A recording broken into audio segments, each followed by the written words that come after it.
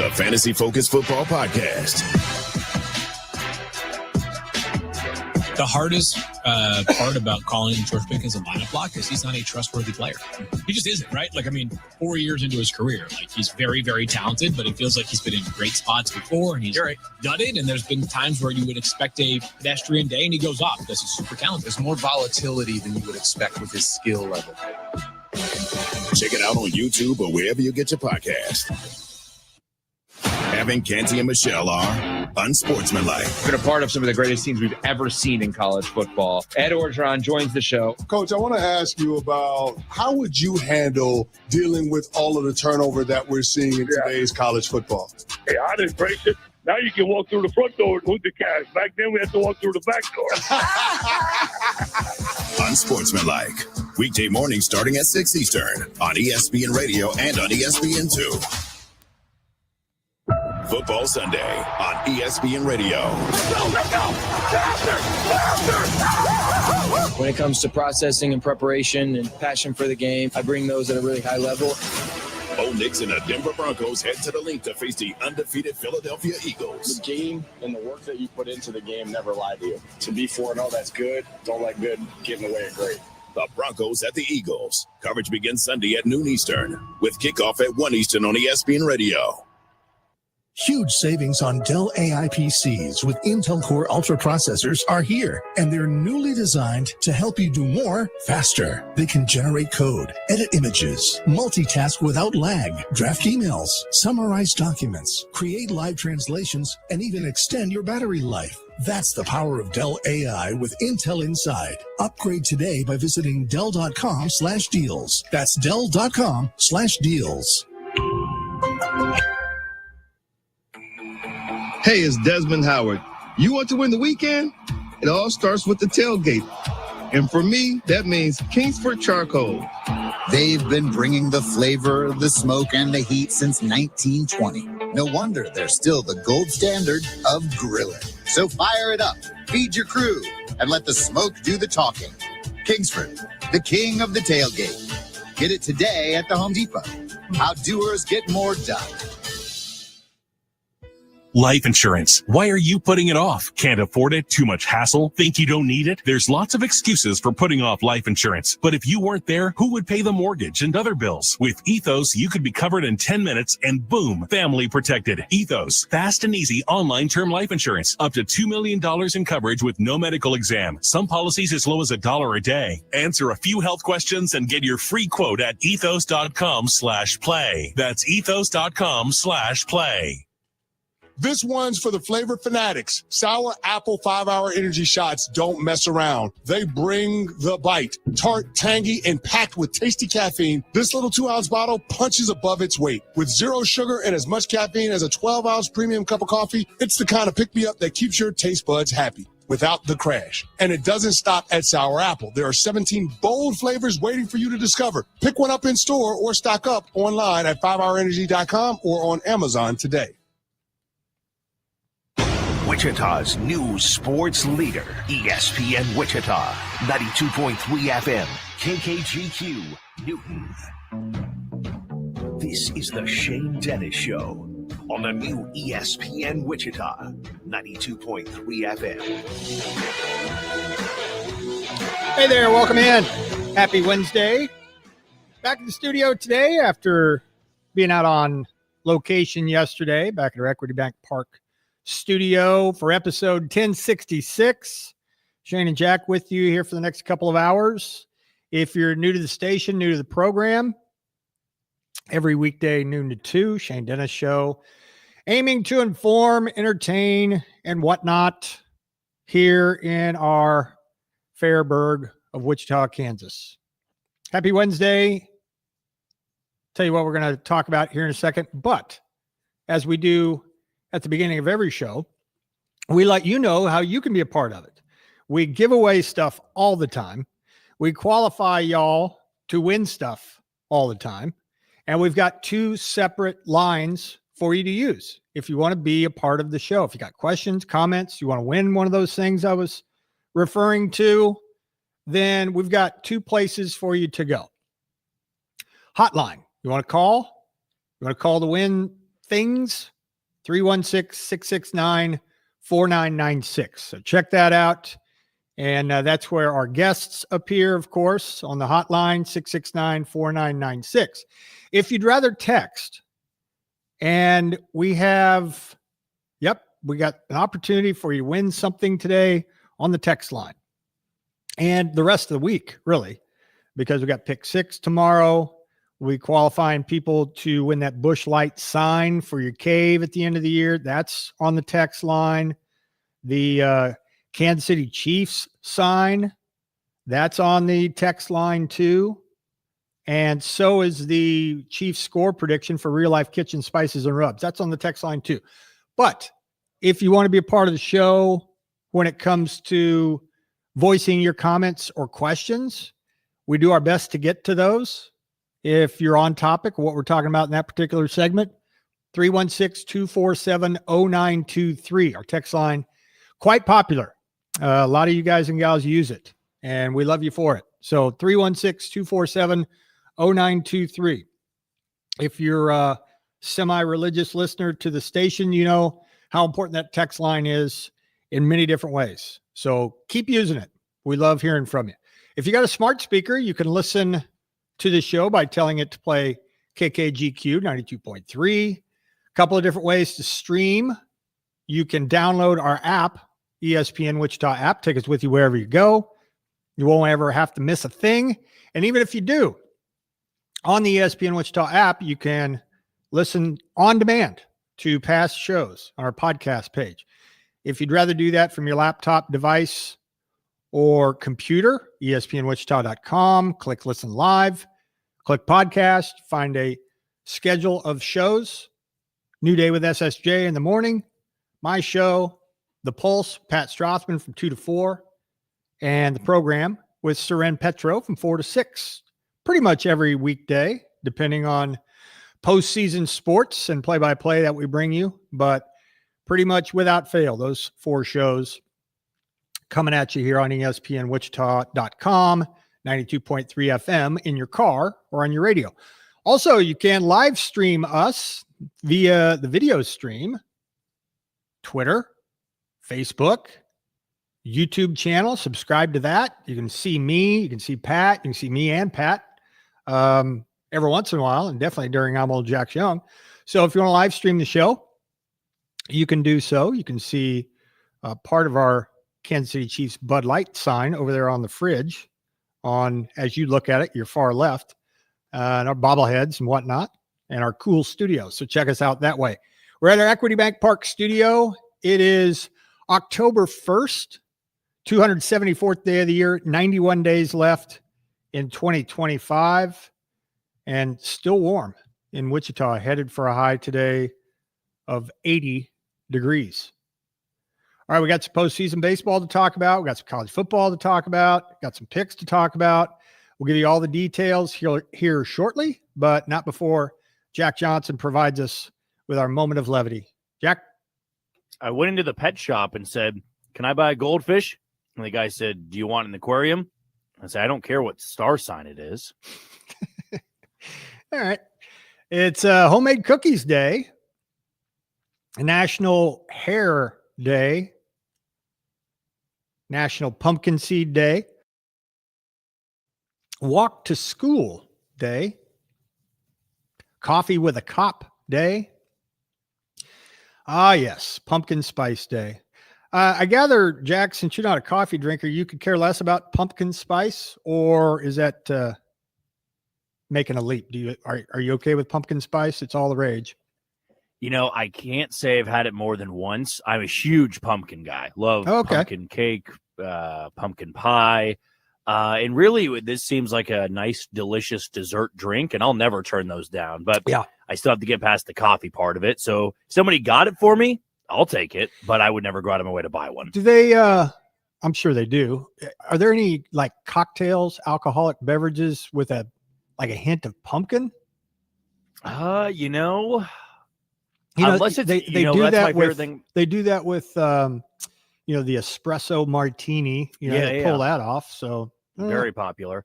I would say I'm a big Halloween person. Absolutely love Halloween and go to some of those pop-up bars they have. And I'm pretty sure I've had some pumpkin martini where it was like a spiked pumpkin espresso martini, if you will. I hate espresso martinis because it gives me heartburn and I don't enjoy it whatsoever. I have never tried one. Down. Ugh. I mean, if you're a coffee person, yeah, they're good and they do give you an energy boost. But I just know that it gives me terrible, terrible heartburn. I sound old, but it's true. I don't like those type of drinks. Texter just said Sam Adams has a jack-o'-lantern one. Yes, I have had that. Very good. Jack needs to try pumpkin spice chai. Coffee is gross. So an anti-coffee person says maybe chai tea. Yeah, try some of that. That'd be good. Yeah. All right. It's also another text coming in, National Black Dog Day, Random Acts of Poetry Day also. Birthdays, William Boeing, engineer and founder of, Boeing, you guessed it. Born day, Walter Matthau, no longer with us. Grumpy Old Men movies, Odd Couple back in the day.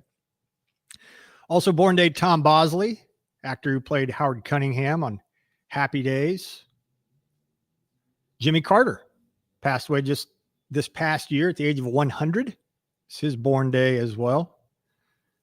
Memorable events. Ford Model T automobiles go for sale for $825 on this day in 1908. Walt Disney World opened in Florida in 1971. And Muhammad Ali defeated Joe Frazier in the Philippines. The Thrilla in Manila, 1975.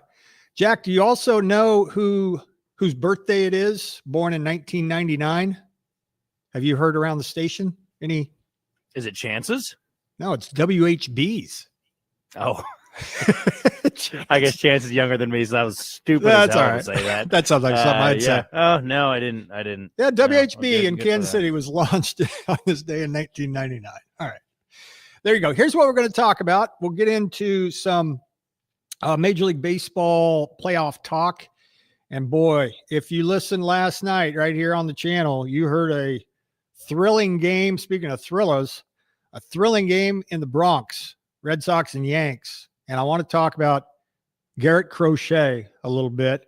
And I never said anything out loud about Garrett Crochet, but I feel bad for what I thought of Garrett Crochet after watching him last night. Full disclosure, I didn't watch the whole game, but I started watching when the Red Sox mounted their comeback and ended up hanging on to win 3-1. But man, playoff baseball, apparently the Tigers and Guardians, they were playing during my show. So the Tigers had an epic pitching performance in that game. Likewise, the Red Sox in New York. So we'll talk about that coming up here in just a second. We'll give away some more concert tickets. Time's running out for you to get yours. Concert tickets have been now reduced, and it's the Caleb Lee Hutchinson concert I'm talking about, now reduced to $20. All the tickets, regardless of where they are. If you want to go on Saturday night at 8 o'clock, Caleb Lee Hutchinson's going to be here. Go to windsurge.com for more information on that. We'll be giving away some tickets also later on in the show. And Jack and I will have just kind of a sneak peek at the KU UCF game coming up this weekend. A game you can hear right here on the channel. I think it'll be pretty captivating for a few different reasons, considering what both teams are coming off. So we'll talk about that in the 1225 segment. We'll give away some lottery tickets. We'll have our Ribbit Computers Twitter question. Has to do with what would be the toughest to call right when it comes to officiating / umpiring. That was a suggestion by a texter on the text line. I think it was Jeff. So Jeff, if you're listening, this is a nod to you. Twitter question coming your way at the end of hour number 1. And then top of hour 2, I'll reveal still a work in progress, some of the pick 6 games that we will try to predict correctly coming your way tomorrow during pick 6. So we'll take a gander at some of the slate of games at 1 o'clock. And then we'll continue our wrap up of the 2025 Kansas City Royals. We, in case you missed it yesterday, check out the podcast if you want to hear what JJ Piccolo had to say about a few individual players, but the season as a whole, his coaching staff. Check out the podcast from yesterday of JJ's audio. We played some of that for you.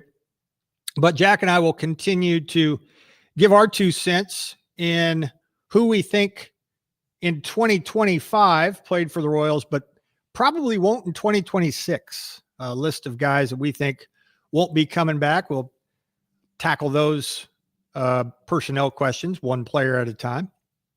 And then coming up at the end of the show, final segment anyway, I'm Old Jack Young, October 1 edition.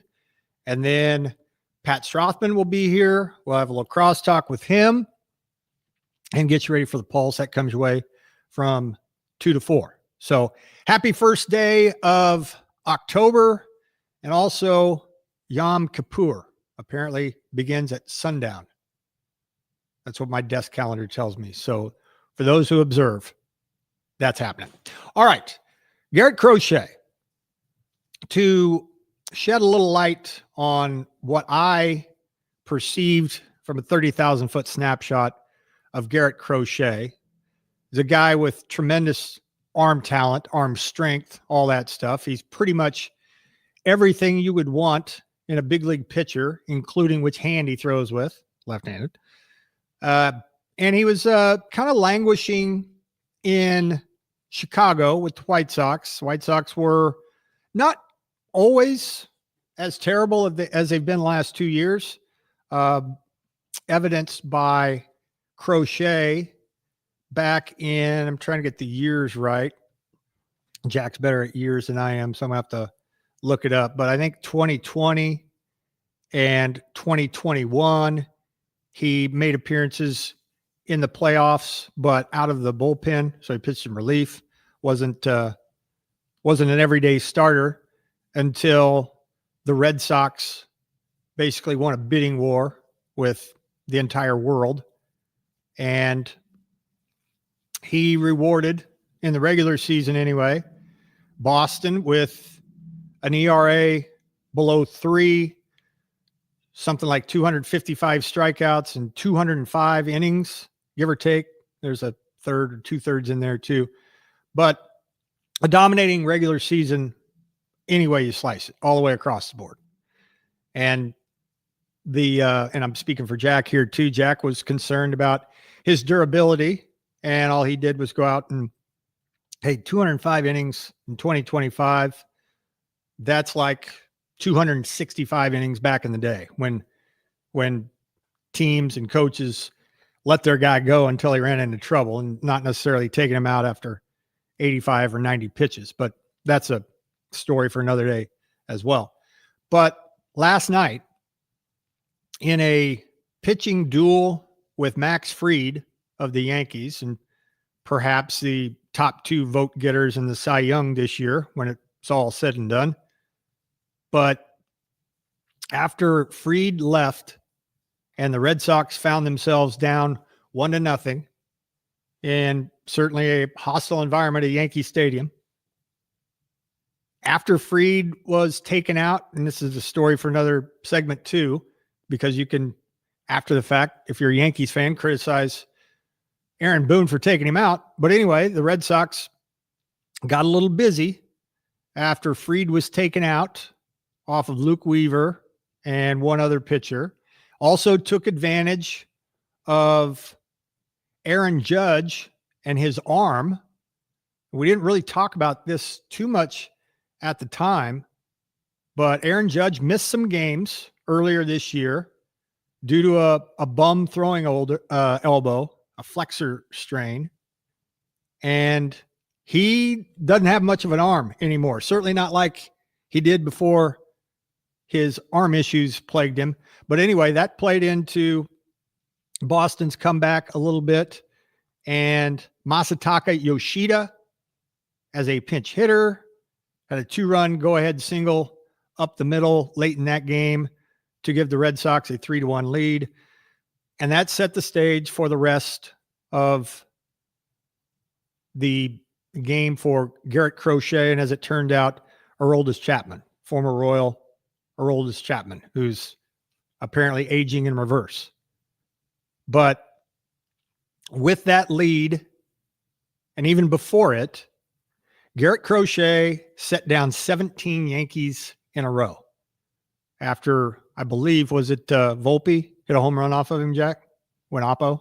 Yeah, it was Volpe. Or early, and then he set down 17 in a row and ended up throwing 117 pitches, which I'm not going to get into pitch count because it's a fool's errand to complain about it, that pitchers don't throw that many pitches. But the 117 pitches that he threw was a season and I believe career most. And it just so happened that he threw his 117th pitch at 100 miles an hour and struck out Austin Wells looking on a perfectly placed 100-mile-an-hour heater. And that was that. Prior to the game, to add to the legendary outing by Garrett Crochet, he promised, or promised is right, but he told Alex Cora, his manager, that there would only be one call to the bullpen necessary in game one. And that is going straight to Chappie, going straight to Aroldis Chapman, which is what happened. Now, the ninth inning was not without its drama. After Chapman got the final out of the eighth inning, the Red Sox took a 3-1 lead into the ninth inning. And by the way, 7 2/3 for Crochet, 11 strikeouts, no walks. And it was a second inning opposite field home run by Anthony Volpe. That was it. That was all he gave up. Now, fast forwarding a little bit to Aroldis Chapman, only one other time this year was he asked to get 4 outs for a save. And so he got the final out of the bottom of the eighth inning. And then in the ninth, gave up 3 straight singles, which is news too. Because we've talked about that before in the regular season, about how nearly impossible Chapman is to get a hit off of. And the former Yankee too, by the way, besides former Royal, gave up 3 straight singles, but then turned it up a notch. Big at bat was a strikeout of Giancarlo Stanton with the bases juiced and nobody out. So that maybe got his feet on the ground a little bit. And after that, I got to admit, I was sure that he was going to get out of it after he struck out Stanton. He got, I think, Jazz Chisholm to hit a fly ball to right field, no advance. And then he got a strikeout for the final out. And in a day and age where, as I mentioned, starting pitchers are 5 and dive or 85, 90 pitches, and that's it. Or some combination of, well, we got 3 guys that throw 100 miles an hour in our bullpen, so we'll turn it over to them. It was a breath of fresh air and pretty historic to see Garrett Crochet do what he did. It was the most pitches thrown by a starter in a postseason game in 6 years. To give a little context to 117 pitches and what that means nowadays. That was Steven Strasburg in the 2019 NLCS. And that was the most pitches thrown by a pitcher in his playoff debut as a starter since Jacob deGrom in 2016. Last time a Red Sox starter threw more than 117 pitches in a playoff game was 22 years ago when Pedro Martinez did it in Game 7 of the ALCS. And that was quite the memorable night as well between the Red Sox and the Yankees.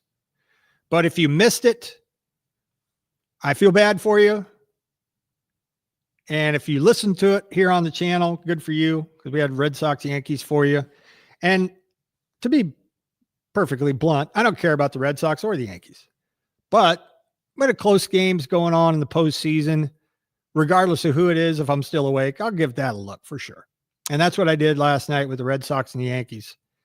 And I thought, to bring this back to my original point, I didn't think Crochet was just a guy. He's better than that. And I fully would have admitted that prior to last night at about 9:00, watching him do what he did. But I always kind of felt like there was a little bit of, I don't know, he was propped up a little unnecessarily or overblown or slightly overrated. He's not. I'm ready to walk that back. 26-year-old left-hander that throws 100 when he has to and reaches back and dials up 117 pitches in the midst of a game where you're behind pretty much the whole time, but he kept his team right there. And it was a thing of beauty, plain and simple. And then Aroldis Chapman, we've talked about him before too. He's on a whole other level when it comes to stringing things together off of him. The 3 hits that he allowed was a miracle in itself, but then he got the next 3 guys out, went through the heart of the Yankees lineup, Judge among them, but Judge got a hit. But anyway, threw a scoreless 9th after getting the final out of the 8th. And as I mentioned, considering I have no dog in this fight, that was a very satisfying baseball game, or at least the last 3 innings of it that I watched last night in the Bronx. Jack, anything to add to either Garrett Crochet's legacy game, Aroldis Chapman and him apparently being from another planet, or Major League Baseball playoffs at large? Something else happened yesterday or last night that caught your attention in the MLB playoffs? Well, looking at the Red Sox and the Yankees, we're 1 game closer to the Yankees being eliminated yet again, and 1 year removed or another year added to them not winning the World Series since 2009. I feel all baseball fans that are not Yankee fans can be pretty thrilled about that. If it means Boston's the team that's doing it, I guess so be it. It's kind of the lesser of 2 evils, in my opinion, but I just sound like a bitter fan there. On the game itself, you know, Boston is a team that really, really just reloaded that bullpen because it was the reason they missed the postseason last year. And I'm not going to say we talked about that in the regular season last year. It's like, man, Boston would be pretty good if it weren't for their crappy bullpen. Yeah, Boston really struggled in that department. And they had Kenley Jansen last year. He just wasn't the same guy that he's been this year for the Angels. And they actually had a little bit of luck, too, in Aroldis Chapman turning back the clock and looking like he did in Cincinnati when he was finishing, you know, top 10, at least in Cy Young voting. Like, he got a few votes for some of his dominant years in Cincinnati. And at 37 years old, to be able to do that last night, that's one of the most incredible things I've seen in the postseason in the last 5 years, at least. Yeah. You were talking about somebody at Yankee Stadium, especially with the Red Sox there. That's just a hornet's nest. It's loud. The bases are juiced. You got to go through Giancarlo Stanton, who, of my era, the most prolific home run hitter that I've, like, if I was to say when I truly started playing baseball and got to witness everything from start to finish, it's Stanton, right? Even though he was injured, I mean, his years in Miami of 60-plus home runs. I mean, I caught the very tail end of Barry Bonds, but I'm not going to sit here and act like I was there for the entire run that Bonds had, or the steroid era with McGuire and Sosa. Like, Stanton is the guy that you just feared. He was huge. He was built like a tight end, and, you know, he was the guy that could hit the ball out of the stadium, not into the bleachers, out of the stadium. Go look up the video of him in Miami when he was playing the Dodgers, and he hit one over the little overhang in left field at Dodger Stadium, which had to have been 470-plus feet to left field. Just absurd type of power. And so even though he's not the same guy he once was, you still got to go through him with the bases juiced and nobody out. You strike him out on a 93-mile-an-hour splitter from the left side. That's just not human. And then Jazz Chisholm, you know, a lefty in that ballpark that can do some damage, can use that short porch. All he needed to do was bloop one into right field, which he almost did. But, you know, to get the second out there, and then Grisham to put 102 on the fists in that spot. I mean, to have the Stones, Shane, I know it's a two-run game. He came in throwing 95, 96, and Ravitch was like, ooh, look at the velo. Okay, well, it's down. Yeah, 96 is down for Aroldis Chapman, even at 37. And that pitch, it's the epitome of being unhittable. And yes, when we talked about it about a month and a half, 2 months ago, I don't know how with this late resurgence in his career he wouldn't be a Hall of Famer, because this is some of the most dominant. You could make the case that he was the most dominant dominant closer in all of baseball this year.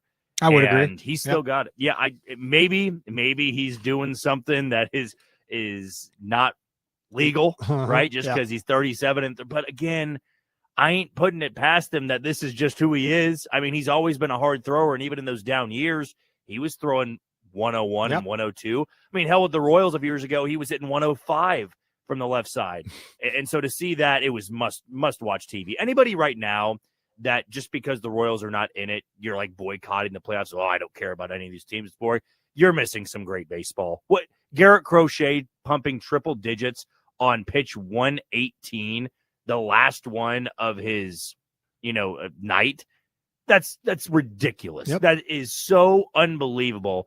And then watching Shohei Ohtani, which I picked, by the way. Yes. I did. I said, Ohtani and Hunter Green, watch out for that. Yep. First at bat of the bottom of the first, 4 pitches in, and he crushes it. You're missing that. You're missing the Cubs and the Padres. Do yourself a favor. Get over the sadness of your team not being in it and watch some phenomenal baseball, because I can't get enough of it. I mean, I'm watching right there. The Guards just had a home run. Couldn't that have been used yesterday in the 9th inning? And it's terrible offense to watch between these two teams, but I'm hooked. It's fun. You get exhilarating baseball, 2-1 games and pitchers duels and bullpens trying to hang on. This is awesome, man. It doesn't get much better than postseason baseball, and this is only the tip of the iceberg, if you will. Yeah. All right. It is 12:28. When we come back, we'll pivot just a little bit and talk a little KU-UCF. Again, without a dog in the fight, I'm really fascinated to see who comes out on top in that KU-UCF game, considering what happened to both this past weekend. We'll talk about that here in a second. But first, you remember him from American Idol. Now you can come see him at Equity Bank Park. It's Caleb Lee Hutchinson. He's known for his distinctive blend of modern and classic country, and he was a runner-up on season 16 of American Idol back in the day. If you want to go to see him here Saturday night at 8 o'clock, text the name Caleb to 316-247-0923. I got a pair of tickets for you. Want to see Caleb Lee Hutchinson at Equity Bank Park Saturday, October the 4th at 8 p.m. Text the name Caleb to 316-247-0923. He'll be joined by Noah James, voice contestant Noah James, and TikTok sensation. He's going to be here as well. So text the name Caleb if you want to go Saturday night. Weather's supposed to be great. 316-247-0923. KU-UCF from the Bounce House. Night football in Orlando. Let's talk about it next.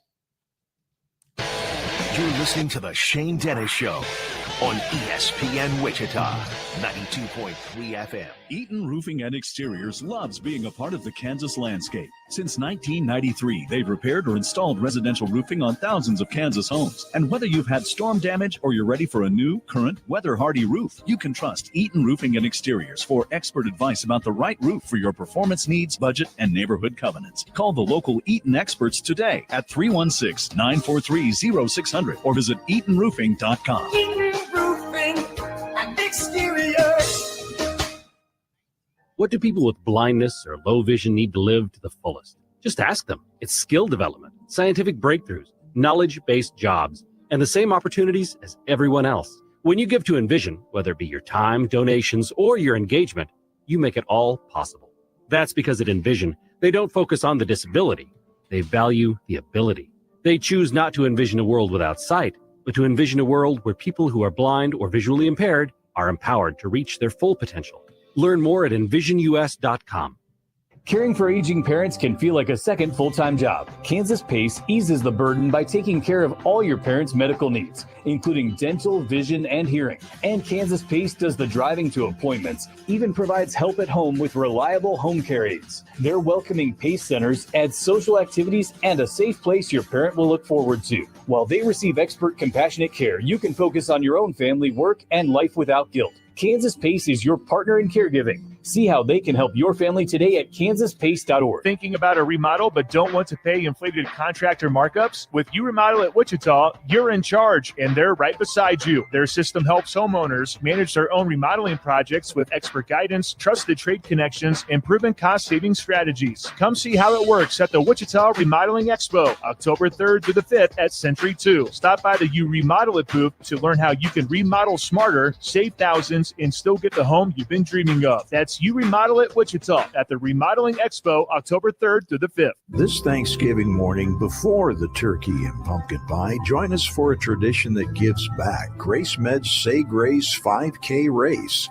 Walk, jog, or run with friends and family through Midtown Wichita, all while supporting Grace Med Health Clinic, bringing affordable care to those who need it most. Register today for the Say Grace Thanksgiving Day 5K presented by Strive Bank and ESPN Wichita. Visit saygracerace.com. Since 1886, it's been the two words we live by and the chant we live to cheer. Be here all season as the Jayhawks hit the turf. Touchdown, Kansas! Join us this Saturday as the Jayhawks soar to Orlando, Florida to throw down with UCF. Our coverage begins at 5 on your home for Kansas Jayhawk football. ESPN Wichita, 92.3 FM.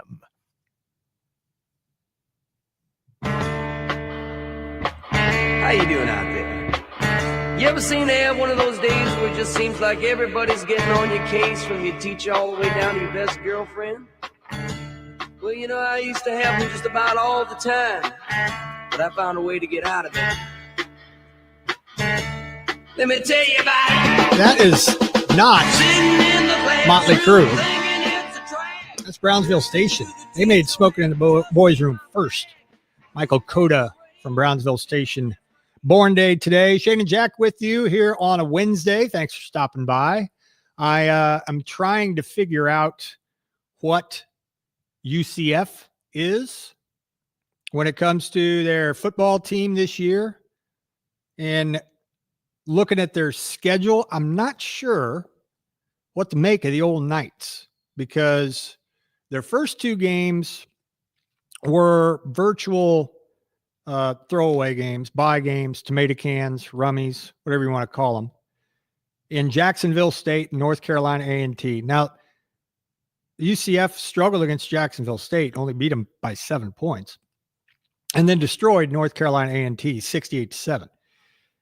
And then what, at the beginning of the season, I'm sure many thought would be a showdown, and, you know, the attendance in Orlando showed that between UCF and North Carolina, of course, coached by Bill Belichick. Over 44,000 filed through the turnstiles in Orlando to watch UCF beat up on North Carolina 34-9.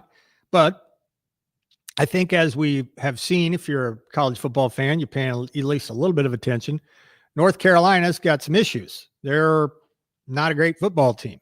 And in fact, some might say not a very good football team at all.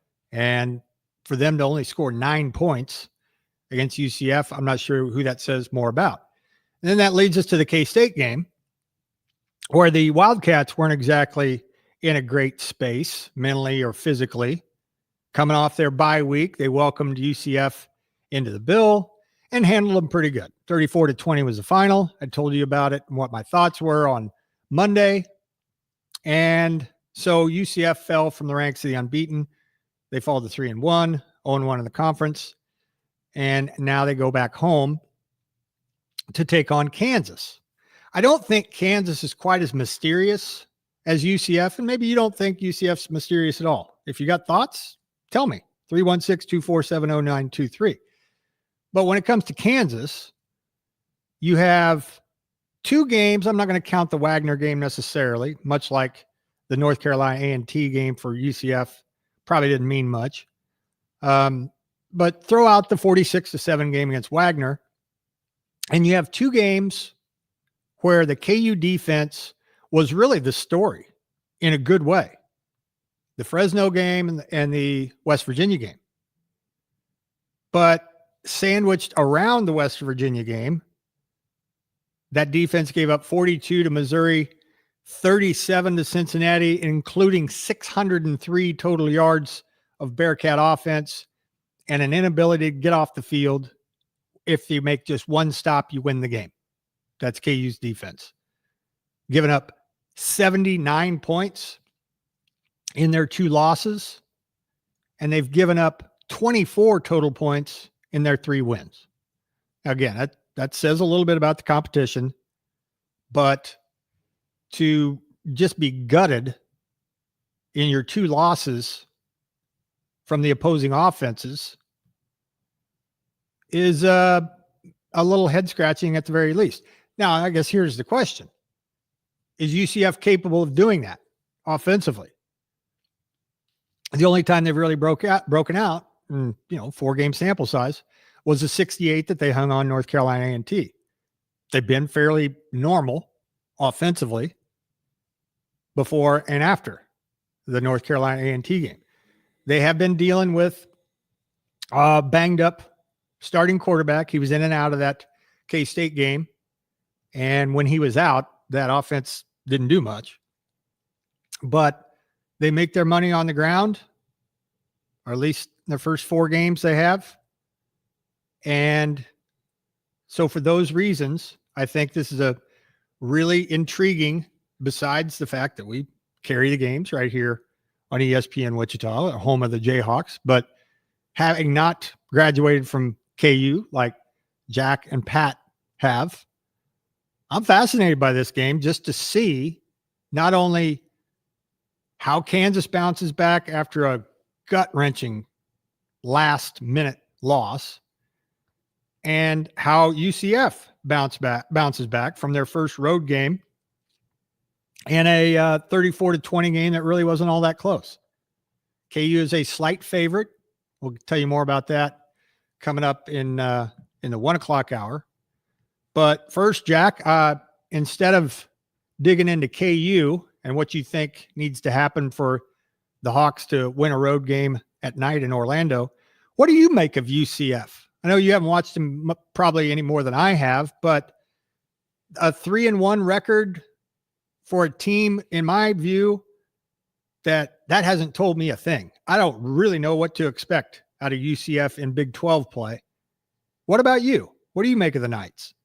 It's not a good football team, and we can be as brutally honest as possible. Yes, they took care of business in the first 3 games they won, but then, K-State goes and absolutely bludgeons them. I know it was 34-20, but that game really in the second half wasn't that close. I know they're battling some quarterback, injuries and stuff. I believe all 3 have been banged up at some point. So we'll see what quarterback takes the field. I'm also not going to downplay, the environment of the bounce house at night. It'll be loud, it'll be packed, and it'll be sold out. But let's be honest, it's not $70,000. It's $44,000. No, it's not a very big venue, and KU is going to have to be prepared there, because what I can say, and I said this on Pat's show yesterday, I believe, without being a prisoner of the moment, that was one of the worst losses in the Lance Leipold era last Saturday against Cincinnati. Not because of opponent, because of how they lost the game, because of what you had going into that game, and how here's where I am. And it's not to take for granted being bowl eligible, because, from 2009 to 2021, they didn't go to one of them. They didn't have more than 3 wins in a season. So it's not to get greedy about, if this team ends up 7-5, I'm not going to, come on the air in December and say, what a disastrous season. I can't do that. KU hasn't played for a Big 12 title. And so expecting Big 12 title when you're not favorited is a foolish thing to do. But I also feel that Kansas fans can look through the lens of how every team in the Big 12 should look through it. This is a bad football conference. Like, this is not the SEC or the Big 10. This is closer to the ACC, of course. And even the Big 12 doesn't have those top dogs like the ACC does on a year in and year out basis. This is a very winnable football conference, as we've seen as early as last year. The team that was picked to finish last in this damn conference won the damn thing and won it comfortably in Arlington. So to sit back and say, oh, come on now, if they go 6-6, 7-5, I'm still fine with it. Well, sure. When you look back 2 to 3 years from now, it'll blend in as just a bowl season that you have, and you don't take those for granted. But at some point, Shane, Lance Leipold and company have to elevate this program to the next level. They have already elevated it to a consistent level where you can go in year out and say, okay, I can see a path to 6 wins, which is most teams' goals of, hey, let's get to a bowl game and let's feel good about it. You get to play after the regular season.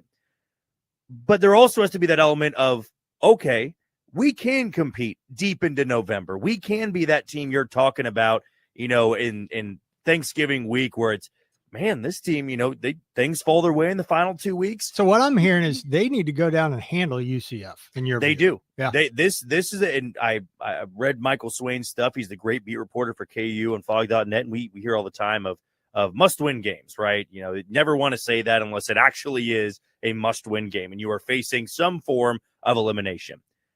But if you want people to truly, and I mean truly be invested and sell out games, you can't go into the bounce house and lose this one. Not after that disastrous, embarrassing showing against Cincinnati last Saturday. And I don't want to say, well, that's, terrible because Cincinnati sucks. No, Cincinnati's 3-1 and they've played good football. Their only loss is to Nebraska, and that was in front of 90,000 people at Arrowhead Stadium. And it was Sorsby making a boneheaded mistake at the end that really cost them the game, right? Yeah. So they who knows? Maybe they're an 8-win team when it's all said and done. You go, that loss wasn't as bad as I thought it would be.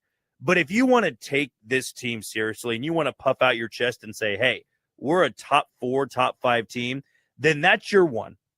That's your one loss you can have where you go, ooh, that was one we probably should have had, but it doesn't matter as long as we can respond in a big way. And against UCF, if they go out there and win by 20, hey, a Big 12 road win you should feel good about it, especially since KU struggled so much in the first 6 games of last year. But it ain't going to make me feel that great about what they can be, but you have to have that momentum rolling into Lubbock against who is soon to be an undefeated Tech team and ranked top 10 in the country. So this Kansas team, if you go out there and you have another close game and you piss down your leg for the 400th consecutive time, in the last 4 to 5 years, it feels like, where any tight game, they're going to screw it up. We'll find a way just to go out there and, bludgeon somebody. Go out there, and even if you just win it. If you win it by 7 to 10 points, it's a road win in the Big 12. You're 4-2, and that I guess would put you at 2-1. But you want to make us all forget about what happened and that screw up at the end of the game. Well, then go out there and win. I don't care what quarterback takes the field for UCF. I don't care what the environment is like. If you want to be taken seriously as a team that is not a powerhouse, they absolutely are not a powerhouse just yet, but somebody that Tech goes and K-State goes and Utah goes, all right, we got to come with our A game here. Because right now, after that Cincinnati loss, I will tell you that took the wind out of the sails of everything you just did in the previous 4 games. It really did. Because if you would have beaten Cincinnati and you're looking at UCF and you could go 5-1, damn, your one loss is against an undefeated Missouri team in Columbia in that environment. Yep. Now it's, well, you also lost at home against a Cincinnati team that wasn't supposed to do much when it was all said and done. Yeah. So I can't wait to see what energy they come out with. This Kansas team can't have any more excuses. And I don't want to hear any more about, well, here and there, you got to make this play. No, go out there and win a football game and a game you're favored in. That happened all last year of games they should have won and they didn't. I thought it was going to be different this year, and maybe it will be. But I didn't get the chance to tell you on Monday, that was one of the most embarrassing screw-ups I've seen late in the game of just how you handled it. What in particular, since you're on it, what in particular? Anything? I thought it was unbelievable, number one, that second half defense they had. And I get that, KU doesn't have, and they won't have a top 5 defense in the Big 12. But I thought the way they handled the last minute 45, and we always talk about it. Kansas fans talk about this. Go look at the last 2 minutes of the first half and the last 2 minutes of the second half, And you see how many times Kansas plays well in those two moments. Because against Missouri, it's what lost them the game when it was all said and done. Last year, it's what lost them 6 games because they got blown out against Baylor and Waco. It lost them 5 games last year of how they played at the end of the first half and the end of the second half. And I went back just because I wanted to be sure I was seeing what I was actually seeing. Whatever game plan it was for that defense with 1:45 to go was one of the most embarrassing game plans I have seen in the last 3 to 4 years under Lance Leipold. Just to go, I get it. If there's 30 seconds left, Shane, you go, all right, nothing over the top, right? We are playing prevent defense. They allowed Cincinnati with 1:45 and 2 timeouts to just march down the field so effectively, Shane. They were able to run the ball at the end, get gash yardage, or I like to call it that just because you're getting 15 to 20 yards. They were able to do that because Kansas just wanted to sit back on their heels. And yeah, I know there was the dropped INT. It happens. It was a tough ball for sure. Yeah. But that game plan, I'm looking for it against UCF at the end of the first half. I don't care what the score is. And I'm looking for it at the end of the game. I don't care what the score is. If you can't win those 4 combined minutes, you will be a 6-6 football team. If you can win those, yes, you can be in it late into the season. But I'll tell you this, there will be 3 or 4 more games, you can book it right now, that they will have to play well in the final 2 minutes of a football game. And as great as Lance Leipold is as a head coach, as much as he has resurrected this football program, that is the next step. Because those great ones, the ones that are always ranked, the ones that always win their conference, they're the ones that execute late in the game. And the number was brought up on Saturday. He's 4-12 in one-score games. That you cannot win this conference. You cannot be a 9 to 10 win team if you fail constantly in those situations. And this team has the offense. They've got the quarterback. To lose a football game where he throws for 450 yards and 4 touchdowns, inexcusable. Absolutely inexcusable at this level, especially at home. So you got to come out with the intensity of what you've had offensively and defensively. How about what you did against West Virginia? How about you have that type of flying around the ball? But I'm still not over. I know I'm ranting here, Shane. No, I get it out. I was soft selling this a little bit, but apparently I'm way off. It's almost turned into a Cincinnati segment. Shane, it's been 4 days and I'm still not over. That loss sickens me for how they played late in the game. Well, and the only 603 yards and 29 first downs tells me everything I needed. Yeah. And every play they had, those first down throws, wasn't anybody within 5 yards. It was Brendan Sorsby. I credit him because he was phenomenal in that game. But, man, you talk about scheming up what needed to be schemed up. Everything came second nature to him. I think breathing was the second hardest thing he had to do in that game because it was just all right there in front of him. Yeah. And it's one thing if it's Tech. If Tech does that to you next Saturday, I get it. That team is dominant right now. Even if K-State, though they're 2-3, we know K-State's given KU so many problems over the years. They play that well. I get it. It's still a great football team, I believe, at heart. They can be better down the stretch. But against Cincinnati, who knows? Maybe I can, put my foot in my mouth at the end of the year, and they're 8-4, 9-3, and competing for a Big 12 title. But, man, usually those losses, they roll off your back, and it's okay. We've made it through. No, I don't know if I'll be able to truly feel better about that game until they go out and maybe win against UCF. You do that, that's now the game that's on your mind. Hey, you won. But right now, no, I tried to even go back just to be prepared for this type of segment of that game. That was ugly, man. That was for a 3-point loss, that was about as bad as it gets late game situations. And that's why those 2 losses have stung so much. You have just pissed down your leg at the end of the first half and the end of the second half in both of those outcomes. Yeah, Texter says, what's his record? What's his coaching record? I think it's a he, right along there with you. The record is 25-30, up to date, Texter, and 14-24 in the conference. There you go. So if that didn't fire you up even further to watch KU and UCF and listen to it right here on the channel, then I don't know what will. Coverage starting at 5 o'clock from Orlando, 6:30 kick on Saturday between the Knights and the Hawks.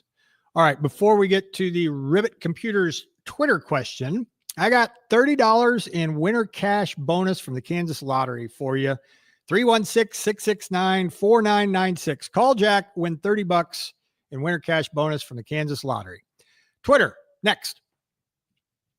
The Shane Dennis Show will be right back on ESPN Wichita, 92.3 FM. We ride to clear our heads, to feel the road beneath us. It's not just a hobby, it's a part of who we are. We also know how quickly things can change. One careless driver and life looks different. At Prochaska Law, we're not just lawyers. We are riders too. We understand what you're facing, and we'll ride with you every step of the way. This month, give riders the space and the respect we all deserve. Hey, y'all, this is your girl, Cheryl Underwood, and I want to tell you something. My digestive system used to make me feel sluggish, but those days are over. Now I feel great. That's because I increased my fiber intake with the Metamucil 2-week challenge, and I'm still hooked. I just took Metamucil every day for 14 days, and it's really that easy. Metamucil traps and removes the waste that weighs you down, so you feel lighter and more energetic. Now I never want to go back to that heavy feeling. Are you ready for the Metamucil 2-week challenge? For a coupon and daily support, sign up at Metamucil.com today. And now another no-brainer money-saving tip from What are Progressive. you going to do about it? Marcus, what happened? Got your heartbeat elevated there. Changing my oil and I spilled some on the floor. Oh, well, use these $50 bills to wipe it up. Perfect. Got any more? Yeah, take a couple hundred. Stop. Instead of using money, use an old rag. And here's a better tip from Progressive on how not to waste money. Don't pay too much for car insurance. Drivers who switch and save could save hundreds. Progressive Casualty Insurance Company and affiliates. Potential savings will vary. Oh, they're so What good. do people with blindness or low vision need to live to the fullest? I got the Just accent ask and them. everything. It's It's skill awesome. development, scientific breakthroughs, knowledge-based jobs, and the same opportunities as everyone else. When you give to Envision, whether it be your time, donations, or your engagement, you make it all possible. That's because at Envision, they don't focus on the disability. They value the ability. They choose not to envision a world without sight, but to envision a world where people who are blind or visually impaired are empowered to reach their full potential. Learn more at envisionus.com. Sports fans know the best games deserve the best food, and nothing beats Booth Creek Wagyu raised right here in Kansas. Whether it's burgers on the grill, steak night at home, or tailgating before the big game, Booth Creek Wagyu brings you premium flavor, unmatched tenderness, and a true farm-to-table experience. Stop by their location at 21st and Webb and taste the difference for yourself. Booth Creek Wagyu, changing the way Did you America see what happened eats to the beef. Guardians Visit rookie in the first play of the game? BoothCreekWagyu.com to order. Did you misplay today. something? Oh my God. Two of the state's top small school powers collide on ESPN Wichita's High School Game of the Week, presented by Commerce Bank. The Cheney Cardinals square off with the Hoisington Cardinals Friday night under the lights. It's Cardinals versus Cardinals, a clash with major implications. And we'll kick it off all with the Four Seasons RV pregame show at 6:30, followed by kickoff at 7 o'clock on ESPN Wichita, 92.3 FM, and streaming live on the ESPN Wichita app.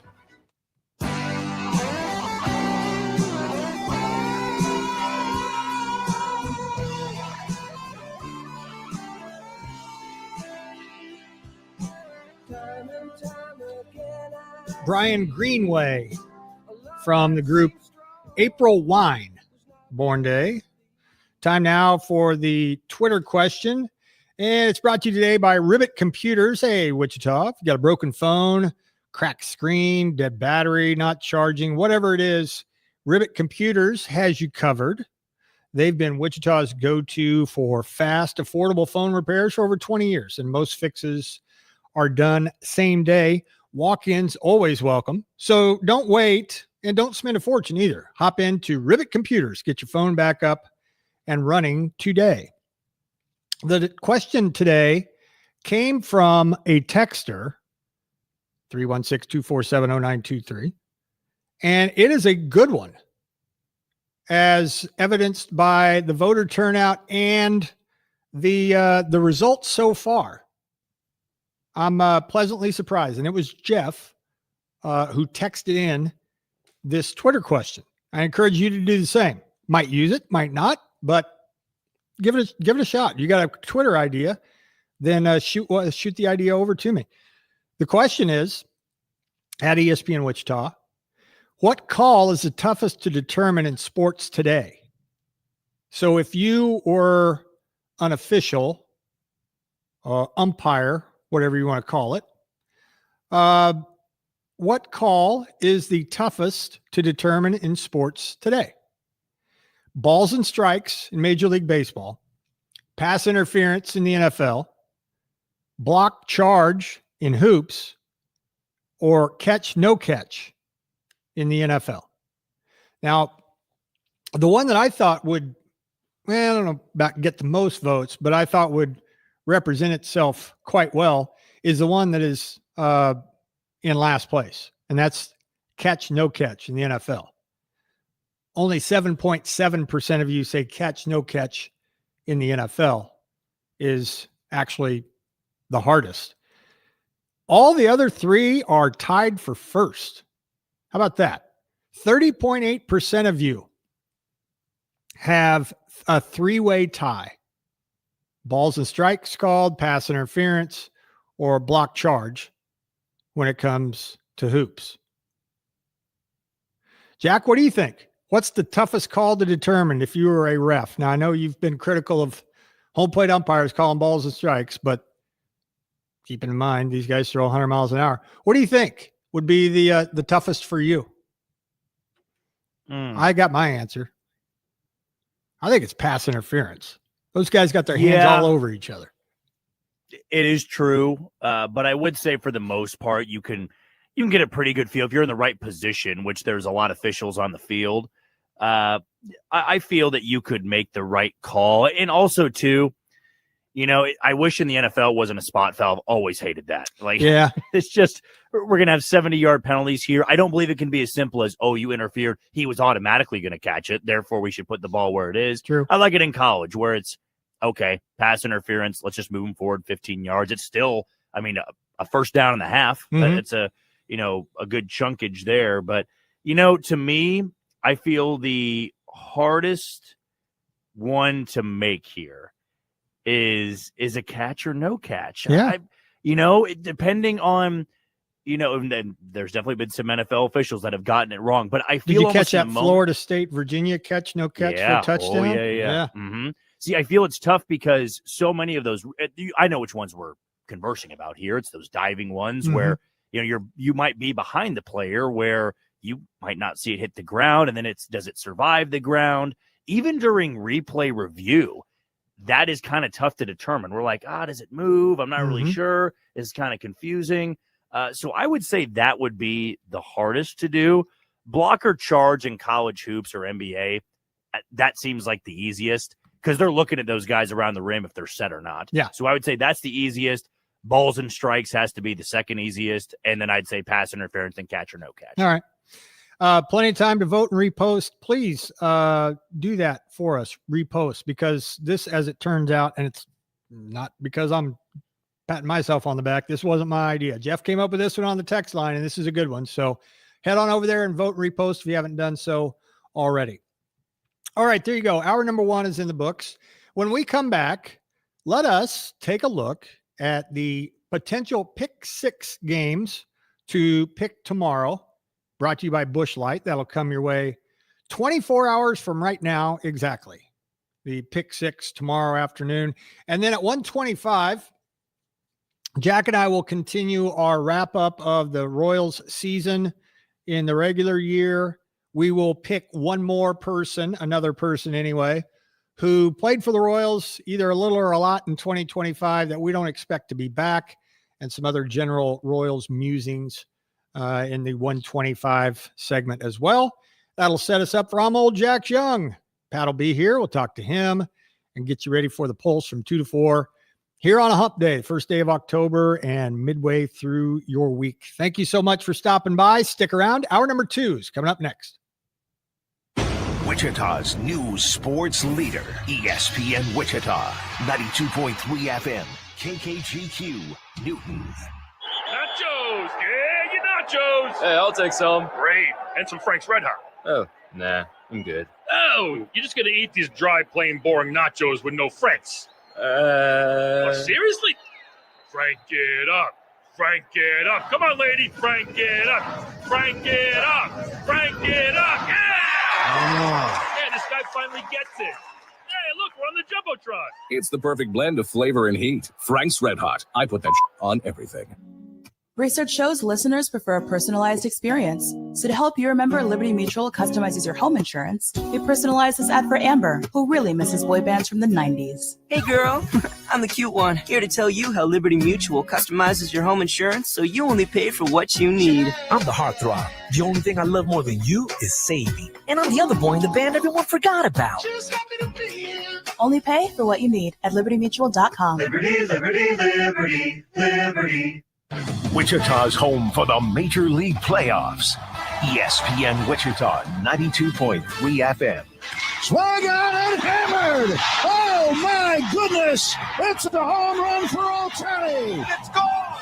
An opposite field 2-run blast for Ellie De La Cruz. Tonight at 8, tune in for live coverage of the Reds and Dodgers in the NL Wild Card on your home for the Major League Playoffs and the World Series.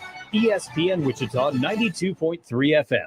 Cashback is not available on gas in New Jersey and Wisconsin. This is Matt Crowder live at the gas station on 41st Street reporting on those skyrocketing gas prices. Excuse me, miss. Are you buying less gas now because of the high prices? Oh, I never pay full price for gas anymore. I just use the free Upside app that pays you cash back for every gallon of gas you buy. Wait a minute. Are you saying you actually get paid cash when you buy gas with the Upside app? Yes, I get real cash back every time I buy gas. Well, does that actually add up to anything? I've made around $200. Wow. Well, there you have it. Stop paying full price for gas. Download the free Upside app and get real cash back every time you buy gas. This is Matt Crowder Radio News Network. Download the free Upside app now to earn real cash back every time you buy gas. Use promo code LOT for an extra 25 cents a gallon bonus on your first tank. You can cash out anytime right to your bank, to PayPal, or any gift card for Amazon and other brands. Just download the free Upside app and use promo code LOT for a 25 cents a gallon bonus on your first tank. That's code LOT.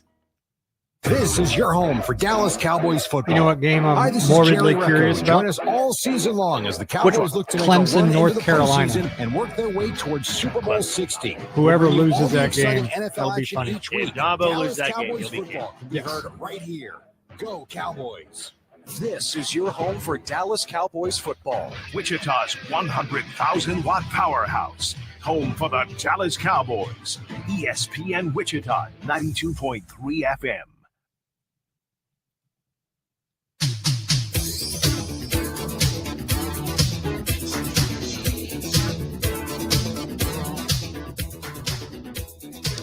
Thank you, texters, for being active on the text line. Born day today, Howard Hewitt from the group Shalimar.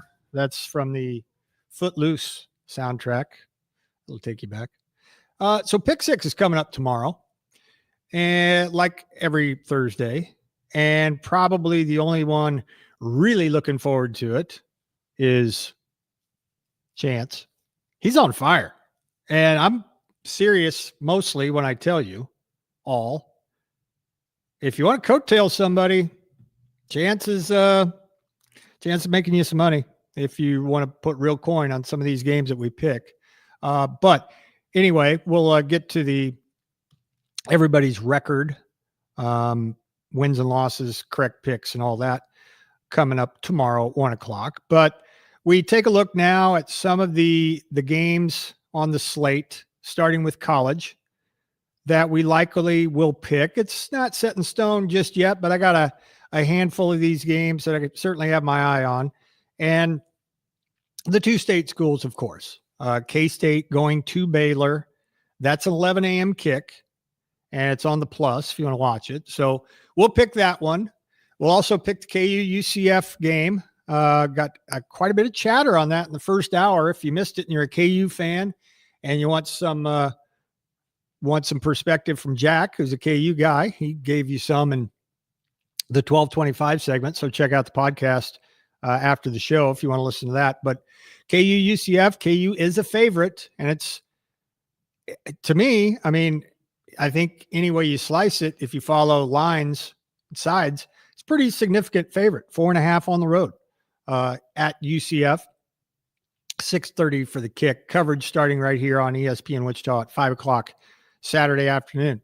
Elsewhere in college football, one we won't pick, but I'm so curious about. It's another 11 a.m. kick, and it's strictly for the train wreck effect. Clemson, North Carolina. Dabo Swinney versus Bill Belichick. The loser of this game will either be 1-4 or 2-3. Not what either coach thought. And Clemson is a near 2-touchdown favorite, but they're in Chapel Hill. So if you, and that's on ESPN. So if you're kind of into watching things crash and burn, check out, turn it over there at about 1:45 Saturday afternoon to ESPN and check out the end of the game and see the reaction of whoever loses that game. Dabo Swinney would be 1-4. Bill Belichick would be 2-3. Whoever loses that game. But not to get sidetracked, we won't pick that one. Well, we will pick, though, and who would think that this might be the marquee matchup in the SEC? Vanderbilt and Alabama, ranked on ranked. Believe it or not, Vandy is 16th in the AP Top 25. They're 5-0. Of course, beat South Carolina a couple of weeks ago.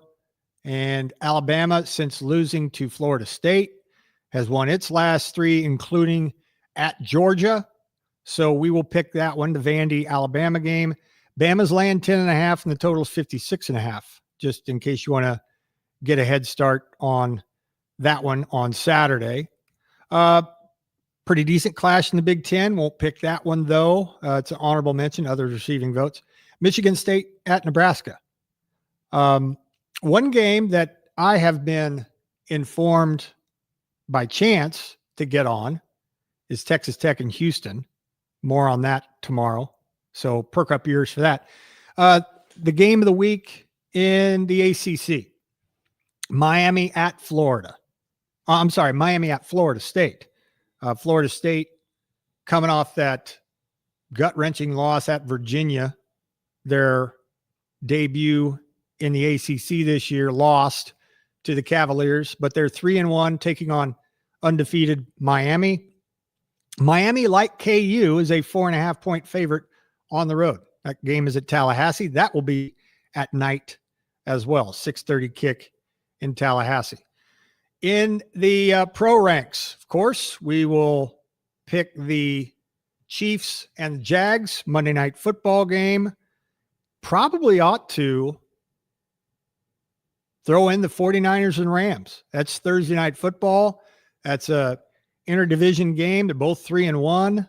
So that might make the list.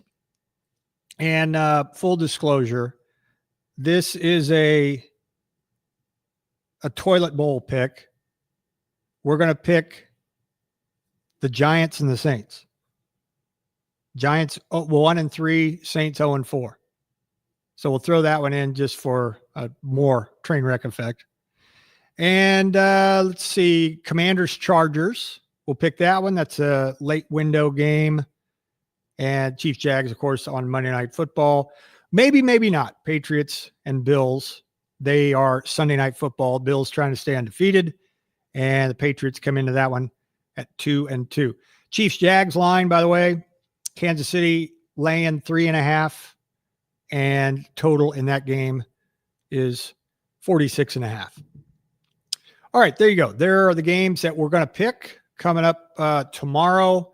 And speaking of tomorrow, it will be a pretty crowded show.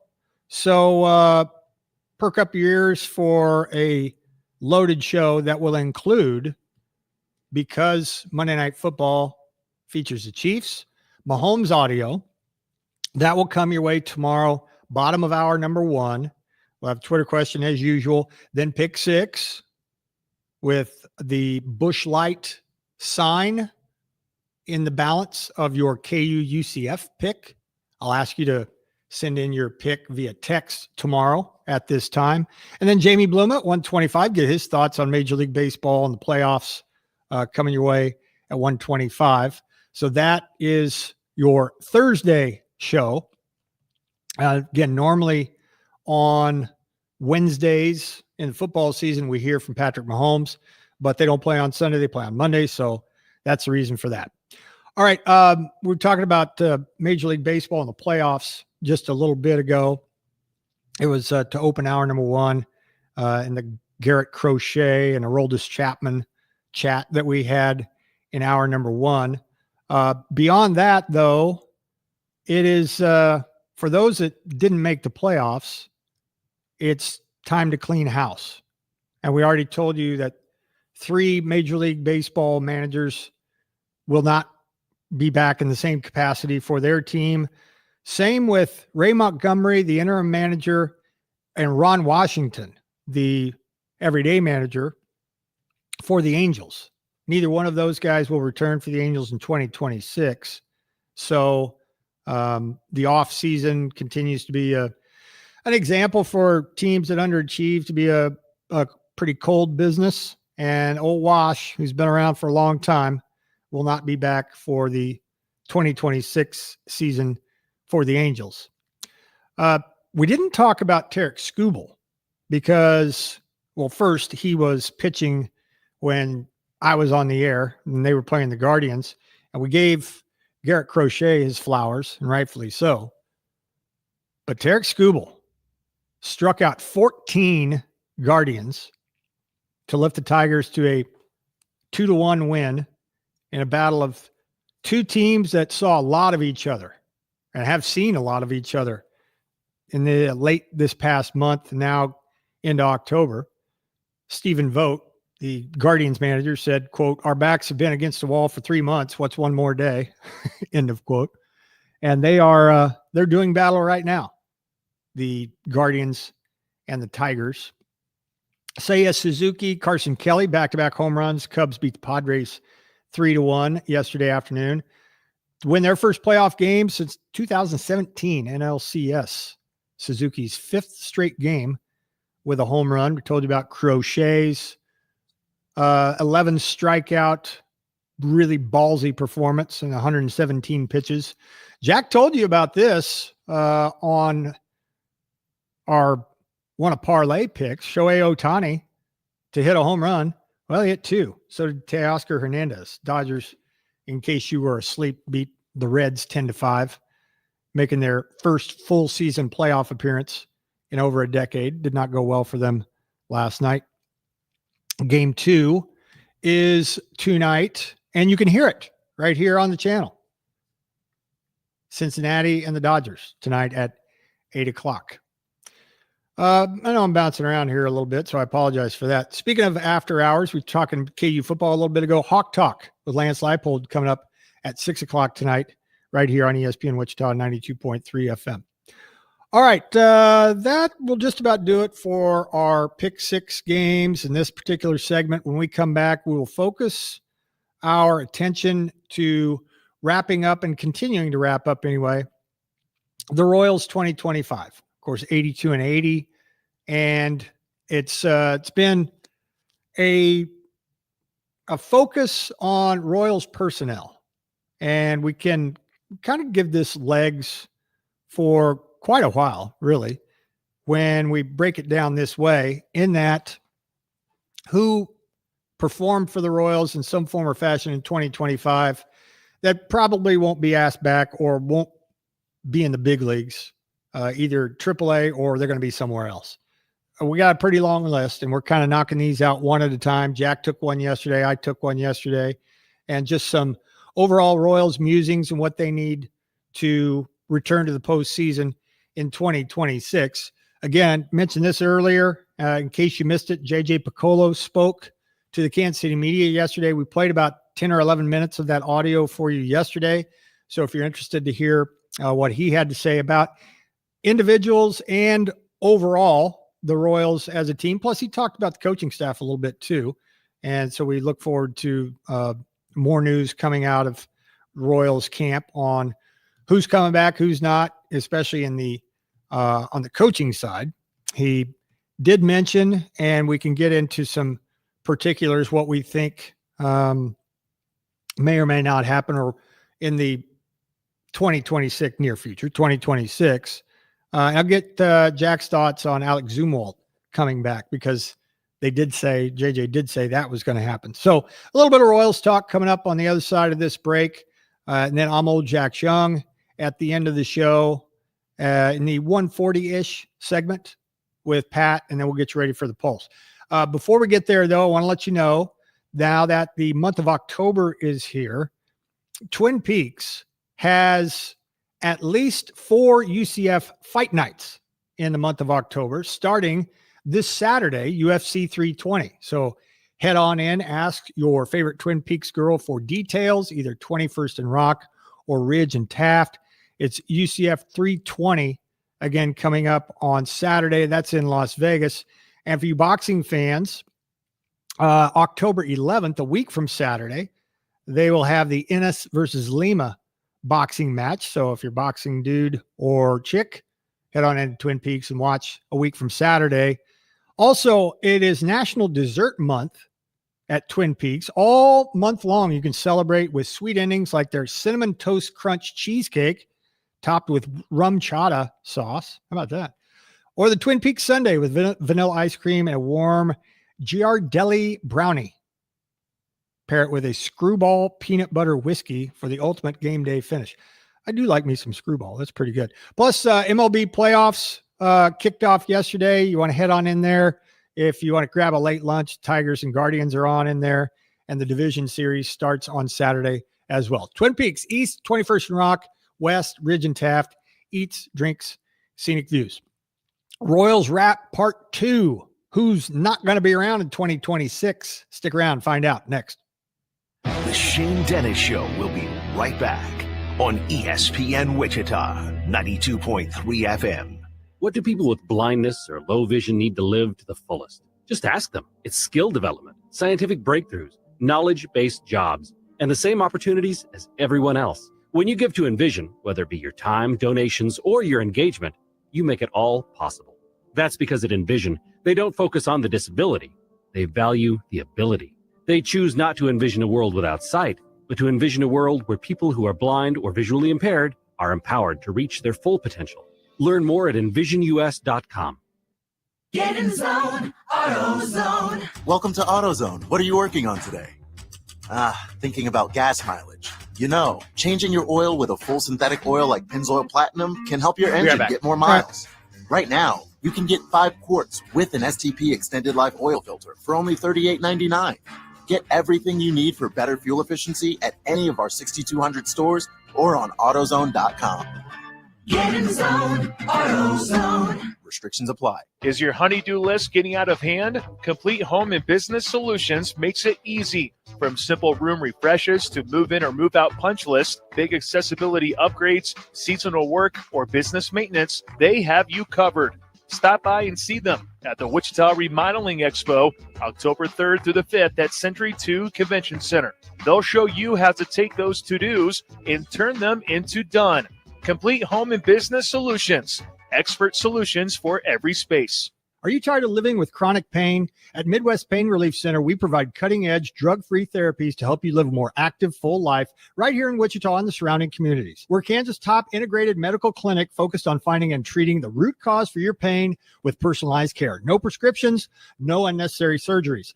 Call 316-295-3662 today or visit MidwestPainReliefCenter.com or drop by 151 North Ridge, Suite 6 in Wichita. Midwest Pain Relief Center. Stop hurting, start healing.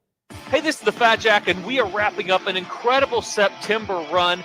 4-2 or better every single Saturday this football season has keyed a huge September. Players props winning again. Major League Baseball playoffs start this week. Basketball season is right around the corner. Go to fatjacksports.com and get on board with what's a great start to the season. We're going to be falling into profit all October long for under $100 a week. fatjacksports.com. Get signed up today and win this weekend betting the games against the spread. Chiefs Kingdom, want to light up your fan cave? Bud Light and ESPN Wichita are teaming up to give away a Chiefs Bud Light neon sign for your football cave. Pay close attention to the Shane Dennis Show in the Pulse with Pat Strathman, and when you hear this sounder, text 316-247-0923 for your chance to win. It's brought to you by Bud Light, the official beer sponsor of the Kansas City Chiefs. Catch the best Chiefs coverage only on ESPN Wichita, 92.3 FM.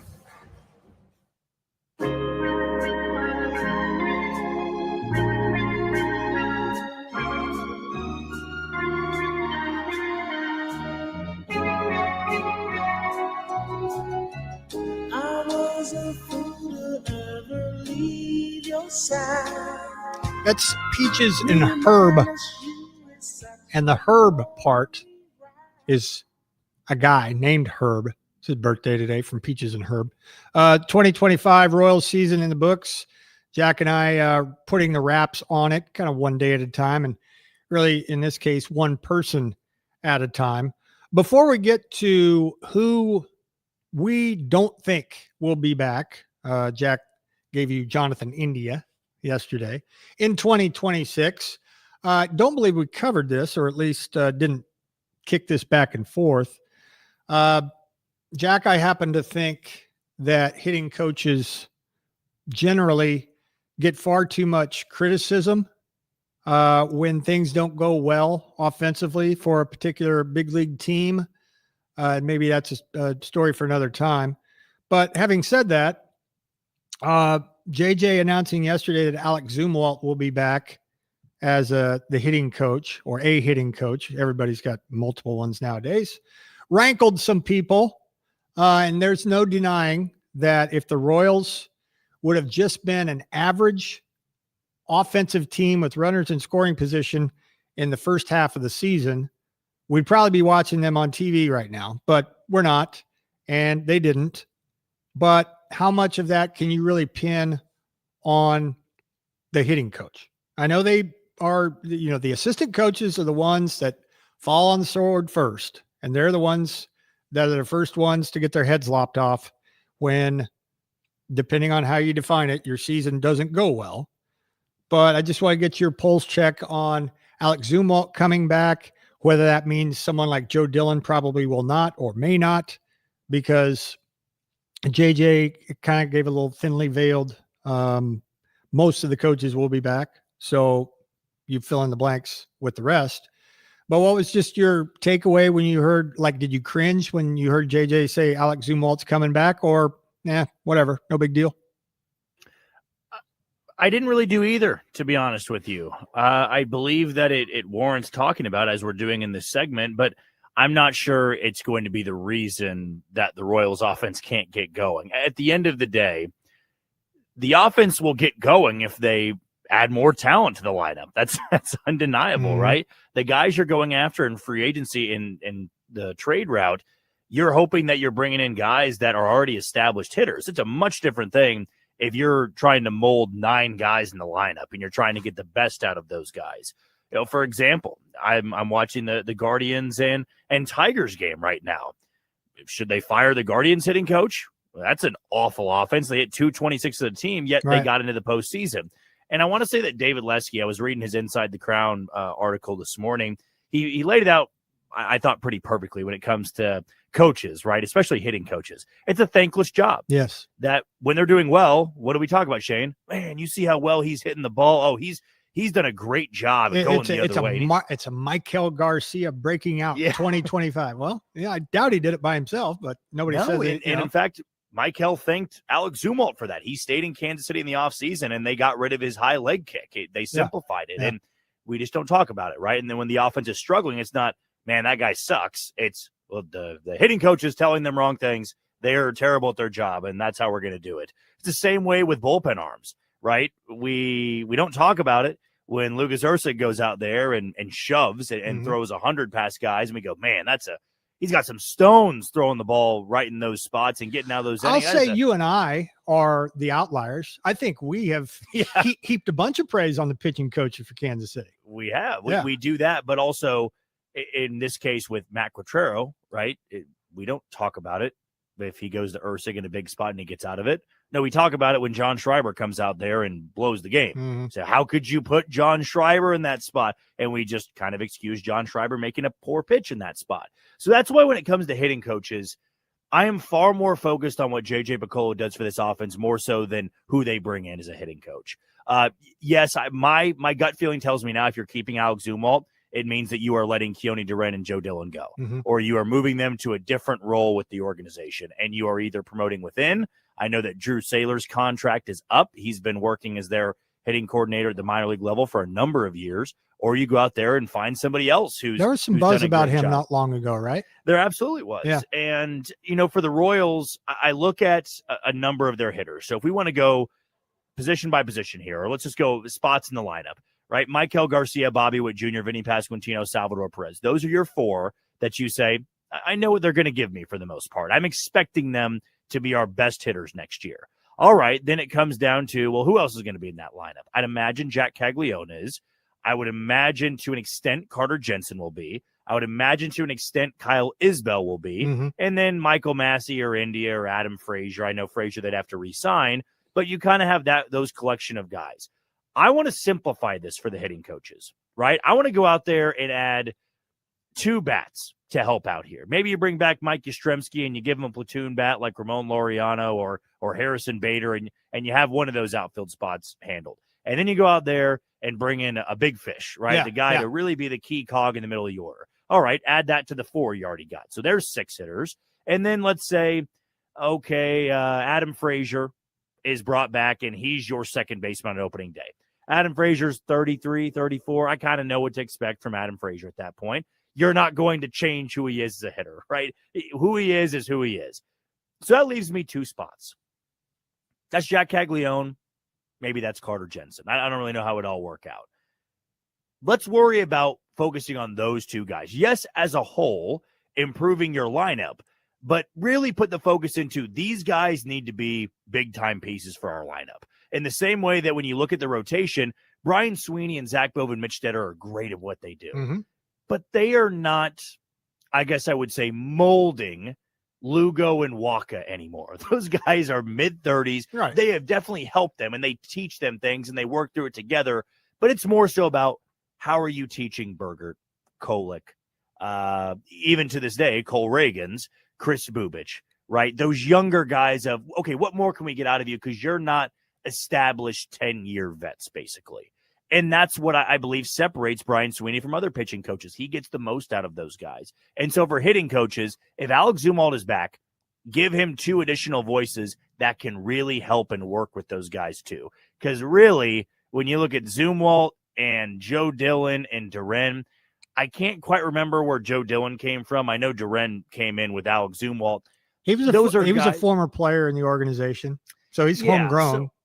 Homegrown, but this is where you need to go out there and find the guys that can really, really help out, hitters that they've been around, like in some way, shape, or form, hitters they've been around with their entire life. If you weren't going to go bring back Kevin Seitzer, who, constantly turns offensive or teams into offensive powerhouses, then find a way to quote Moneyball, recreate him in the aggregate. Yeah. Find 3 guys that can really get the most out of those players. And that's why I don't want to overreact. I want to see what happens first. And I'm not going to sit here and be pounding on the table and crying and throwing up because they're bringing back Alex Zumwalt.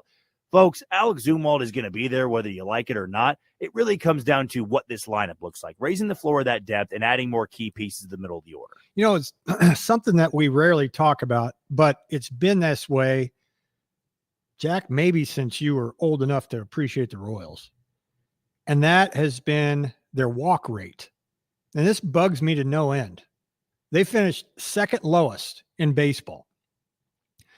Led the league in highest percentage of takes on the first pitch. And this is where the ideology from Zumwalt may take some criticism. If in fact he's, the guy front and center teaching the Royals hitters about their approach.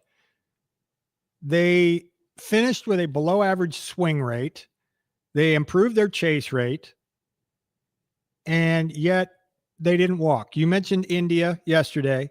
He had a big time decline in his walk rate. Vinny Pasquantino, I suppose I'll give him a pass if he's going to hit 30 bombs and knock in 100 runs, but him walking a few more times wouldn't bother me either. I won't even bring up Salvador Perez. But you couple that with the fact that the Royals hit 218 on fly balls, that was the worst in baseball. Those 2 things, I can't help but pin it on ideology or approach at the plate. This is what you need to look for, and this is what you need to do to cause damage when you get your pitch. 7.2% is their walk rate, and 218 was their batting average on fly balls. That was the worst in baseball, and they hit fly balls 42% of the time. So that's a bad marriage right there when it comes to fly balls and how often they hit them. Now, you're not going to say anything to Vinny Salvi or Caglione, or maybe to a degree, Michael Garcia, because he seems like he knows what he's doing as much or more than those other three when it comes to going to the opposite field and hitting ground balls. But Drew Waters, remember him? He hit 162 on fly balls. John Rave hit 115. Kyle Isbell hit 212. That won't surprise you to hear that Isbell hit 212, but at least he does have some occasional power. But that has to fall at Alex Zumwalt's front door, doesn't it? They don't walk and they hit too many fly balls? Well, I mean, it might be who the player is. It might be the philosophy. I'm glad that JJ addressed it yesterday and saying, it's great not to strike out, but what are you doing with some of those at-bats? Right. Because early count, weak contact isn't really going to cut it. And so I'm glad that was addressed. And I have to imagine they are going to shake it up a little bit more because, I want Bobby Witt Jr. swinging. I want Vinny Pasquantino swinging. I want Michael Garcia swinging. And as much as I would love them to have high walk rates, some of that comes with being feared of what you're going to do with the bat. Yes, you want to have a bunch of 350, 360 OBP guys, but, I'd rather have someone who can hit 285 with a 320 OBP, but can really do some serious damage, right? Yeah. Salvador Perez had a 285, 290 OBP, but he hit 30 bombs and drove in over 100. I'll take that from Salvador Perez every single day. Yep. Kyle Isbell had a 265, 270 average for a large majority of the season, but he's never going to walk. And that is problematic because he's a singles hitter. You're not always going to, the weak contact is eventually going to even out where you're not going to be able to drop it in over and over and over again. And so I want so badly to change the philosophy of, well, we got to, make the defense work, right? It's different than it was even 10 to 15 years ago. Shane, there are so many elite defenders at so many positions where, before analytics came around, and I know that people are not going to like this point here, but before analytics came around, we were valuing guys that weren't even that great defensively. Like if they could make the routine plays, you were saying, man, that guy is just great. No matter what, he's able to get the ball and throw it over to first base. But now it's about having guys that have range that no other player 10 to 15 years ago really did. I mean, to point out an example here, the Reds have a 6'7" shortstop that throws at 100 miles an hour across the diamond. There wasn't anybody like that back in 2015. They wouldn't have allowed him to play shortstop back then. No chance they would have played him at shortstop. And so you're just seeing a change in that in Major League Baseball. So 10 to 15 years ago, put the ball in play. Make some of these subpar defenders field the ball, and you're going to get a lot of guys on base. Now, it's not really that way anymore because you've got some dudes that can fly in the outfield. They track down everything. I mean, another guy to bring up, there was no Fernando Tatis in right field 10 to 15 years ago. An elite defensive shortstop that they tried him out in the outfield, and now you've got a gazelle at 6'5", 6'6". Nobody would have had the guts to do that back then. No, nobody would. Even what the Royals are doing right now with Caglione, you just didn't move guys around that much, and now it's more so about athletes, right, and being able to put guys in certain spots they would excel at. So the Royals, I believe, were just dinosaurs, for lack of a better term, of let's make those outfielders run. Okay, make them run, and they're going to camp under it every single time. It's much easier to hit it to 3 Alex Rioses out there than 3 Lorenzo Cains out there, right? They're going to be able to track the ball down, and so that's where you have to get a little bit more.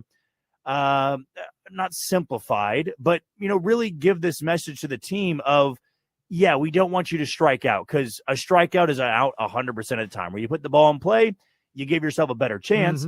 But let's be honest. You hit an 85-mile-an-hour fly ball to center field, they're catching the damn thing. Or you're rolling one over on a slow roller.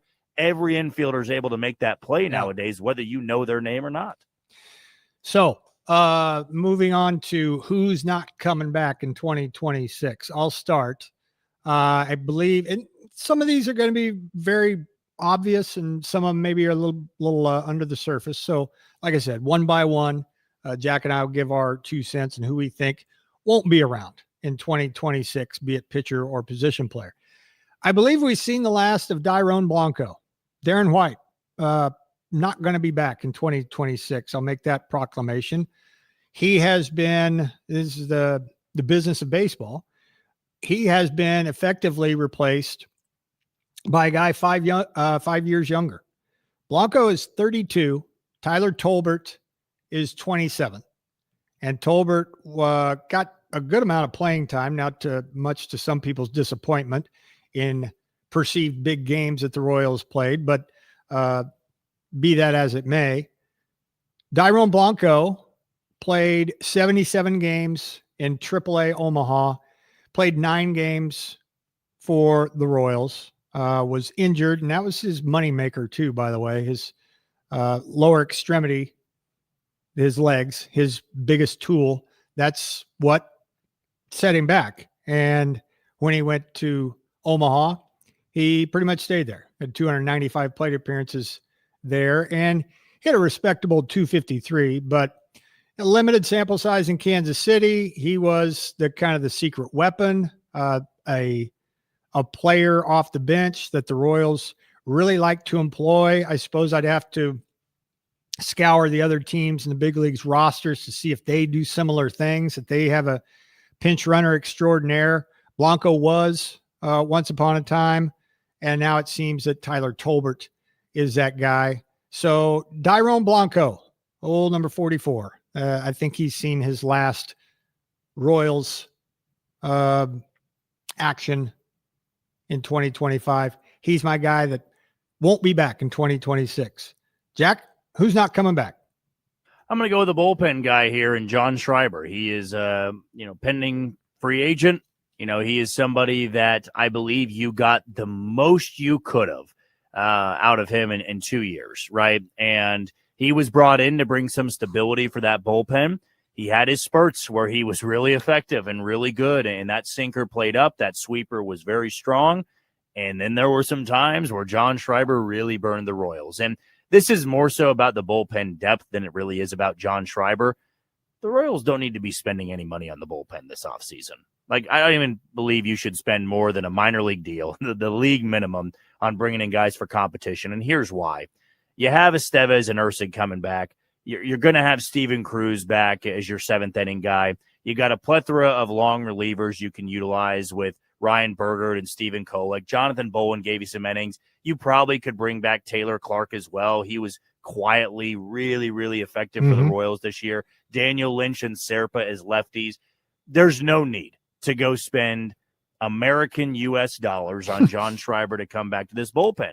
And somebody else will, but that to me shows a desperate team that is so nervous to develop bullpen talent when the Royals were able to do that ample amount of times. I didn't even bring up Luinder Avila, who came up and was dynamite in September for this team. So with Shribes, they made that trade 2 years ago with Boston. It was the right move at the time. The Royals bullpen was constantly bleeding in 23, and he did provided, this team a Band-Aid for a chunk of time. He threw a lot of innings. He threw a lot of innings, and that is valuable. But this is where you can see the growth of a team that feels like they caught lightning in a bottle and are scared to lose that lightning. And somebody that feels confident of, we lose Schreiber, somebody that gave us 60 innings, 70 innings last year. We know somebody else that can do that we have right now in our organization. Like Jonathan Bowen can be John Schreiber next year. Agreed. And I don't believe you need to overthink it. So farewell, happy trails, to quote PTI there, to John Schreiber. But I do believe he will catch on somewhere, and somebody's going to want him to throw 60 to 70 innings next year for them. Yeah, I would agree. I'm not quite as confident that they won't be back in 2026 as Jack, but I can see the logic, and absolutely you could find somebody in the organization to do what he did, assuming they have the durability. And that was maybe the thing I was most proud of John Schreiber for. He didn't miss any time. Did he go on the IL at all? Just off the top of your head? Like, he was the most durable guy they had. Best ability is availability. Yeah. He had that one knee injury in 24. Okay. Well, other than that, no, he never was on. Yeah. All right. It's 1:40. The Tigers and the Guardians going on right now. We got day baseball. We got some night baseball for you here on the channel. Cincinnati and Los Angeles tonight at 8:00. So tune in for game 2 of that wild card series out in LA.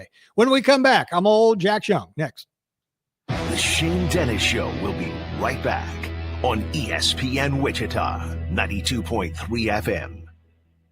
If you or a loved one has been a victim of personal injury, including medical malpractice and vehicle accidents, do not hesitate to call Prochaska, Howell, and Prochaska. For more than 38 years, their experienced team has helped fight for your rights regardless of your legal status. They guarantee there will be no cost until they win. PHP will be there to assist you and help you navigate the complicated legal process. Call them now at 316-683-9080 or find them online at phpattorneys.com to schedule your free consultation today. What do people with blindness or low vision need to live to the fullest? Just ask them. It's skill development, scientific breakthroughs, knowledge-based jobs, and the same opportunities as everyone else. When you give to Envision, whether it be your time, donations, or your engagement, you make it all possible. That's because at Envision, they don't focus on the disability. They value the ability. They choose not to envision a world without sight, but to envision a world where people who are blind or visually impaired are empowered to reach their full potential. Learn more at envisionus.com. How long does it take to tackle a home project? With Angie, you could cross it off your list before this ad is over. Just tell us what you need, indoor or outdoor, repair or redesign, and we handle the rest, sending a top pro to get it done. You don't have to lift a finger, except to tap the screen or click the mouse. Plus, Angie is free to use. So bring us your next home project, and we'll bring it home. Download the app or go to Angie.com. That's ANGI.com to get started. When storms hit, you need more than just a roofer. You need the biggest and most reliable name in the Midwest, Shamrock Roofing. Shamrock Roofing has grown into the largest roofing company in the region, with local crews right here to serve you. For nearly 50 years, we've proven our strength, our size, and our promise to you to be here for every repair and roof replacement. And every roof is backed by our lifetime craftsmanship warranty. One call does it all. Visit shamrockroofer.com. This Thanksgiving morning, before the turkey and pumpkin pie, join us for a tradition that gives back. Grace Med's Say Grace 5K race.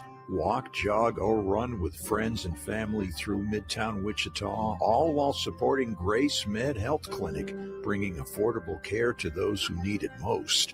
Register today for the Say Grace Thanksgiving Day 5K presented by Strive Bank and ESPN Wichita. Visit saygracerace.com. Since 1886, it's been the two words we live by and the chant we live to cheer. Be here all season as the Jayhawks hit the turf. Touchdown, Kansas! Join us this Saturday as the Jayhawks soar to Orlando, Florida to throw down with UCF. Our coverage begins at 5 on your home for Kansas Jayhawk football. ESPN Wichita 92.3 FM.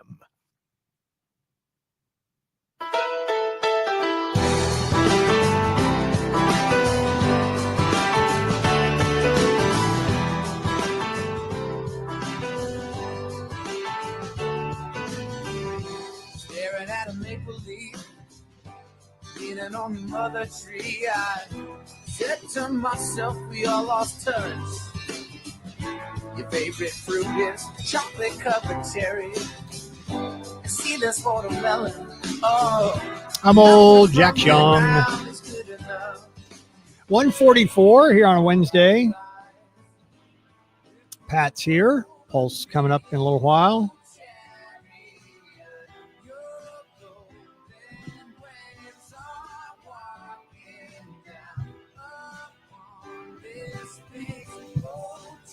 You don't look happy. What's the deal? Well, I'm not sure who this is. Start with. Are you? Do you? No? You do? Okay. So it's not some rando that I've never, well, doesn't have to be a rando for me not to have heard of him, but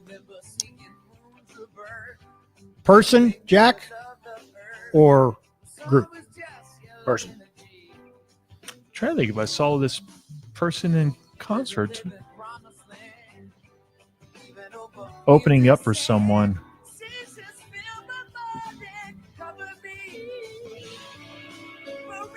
Jack, is this a shame on you for not getting this from you? No. Okay. He's popular, but you won't kick yourself, I don't think.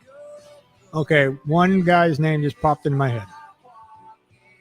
And this is going to be probably the only one. Is this guy's first name Gavin? Yes. Now I got to figure out what his last name is. Half point.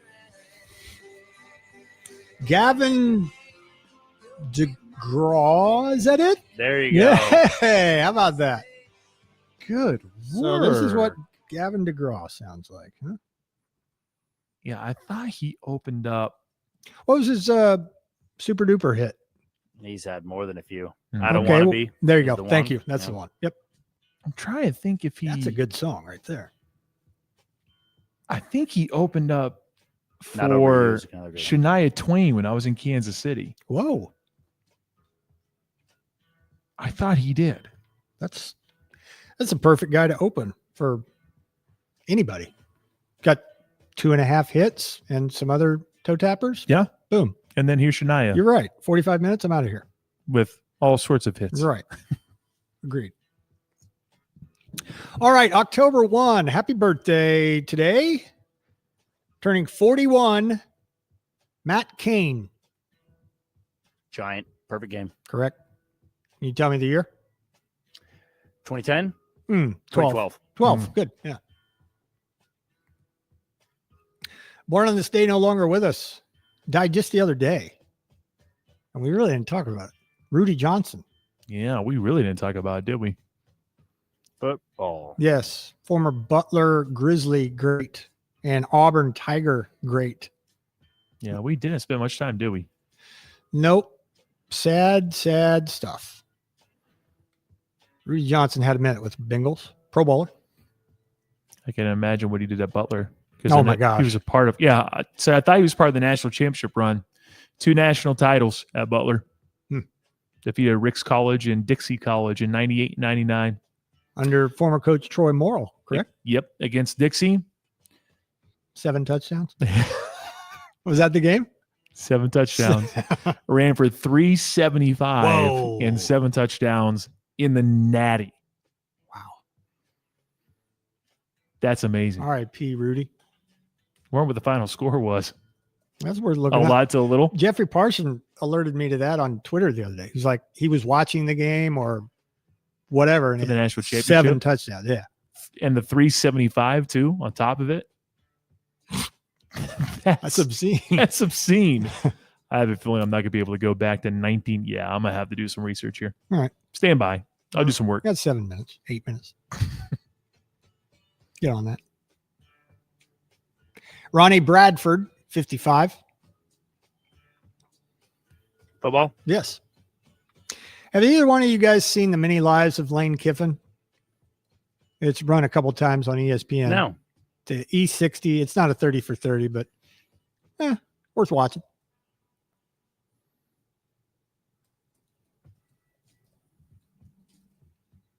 Roberto Kelly, 61. Baseball. Yes. Yankee outfielder back in the day. Care to guess where he was born? It's not the United States. Puerto Rico. Panama. How about that? Mark McGuire, 62. A.N. Cardinal. And admitter of steroids. 12-time All-Star. Large human. 49-35. So he scored all their So he touchdowns. scored all the touchdowns. All right. 49-35. I was hoping to be more than that, but Yes. Same. that'll do. 49-35 is kind of entertaining, though. Oh, yeah, of course. Yeah. Who wouldn't have seen that? I wonder who played for Dixie College then. Yeah. Who went off for Dixie? Let me look. I need the quarterback to throw for 500 on the other side. That's what I need now. Jeff Reardon, 70. Baseball? Yes, closer. Expos and Twins. Speaking of Expos. Is that Netflix? It's Netflix. Yeah, that's going to be good. I look forward to that. Yep.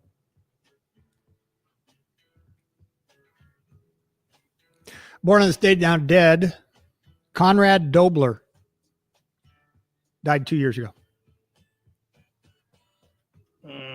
between baseball and football. Mm-hmm. Okay. You want a hint? Oh, sure. He was famous for being dirty. He was a Then dirty probably player. football. Yes. Yeah. Former St. Louis Cardinal guard. Kicked, tripped, bit. He also was in some Miller Lite commercials back in the day, back when those were a thing. Rod Carew, 80. Baseball. Do you know where he was born? Is it in the U.S.? Nope. Same place Roberto Kelly. Ah, so then Panama. It's also Panama, yeah. 7-time batting champion, Rod Carew.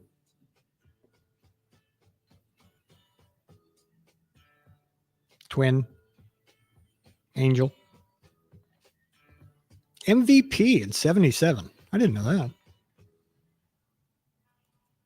John Schuerholz, 85. Hint. Baseball. Executive. I believe that's there you yeah. go. Yeah, Royals guy back in the day. Braves. World Series 1995. Royals World Series 1985.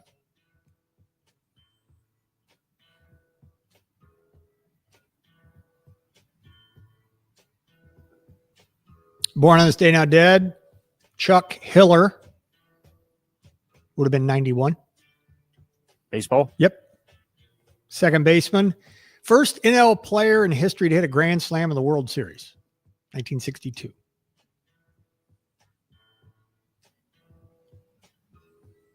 Also born on this day, now dead. Would have been 124 today. Jimmy Reese. Baseball. Yes. In the Angels Hall of Fame. Former player, coach. Former player, comma, coach.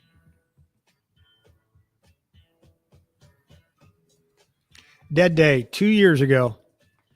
Tim Wakefield. Oh, man, been 2 years. Gone way too soon.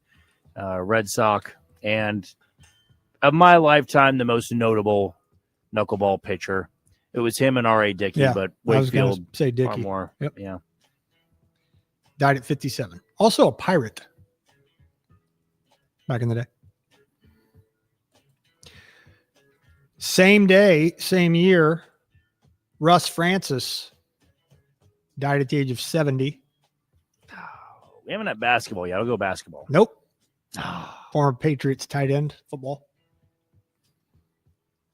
Do you ever have those emails that just pop up and they just put so much rage into your soul?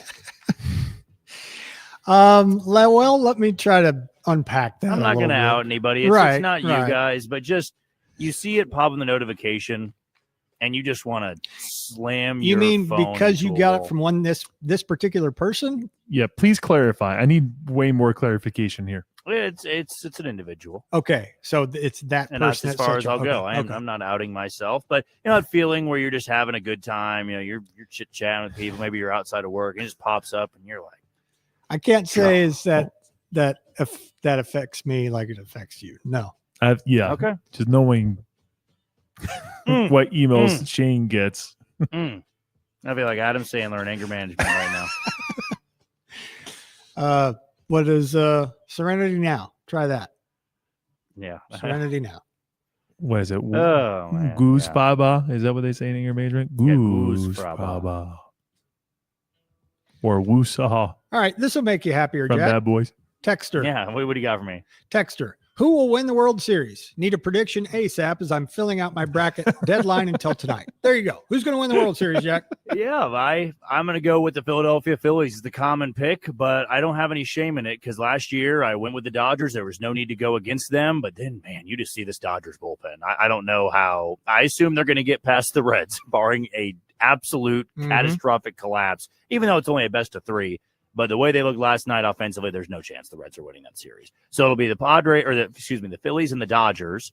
And I'm high on Philadelphia, man. Also, you at a Citizens Bank Park is right now the scariest environment to walk into for any postseason team. I don't know how Arizona did it in 23, winning Game 7 there. I mean, that's just ridiculous what they were able to do. But In my opinion, tougher than Yankee Stadium? Yes. You think so? Yes. Okay. I feel that place is a different type of loud. It's cold up there. And we know Philly fans, they go crazy. True. They go crazy for their teams. Not saying Yankee fans don't, but I don't know. I feel like it snuck up on a lot of people because the Phillies were absent from October for a while. The Yankees weren't. So you just know going to the Yankee Stadium, yeah, it's going to get nasty. But, you've been in there. You can expect that. Where I feel back in 2022, it really snuck up on people, like how loud that place was and how intimidating. So Dodgers and Phillies is going to be can't miss TV. It should be a blast. Phillies is your answer, Texter. There you go. Well, the Mariners. What about the Mariners? I chose Seattle. Okay. Yesterday. All right. Well, that's what I did. There's Pat's pick. That's probably just not the winner of the Tigers and the Guardians. I'll tell you that. No, yeah, the race to 2. Yeah, don't put any money on the AL Central survivor out of this pillow fight. There's my 2 cents. All right, that'll do it for us. Don't forget Hawk Talk tonight, 6:00, and then the Reds and Dodgers at 8:00. For Jack, I'm Shane. Thank you for listening. Stick around. The Pulse is next. Wichita's news sports leader, ESPN Wichita. What are the initials of said email? KKGQ. I'll send a screenshot. Newton. Wichita's news sports leader, ESPN Wichita, 92.3 FM. They put pressure on the quarterback. They got interceptions. They got turnovers, and that sparked us offensively. Where they didn't flinch at all. People were worried about the shoulder and so on. When I talked to Coach, he was like, "How you feel?" I was like, "Coach, if I'm going out there, I'm doing everything. I'm not trying to be limited." Wichita's home for Chiefs coverage, ESPN Wichita, 92.3 FM. Thinking about a remodel but don't want to pay inflated contractor markups? With You Remodel at Wichita, you're in charge, and they're right beside you. Their system helps homeowners manage their own remodeling projects with expert guidance, trusted trade connections, and proven cost-saving strategies. Come see how it works at the Wichita Remodeling Expo, October 3rd through the 5th at Century 2. Stop by the You Remodel It booth to learn how you can remodel smarter, save thousands, and still get the home you've been dreaming of. That's You Remodel at Wichita at the Remodeling Expo, October 3rd through the 5th. Did you know Nissan EVs have traveled 8 billion miles? Just a quick trip to Pluto and back. And what did we learn along the way? Well, that an EV can take on the world, like the Nissan Leaf. It can move racing forward and take your breath away, like the all-new Nissan Ariya. We learned to make EVs that electrify. 8 billion miles driven by Leaf owners globally since 2010. Ariya not yet available for purchase. Expected availability late fall, subject to change.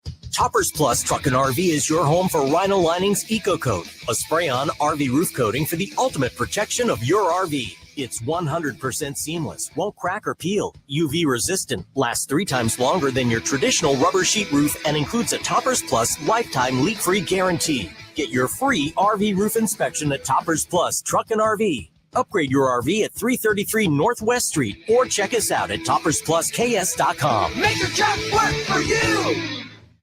Caring for parents as they age is a big responsibility. Kansas Pace makes it easier by coordinating everything. Doctor visits, medications, transportation, when I get you up and running, I'm going to have to run down the hall for about 5 Their to 10 friendly minutes. Pace centers are filled with activities and Oh, new man, we're friends. talking Royals, With dude. No, Kansas that's fine. Pace, That's so. Your That's loved one gets expert care. I while should be you back get by the time you space lay to out the keep show. up your own life. All right, sounds good. For men and women balancing careers, family, and caregiving, Kansas Pace is the partner you need. Discover how they can help at kansaspace.org. 2 of the state's top small school powers collide on ESPN Wichita's High School Game of the Week, presented by Commerce Bank. The Cheney Cardinals square off with the Hoisington Cardinals Friday night under the lights. It's Cardinals versus Cardinals, a clash with major implications. And we'll kick it off all with the Four Seasons RV pregame show at 6:30, followed by kickoff at 7 o'clock on ESPN Wichita, 92.3 FM, and streaming live on the ESPN Wichita app. I'm Christine Lisi. Facing a must-win in Game 2 of the AL Wildcard Series, the Guardians got on the board first with a George Valera solo shot, bottom 1. Tigers tied things up on a Javi Baez RBI single, top 4. Detroit and Cleveland still tied 1-1, top 6. Brian Snitker won't return as Braves manager, will remain with the organization in a senior advisory capacity. NFL, the Browns benching veteran quarterback Joe Flacco will start Dylan Gabriel Sunday against the Vikings in London. Cleveland has to give the rookie time to succeed, advises Unsportsmanlike co-host Chris Canty. A string of starts, you can't have a quick hook on this thing. You got to let it fully bake. And I think that's in part why they want to have Shedeur Sanders remain at the number 3 quarterback spot and allow Joe Flacco to serve as the backup. Remember, the backup quarterback throughout the course of the week, his primary responsibility is to make sure that he helps get the starter ready and then be ready to step in if something happens to the starter. Gabriel will become the 41st different QB the Browns have started since 1999. Commanders quarterback Jaden Daniels medically cleared to return from a sprained knee and play against the Chargers on Sunday. Hey, it's your resident Super Bowl champ, Chris Cannon. Coming up Thursday, the 49ers are 3-1, but I'll tell you why all their injuries are finally catching up to them. It's Unsportsmanlike, 6 a.m. Eastern, right here on ESPN Radio, ESPN2, and ESPNU. You're listening to The Pulse with Pat Strathman on ESPN Wichita 92.3 FM. Small town, big dreams, and a young boy the age of 15. Had a premonition his city would get seen. Now I'm winning, get sheen in the city of the home. What's up, Wichita? Happy hump day, everyone. Hope you're doing well. One final time for me this week and for a little while. Rejoice. That might be exciting for some of you. But we do have a great show lined up for you all. We have 3 guests today. Postseason baseball is officially underway. Lots of stuff to talk about here today. Welcome into the polls on Wichita's sports leader, ESPN Wichita 92.3 FM. Thank you so much for dropping by. Appreciate everyone locking us in on the old radio dial, 92.3 FM on there. You can stream in a variety of places.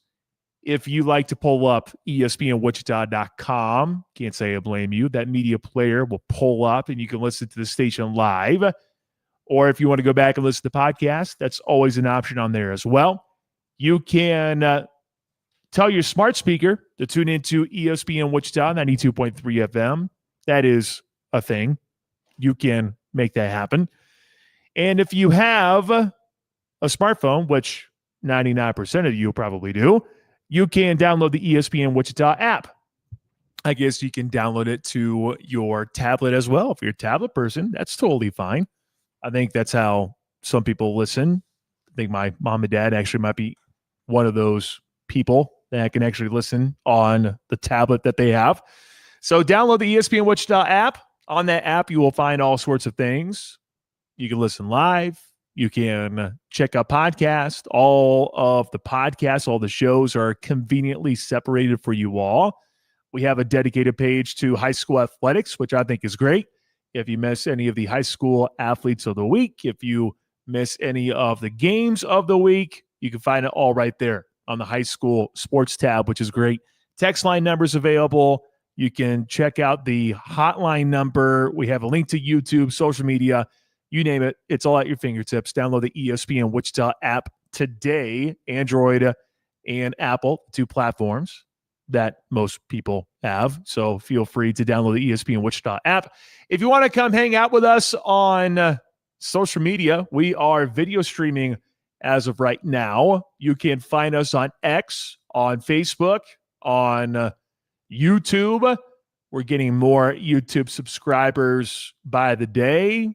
We continue to creep toward 8,000 followers on Facebook.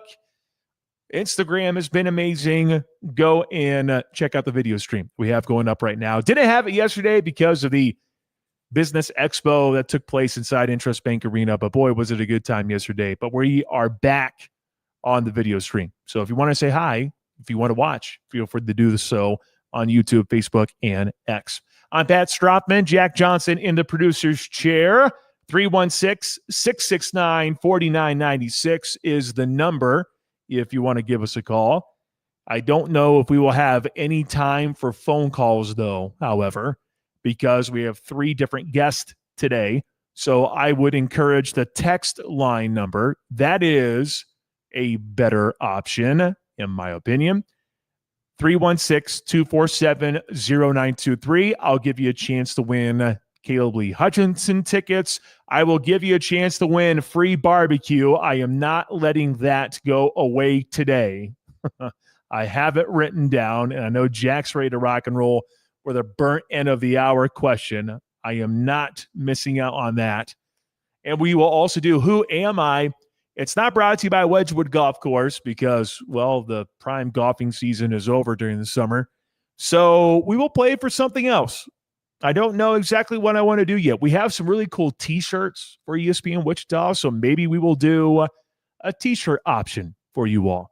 And if that interests you, then we'll give you a chance to win one coming up in hour number 2. Just be ready to text 316-247-0923. Well, I told this guy last week that I would not visit with him this week, but he is on the docket for the day, and I'm glad that I get a chance to visit with him one more time before being off for a little while. Voice of the Kansas State Wildcats, Wyatt Thompson. He will be joining us after a triumphant win over UCF on Saturday.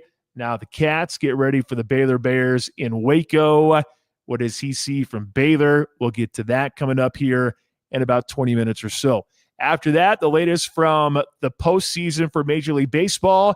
If you listened to our postseason coverage last night, thank you for doing so.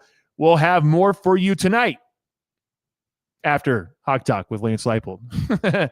We have to make an adjustment there. Yesterday, we had the Red Sox and Yankees, Reds and Dodgers. Tonight, you're only going to get the Reds and Dodgers, but that's totally okay. We'll have postseason baseball coming your way later on tonight, and we'll talk about postseason baseball to wrap up hour number 1, plus the burnt end of the hour question.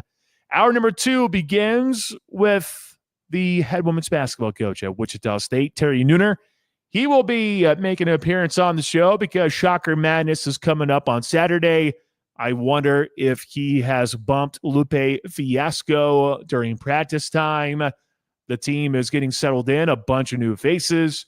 So we will chat with Coach coming up in a little bit. 3:25, we'll go back-to-back with guest. We will have David Lesky of Inside the Crown, brought to you by Four Seasons RV. I'm not going to stop Lesky for the rest of October. I think we'll let it ride for a little bit longer. But David Lesky, I told him last week, too, that he wouldn't visit with me. I texted Wyatt. I didn't text Lesky. I figured, why not? Let's go ahead and surprise Lesky today. Let's see how disappointed he can be. Coming up at 3:25. And then at the very end, Who Am I? It's always a fun game that we play. I talked to an individual at the Wichita Wagon Masters downtown chili cook-off, and he brought up Who Am I right away, and I'm just like, dang, you're a big fan? He goes, oh, yeah, I listen all the time for that. So we'll give you a chance to win something. Probably going to keep it chill with just an ESPN Wichita t-shirt, but hopefully that excites you enough to be a part of the fun that will unfold at 3:45. And then we'll hand you off to Seren Petro with the program. We'll have Hawk Talk with Lance Leipold at 6. Then we'll have Reds and Dodgers coming up at 8 o'clock. And then a reminder for those who don't know, I will be out of commission starting tomorrow. There's a very important thing that is going to happen tomorrow, bright and early in the morning. And for that reason alone, I will be out of commission for the rest of the week. Next week, I don't know when I will be back. Just kind of depends on recovery. Not for me, for my amazing wife. So you might not hear from me for a little bit. And that might be a good thing for some of you. But I am excited, but also anxious. Very anxious for tomorrow because it will be different than when we had Grace. It's going to be a little bit different. But I do appreciate all the good vibes that people have been sending my way. Thank you all for doing that. It's very kind of you. Keep running to people. How's the baby? How's mama? Well, hopefully tomorrow it will be A-okay. And I will have glowing reports when I return. So thanks for all the good vibes, well wishes. I think my head's finally wrapping around the idea of what's going to happen, but I just have a feeling once we get going, it's still going to be a little different. Put your wife on the air. She's not really an extrovert. We'll just put it that way. I don't think she wants to be on air. I will say, though, my daughter yesterday did an ESPN Wichita 92.3 FM sign off. So I might actually turn that into a drop at some point. Maybe use that as a promo for the Pulse for future weeks. I'll be in practice at 3:45. Hook me up with a t-shirt as a gift from a two-time dad to dad. Okay. I'll see what I could do, my man. Thank you, Steven. Even though you have an incorrect opinion on chicken wings. And 316-247-0923. Pre-congratulations, your new arrival. Thank you. Thank you, guys. You guys have been giving me all sorts of love and good vibes, and I do appreciate that. I don't get very nervous. I feel like when you're on air on a regular basis and you talk to multiple people, you really don't have a lot of moments where you feel nervous, but maybe the arrival of a new kid, that probably qualifies as a moment where you probably should feel nervous. So I am a little anxious and just trying to keep it together for the next couple of hours. Okay. There you go. That's the lineup for today. It's what we got for you. It is the first day of October. Glad to have you here. Hope you are having a great day. I truly am having a great day. I will be bummed I won't be with you all for the next week plus, but hopefully it'll be quick and I'll be able to get back on the air here before too long. So let's look back at what the Royals did. And I know Jack Johnson is dialed into the Kansas City Royals, so we'll probably get some thoughts from Jack Johnson here before too long. We really haven't talked about the Royals all that much. And I know yesterday Shane was able to play audio from J.J. Piccolo. I don't want to go back through that. You already listened to it. If you didn't listen to it, that's what podcasts are for. You can find that during the Shane Dennis Show. Check it out on the app. Check it out online at ESPNWichita.com. First and foremost, to all you that are listening, how would you classify this season for the Kansas City Royals? Disappointment? Were you okay with it considering what happened with all the injuries? Please let me know at 316-247-0923. We really haven't had a chance to speak about it. And I wanted to wait until Jack was back from the big wedding that took place over the weekend. So, disappointment? Are you excited about the future? Let me know. 316-247-0923. Royals end up going 82-80, 2 games above 500 after what took place last year. I think a lot of people are going off of that. Just the quick turnaround and what they did, going from being a non-competitive team to all of a sudden making the playoffs. And now the hopes were for this year, the team to take another step forward. I thought overall early on, after seeing the Royals, I didn't expect them to do major damage. I didn't expect them to go to the World Series. I didn't even know if I really expected them to go to the ALCS. I just thought playoffs seem about right for the Royals. And in the division that they are in, there is an opportunity for them to make the postseason. Because Detroit, the Tigers, were going to be a favorite, and they found a way to make it to the postseason. The Guardians, they found a way to make it there. The Twins obviously didn't have a fun season. And then you throw out the White Sox. We knew that the White Sox were going to be at the very, very bottom of the pile when it was all said and done. In the type of division that they're in, you're thinking, surely there's a way that they can win the American League Central. That's what they can do. And it didn't happen. And I feel like there are a good amount of people that are very disappointed with an 82-80 season, which is funny considering this is just the 6th winning season this century for the Kansas City Royals, which is crazy.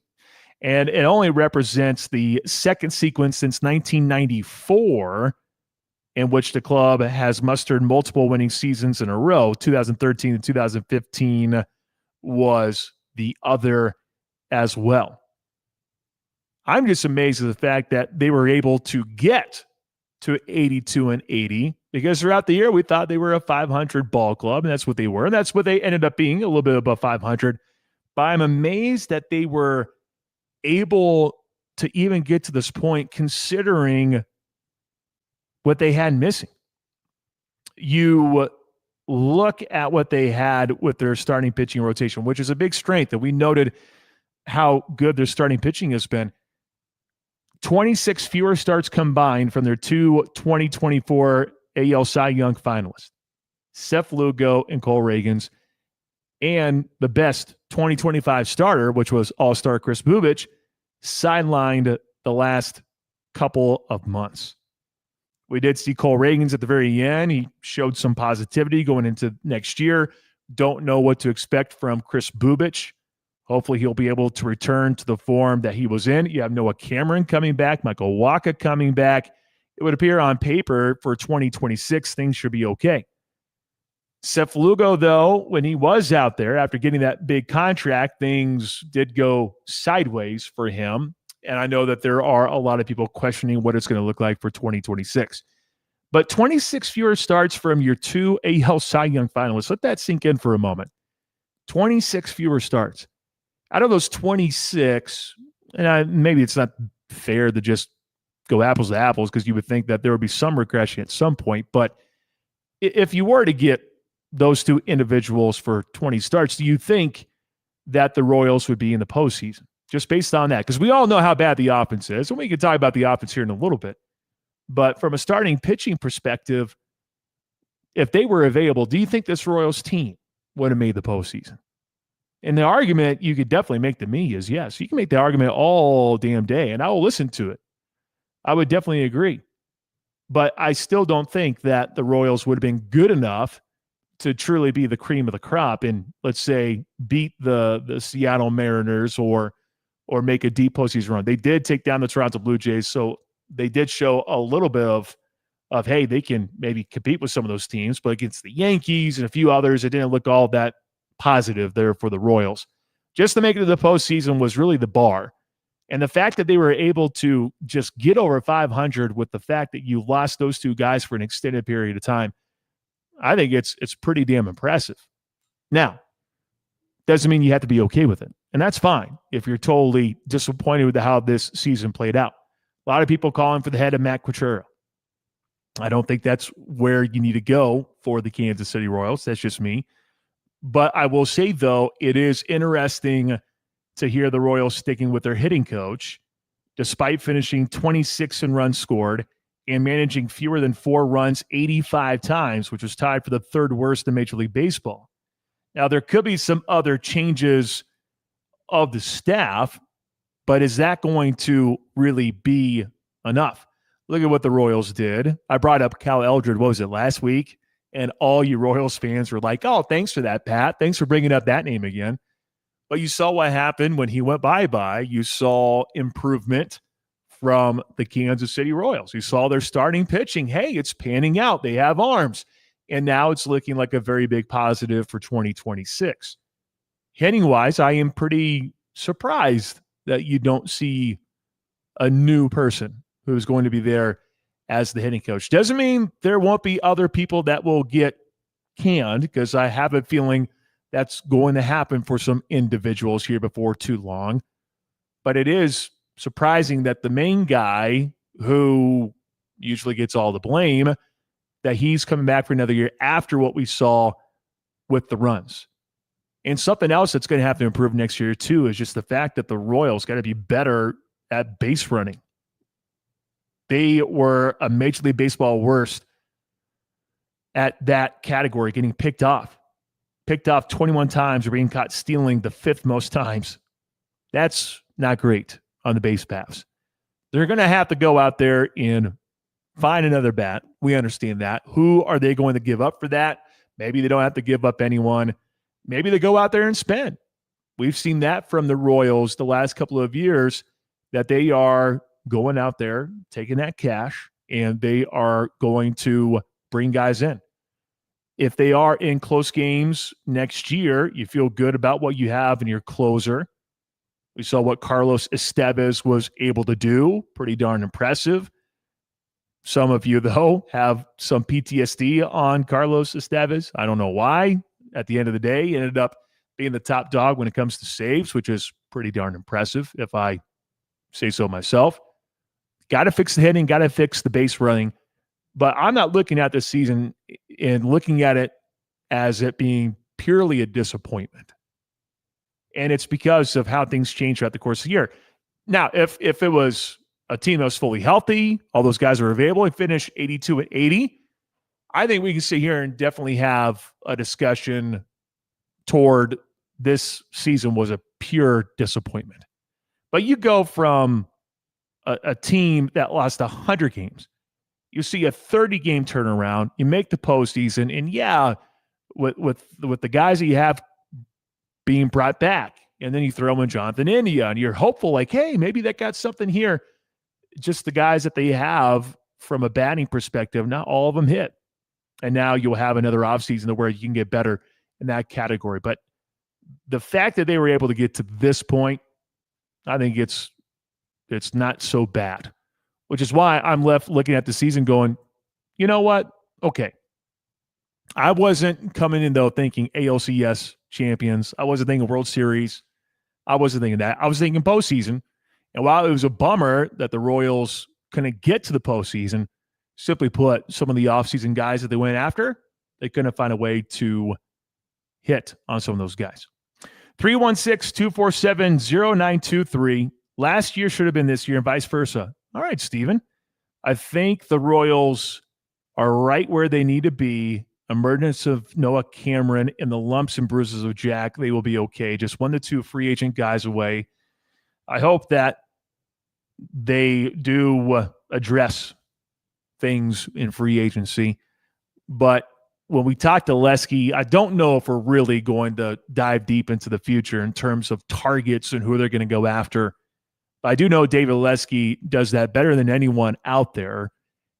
And based on previous conversations of maybe just me texting with him, I don't think he's highly encouraged by what might be out there, which is why he thinks the Royals are going to have to pull off a trade in order to bring in a bat that will help out the Kansas City Royals for 2026. 316-247-0923. Another baby comment. If new baby doesn't make you at least a little nervous, then you are not invested enough in the miracle. Doesn't matter how many kids you have. Thank you, Adam. I know you have like 85 kids, so thank you for that, Adam. Jimmy, my man. What up, Jimmy? Go Big Blue, right? Big Michigan boy. Just curious to know how far away the Royals are from being able to win the Central. I think they're close, guys. I really do believe that, which is why I can't really look at this season and be just consumed by disappointment. I just can't.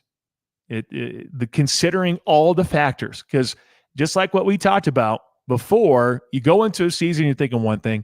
Along the way, it's okay to adjust your expectations. It's okay to adjust them.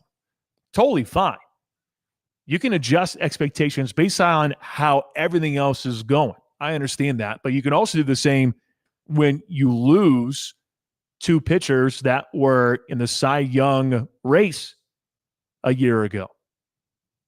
You could definitely bring that up and see just how big of a difference it was, having them there and not having them there. So thank you, Jimmy. Always good to hear from you, brother. Thank you so much. Glad to have you here. And I think Jimmy also won Kansas lottery tickets. All right, good stuff, guys. Keep the text messages rolling in at 316-247-0923. I went a little long, so Jack, that's on me. We will get your takeaways from the Royal season probably coming up at 2:45 or so. We'll have a burnt end of the hour question brought to you by our friends at Tinker Barbecue. That's coming up at 2:45. Hour 2, back-to-back guests, Terry Nooner with Wichita State women's basketball, David Lesky of Inside the Crown. At the very end of the show, Who Am I? I'll give you a chance to win a t-shirt. Up next, though, I'm glad to be here because it's always a good day when I can talk to a good friend in Wyatt Thompson, voice of the K-State Wildcats. I have a feeling he's very happy after what he saw on Saturday after the win over UCF. We'll visit with the voice of the Cats when we return.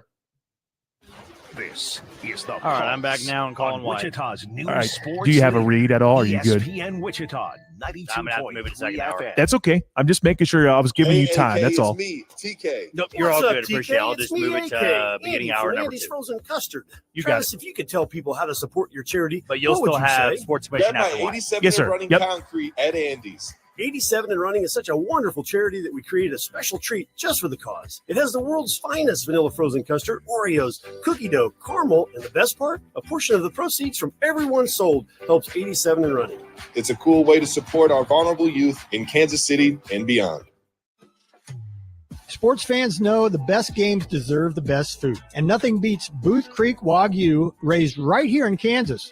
Whether it's burgers on the grill, steak night at home, or tailgating before the big game, Booth Creek Wagyu brings you premium flavor, unmatched tenderness, and a true farm-to-table experience. Stop by their location at 21st and Webb and taste the difference for yourself. Booth Creek Wagyu, changing the way America eats beef. Visit boothcreekwagyu.com to order today. I got White. Sounds You've good. probably already heard that Truck Stuff is the place to go to lift, level, or lower your truck. And of course, we have an enormous in-stock selection of bed covers, running boards, and floor mats. But did you know that we do wheels and tires, gear swaps, and spray and bed liners? Stop by today to deck out your ride at Truck Stuff at the corner of Central and Washington. Decked out, check us out, Truck Stuff. Are you tired of living with chronic pain? At Midwest Pain Relief Center, we provide cutting-edge, drug-free therapies to help you live a more active, full life right here in Wichita and the surrounding communities. We're Kansas' top integrated medical clinic focused on finding and treating the root cause for your pain with personalized care. No prescriptions, no unnecessary surgeries. Call 316-295-3662 today or visit MidwestPainReliefCenter.com or drop by 151 North Ridge, Suite 6 in Wichita. Midwest Pain Relief Center. Stop hurting, start healing. College Football Saturday on ESPN Radio. It's a Big Ten showdown in the Big House. Justice Hayes in a foot race. They will not catch him. The Wisconsin Badgers head to Ann Arbor to face the 20th-ranked Michigan Wolverines. Wisconsin. It's a good one. And the Badgers return it. Wisconsin at Michigan. Coverage begins Saturday morning at 11:30 Eastern with kickoff at noon Eastern on ESPN Radio. Your home of college football. ESPN Wichita, 92.3 FM.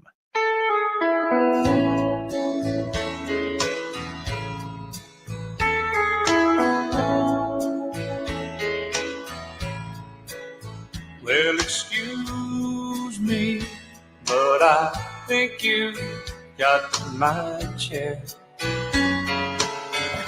Welcome back. It is a Wednesday edition of The Pulse on ESPN Wichita, 92.3 FM. Glad to be here with you all. And it's always a good day when this guy can be on the show. We go to Manhattan and visit with the voice of the Kansas State Wildcats, Wyatt Thompson. Wyatt, I promise I'm not a liar. I promise you. I wasn't going to talk to you today, and then everything changed. But I'm glad to be here. It's always good to hear your voice. How you doing? I'm doing great. I'm sure your heart rate is a little higher than normal, but hey, this too shall pass, right? Exactly. This too shall pass. Yeah. I finally come to terms with what's going to happen, but then here I am just going, are we okay? It's almost here. Like I am anxious, which I just said this. I said, listen, I've been on, you've been on the radio a lot longer than I have.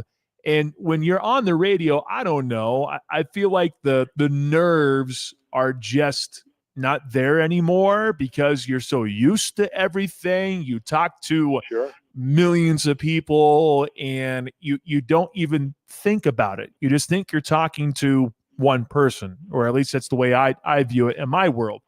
But with the arrival of baby number 2, I admitted I do have some nerves. And one texter's like, listen, if you didn't have nerves for this miracle that's going to happen tomorrow, then obviously you're not invested enough. So I guess I must be doing okay if I have nerves. Perfectly said. I think that's absolutely on the money, buddy. And good luck. I am frankly a little surprised that we're talking, but I'm glad we are.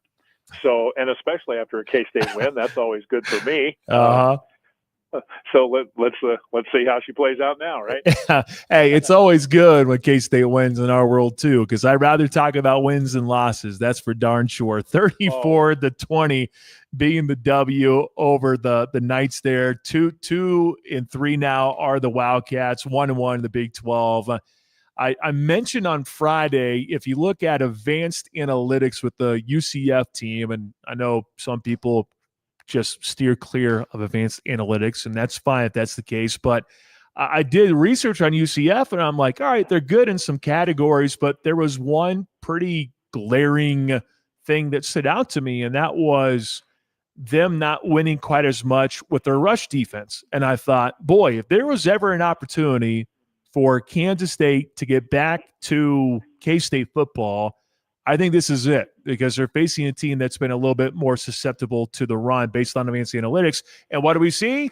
Healthy Dylan Edwards go crazy. We see Avery Johnson run the football. A good day overall from an offensive standpoint, and defensively, a couple of breakdowns, but that's going to happen every so often, and you're going to have to clean that up. But definitely a big-time win, what the doctor ordered, to say the least. What stood out to you with Saturday? Same thing, really. I mean, if you would have told me before the game K-State was going to rush for 266 yards, I might have kissed you on the forehead, sir. I'm just being honest about that. That had been a troublesome area. They hadn't really gotten the push they wanted. And I think what you said about the analytics with that is also on target a little bit. They had not been really tested necessarily, but sometimes numbers are what you make them, but sometimes there's some truth in there if you look hard enough. And I think that's the case here. I think you said it well in that K-State did run the ball, and Edwards was such a big factor and is such a big factor for this team. And he blows out there for 166 yards, including a 75-yard run for a score. But I thought the run early for Avery got everybody going, in all honesty. And I think the offensive line probably played their best game from start to finish for, an entire ball game.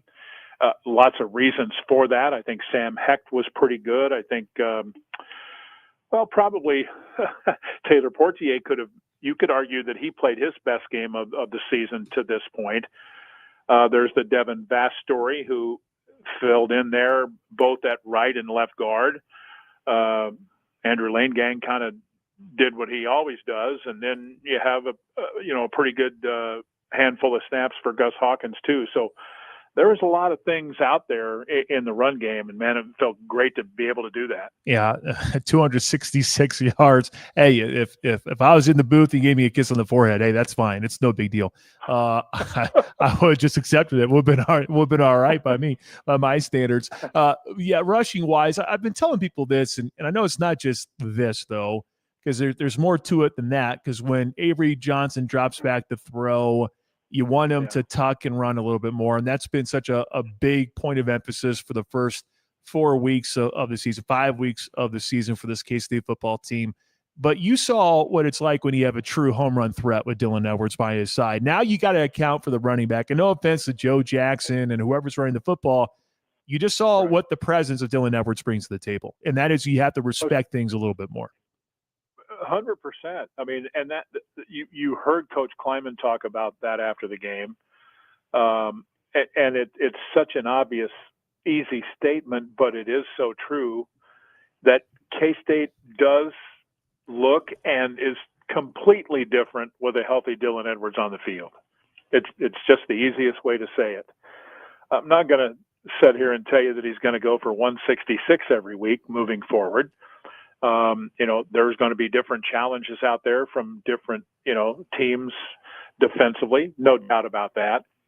But like Avery, I think Dylan, when he is out there and in, full stride health-wise, you've got to account for him. And I want to get to the point, and I hope, knock on wood, I hope we do, where we can have Avery Johnson, Dylan Edwards, Jace Brown, J.B. Bradley, John Tibbs, and those tight ends all available in one point. I am praying and working for that day. How's that? That's totally fair. We focus so much Yeah. on the Chiefs and how they don't have Xavier Worthy and Rashee Rice, and guess what happens when they bring one piece back? Hey, it looked pretty good. Now envision what's going to happen when Rashee Rice returns. Right? There's that excitedness that's right there. But I want to go back to Avery real quick.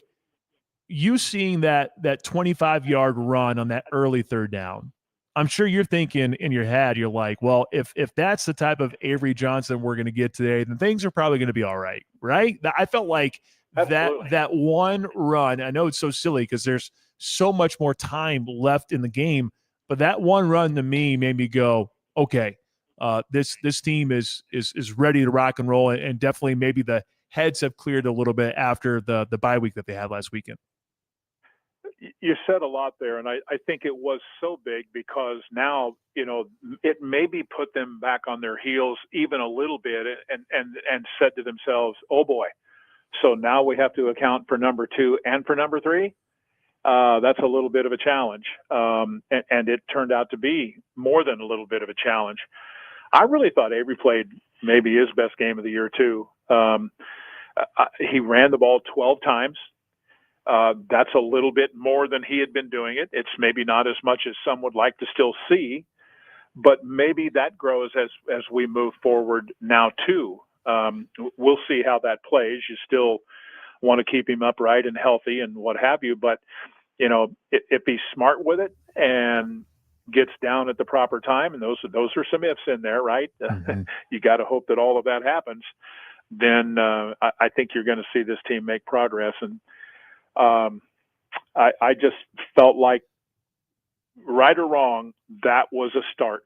We haven't talked a lot about this yet, but the energy and emotion that K-State showed, I think was far and away the best of the year.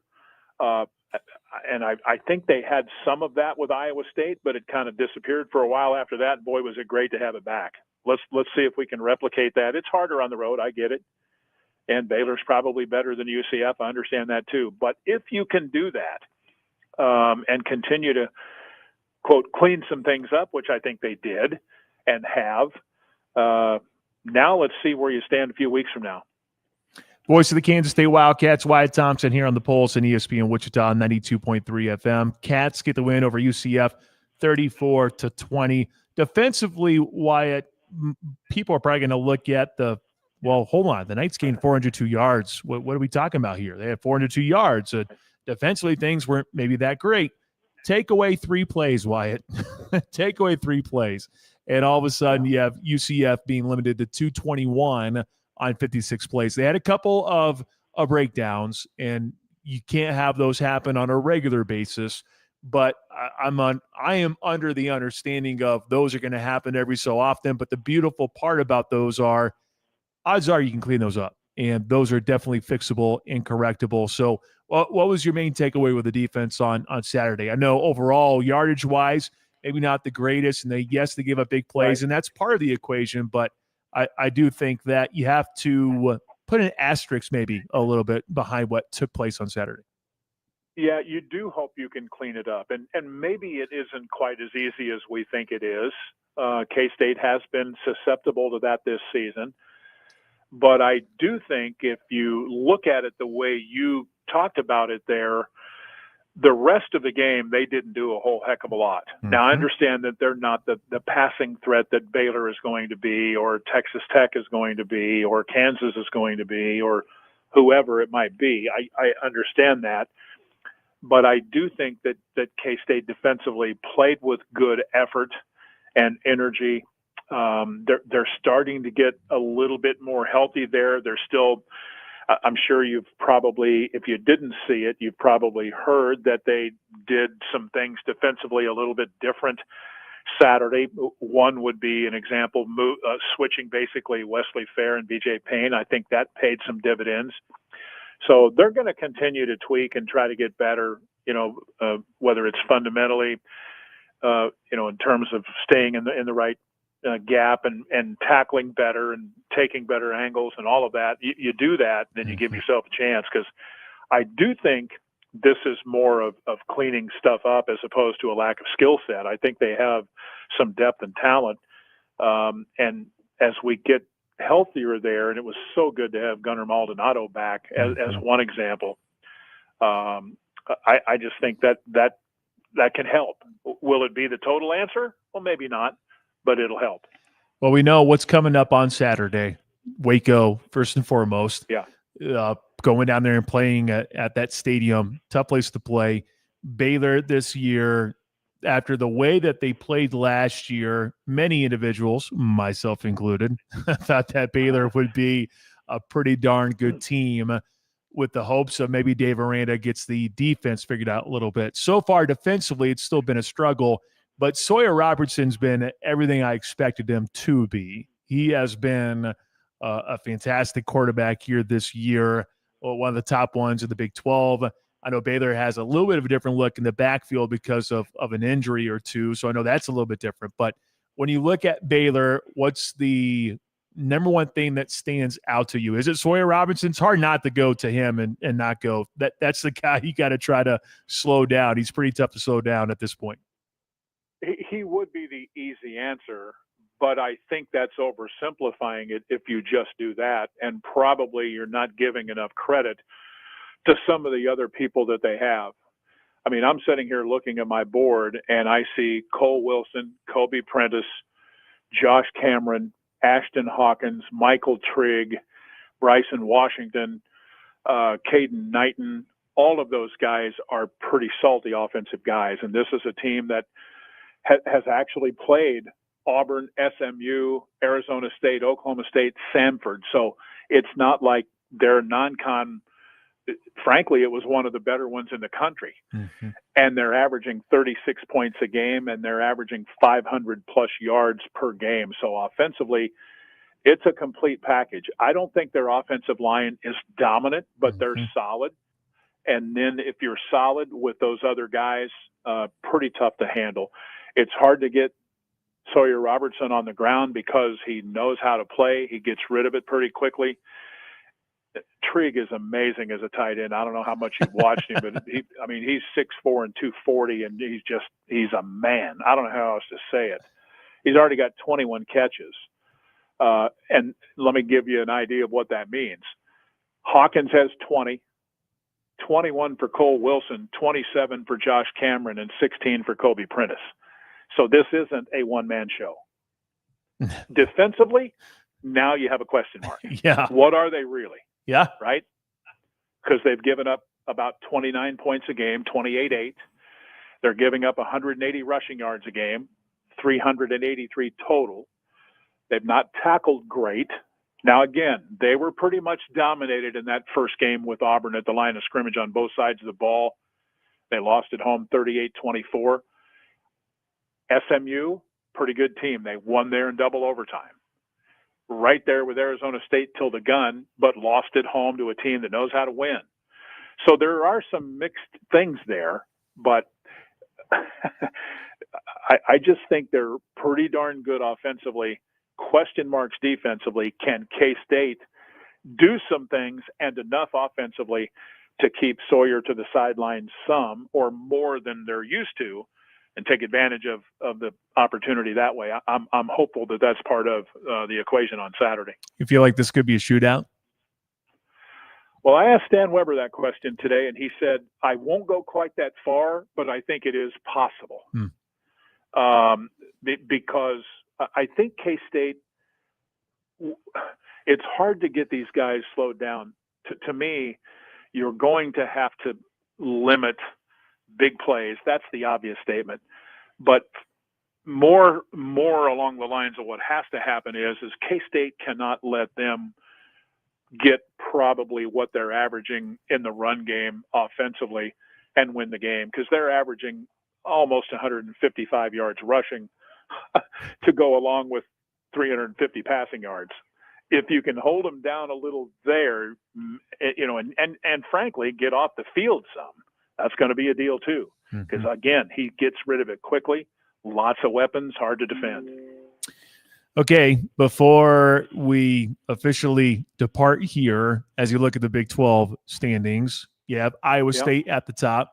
Oh, hey, look, there's Arizona State at the top, 2-0. How did the Sun Devils do that? BYU is undefeated and ranked. You have Willie Fritz down there in H-Town in Houston. They're 1-0 in Big 12 play. I know we can say you're talking about Tech. Tech obviously has had a little bit more expectations tied to their name because of the reported amount of money that's being spent with that football program. But I always like to ask you just your thoughts on what you see from the Big 12. So I will leave you with that. What do we see from the Big 12? Arizona State's at the top at 2-0. So I'm curious to see what you think about the Sun Devils as of right now. Well, I've said this in other interviews this week, and I'll kind of be repetitive in the same thought process here in that let's go back 2 weeks ago, Tech winning at Utah, that holds a lot of credence for me. But I do think with that said, even with a week off, maybe Houston can push them at home. We'll see. If Tech wins that one pretty handily like they did at Utah, then that's going to be another telling story in their rise here, right? But I'm going to be honest. Nobody thought Houston would be undefeated. After what happened with Jake Retzloff, nobody thought BYU would be 4-0, right? Mm-hmm. So, but after that, let's look at it a little bit differently. I mean, did you think Iowa State was going to be 5-0? Maybe you did, maybe you didn't. But here's the next one, okay? Did you think Cincinnati was going to be 3-1 and beat Kansas last week in Lawrence? Mm-hmm. Log 600+ yards of offense. Yeah. Did you think TCU would be 3-1 with their one loss, a nail biter at the gun? Right? Mm-hmm. I mean, they're pretty good too. BYU is probably going to beat West Virginia at home, right? The K-State Baylor game is 7-point game. Can Cincinnati give Iowa State a run? Can Houston give Tech a run? KU, all of a sudden, I'm really interested in KU and UCF, aren't you? Oh, yeah. I'm sure you are because of your ties, but even if you were just a Big 12 fan and say you were a fan of Houston, wouldn't you be intrigued by KU and UCF? Well, I think you would. Who wouldn't be? You go to the bounce house. It's at night. Yeah. It's going to be a sellout. It's going to be a crazy crowd. You're coming off So Yeah. I mean, and they're coming off a loss, and I think I was curious to see how they were going to respond after the loss of one of their staff members. And because that takes an emotional toll on people. It does. And now I'm going to be really curious to see how fired up they're going to be on Saturday as well in Orlando, the first game after the fact. So I think there's a lot of factors for sure, but this is the Big 12. It's going to be entertaining. And hopefully I'll get a chance to watch a little bit on Saturday. I will do the best I can to watch a little bit on Saturday, but obviously no promises when it comes to that. Well, I appreciate your time as always. Safe travels down to Waco, and I can promise you right now, sir, you will not be hearing from me next Wednesday. I can promise you that. Have a good one, Wyatt. Well, good luck, buddy, and we're all thinking about you and your lovely bride and that other little girl you got in your life right now. So, good luck, and hey, I guess we can live a week apart. We'll make it work. We'll talk to you in 2 weeks. How's that? Sounds great. Thanks, Wyatt. Voice of the K-State Wildcats, Wyatt Thompson here on The Pulse. When we come back, brief thoughts on postseason baseball at this point, and also I got to get Jack thrown in the mix as well and what we were talking about for the Royals. That's next on The Pulse. You're tuned into The Sports Pulse on ESPN Wichita 92.3 FM. What's up, Wichita? I just saw this group yesterday at the Business Expo. They're good people. They do great things. And they told me things are looking really good for what's going to take place on October 12th. I'm talking about the Wichita Sports Commission.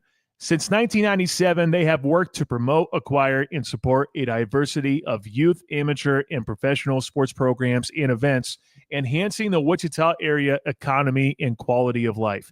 Sports are more than just games. They are a powerful tool for community building, personal development, and social connection. Their next event coming up on Sunday, October 12th, Fall Prairie Fire Marathon Race, brought to you by Davis Moore Automotive Group. Over the course of 15 years, more than 60,000 runners have participated. If you want to get signed up, if you want to volunteer, if you want to booth there, learn more and get signed up today by going to wichitasports.com. In business, just like in sports, the best defense wins games. That's where Conradi Insurance comes in, delivering elite risk management and employee benefits to companies across the greater Wichita area. As the largest family-owned independent insurance agency in Wichita, we don't just talk the talk, we protect Kansas businesses like they're part of our team. Conradi Insurance, built for business, rooted in community, always playing to win. Visit ConradiInsurance.com to get in the game. Is your honey-do list getting out of hand? Complete Home and Business Solutions makes it easy. From simple room refreshes to move-in or move-out punch list, big accessibility upgrades, seasonal work, or business maintenance, they have you covered. Stop by and see them at the Wichita Remodeling Expo, October 3rd through the 5th at Century 2 Convention Center. They'll show you how to take those to-dos and turn them into done. Complete Home and Business Solutions. Expert solutions for every space. Hey, Shocker fans, basketball season is almost here, and the annual Wichita State Basketball Tip-Off event, Shocker Madness, is set for Saturday, October 4th at 6 p.m. This year's event at Charles Koch Arena will include a free concert featuring Grammy-winning artist Lupe Fiasco. Admission is free for everyone, and no ticket is required to attend. Get the Shocker basketball season started at this exciting tip-off event on Saturday, October 4th at Charles Koch Arena. Go Shockers!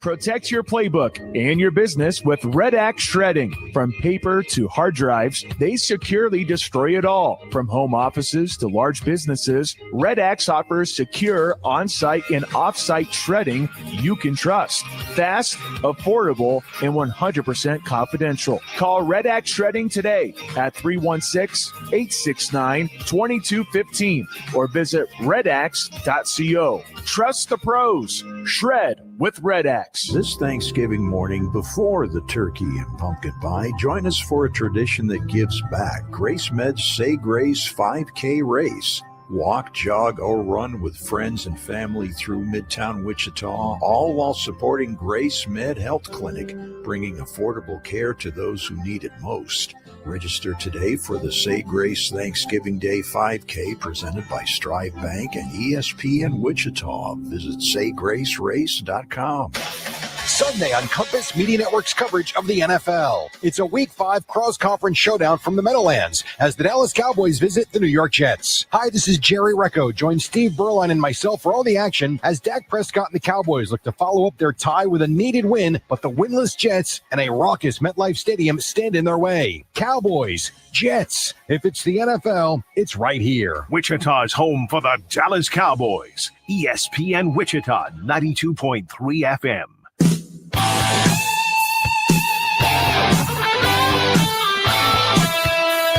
In case you're wondering, Cleveland, Detroit, close game, bottom of the 8th. The Guardians just took the lead. It was tied at 1-1. Now it's Guardians leading 2-1. Before we get to Terry Nooner, head women's basketball coach at Wichita State in hour number 2, time now for our burnt end of the hour question brought to you by our friends at Tinker Barbecue. I deprived you all of winning yesterday. I put stars next to it. I bolded it. I'm like, I'm not missing it today, by golly, because that is just inexcusable. Get ready for takeoff. Your taste buds are in for a ride at Tinker Barbecue Company. From fall off the bone ribs to juicy brisket and house-made sides, they're serving food with big flavor and slow smoked to perfection. They have mouth-watering specials like bacon wrap meatloaf, slider Saturday, ribs are on special, pork green chili. I was told that they have Korean barbecue smoked wings. Now I got to go buy and get some wings before I go home because it's something new that they have. Incredible stuff. Find them at 620 West Maple, open Tuesday through Saturday from 11 to 7. Tinker Barbecue. Refuel your tank at Tinker Barbecue. Jack Johnson, what is our burnt end of the hour question? Throw in your guesses at 316-247-0923. The winner of the Tigers and Guardians will go on to play the Seattle Mariners, who have not been in the postseason since 2022. That year, they were swept out of the ALDS by their division rival in the Houston Astros. The question is, who did they beat in the wild card round to get there? Ooh, so who beat who, just to make it simple? Correct, yes. Who did the Mariners beat to get to the ALDS in 2022? There you go. Text your guesses to 316-247-0923. If you get it correct, you'll get $20 to Tanker Barbecue. And I have been told from multiple people who have won it, they are falling more and more in love with Tanker Barbecue. And you should fall in love with Tanker Barbecue. It's good stuff. Text your guesses to 316-247-0923. Burnt end of the hour question brought to you by our good friends at Tanker Barbecue. Hour 2.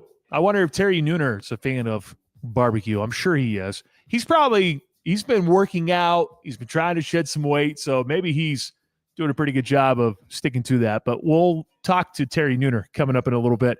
After that, David Lesky of Inside the Crowd. And then we'll wrap things up with Who Am I? Your shot at winning a t-shirt. But text those guesses. Do it now. 316-247-0923. Hour 2, straight ahead.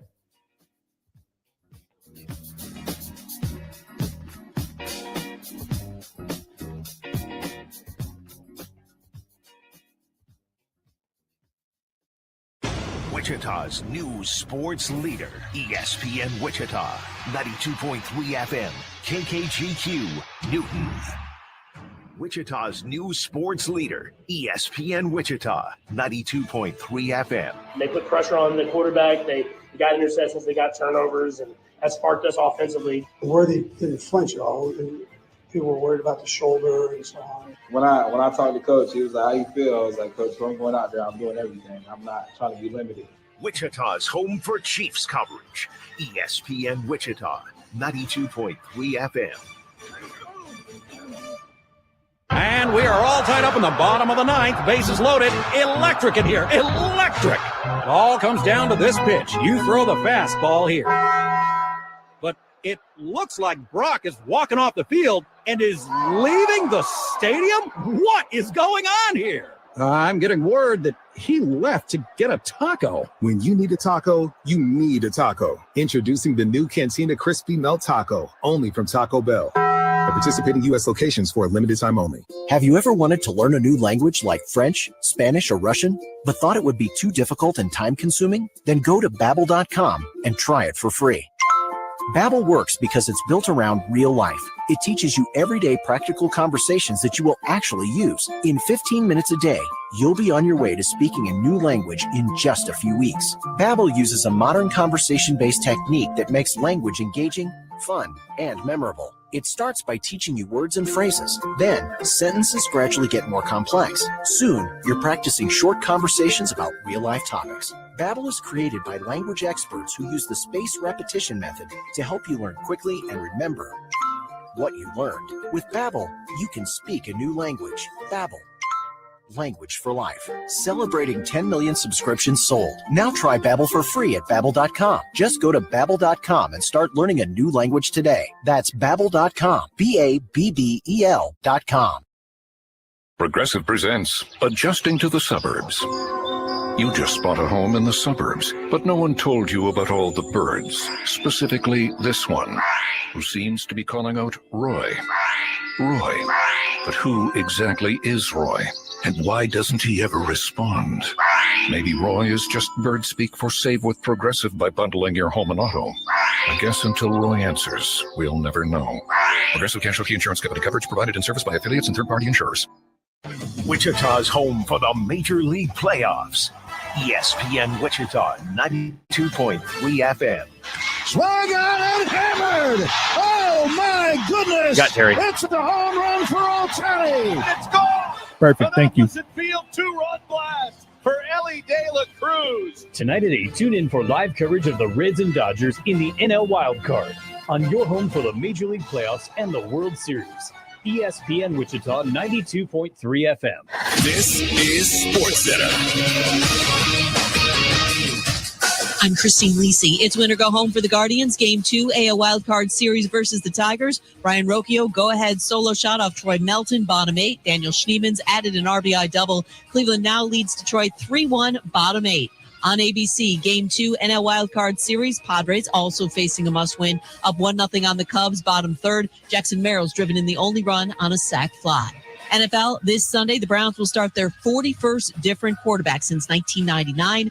Rookie Dylan Gabriel gets the call against the Vikings in London Sunday as the team benches veteran Joe Flacco. Starting Gabriel, worth the risk for Cleveland, believes ESPN NFL analyst Louis Riddick. Considering the fact that we're going to do wait 2 more weeks, you're going to wait and sit him out in this game and then sit him out against the Steelers, who've been getting after the passer pretty good too, and then wait for the Dolphins, who all of a sudden showed some life the other night. Let's just throw him in there. This kid plays on time. He's got mobility. He's mature. He's played big-time football. Give him a shot. Commanders quarterback Jaden Daniels medically cleared from a sprained knee, paving the way for him to start against the Chargers this week. He's missed the last 2 games with the injury. Hey, it's your resident Super Bowl champ, Chris Cannon. Coming up Thursday, the 49ers are 3-1, but I'll tell you why all their injuries are finally catching up to them. It's Unsportsmanlike, 6 a.m. Eastern, right here on ESPN Radio, ESPN2, and ESPNU.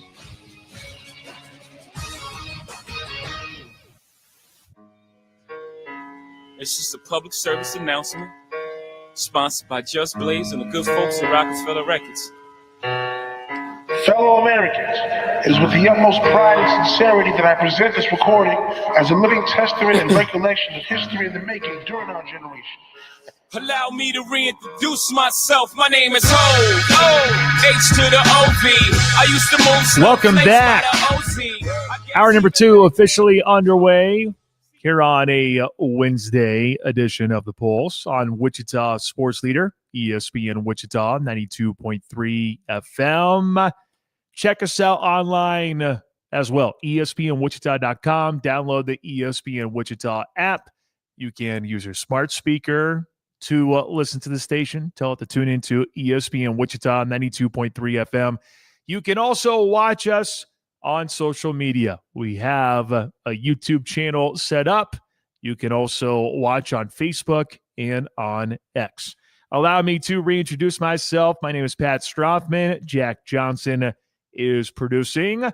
316-669-4996 is the hotline. We're going to use that here for a back-to-back guest, so don't call it right now.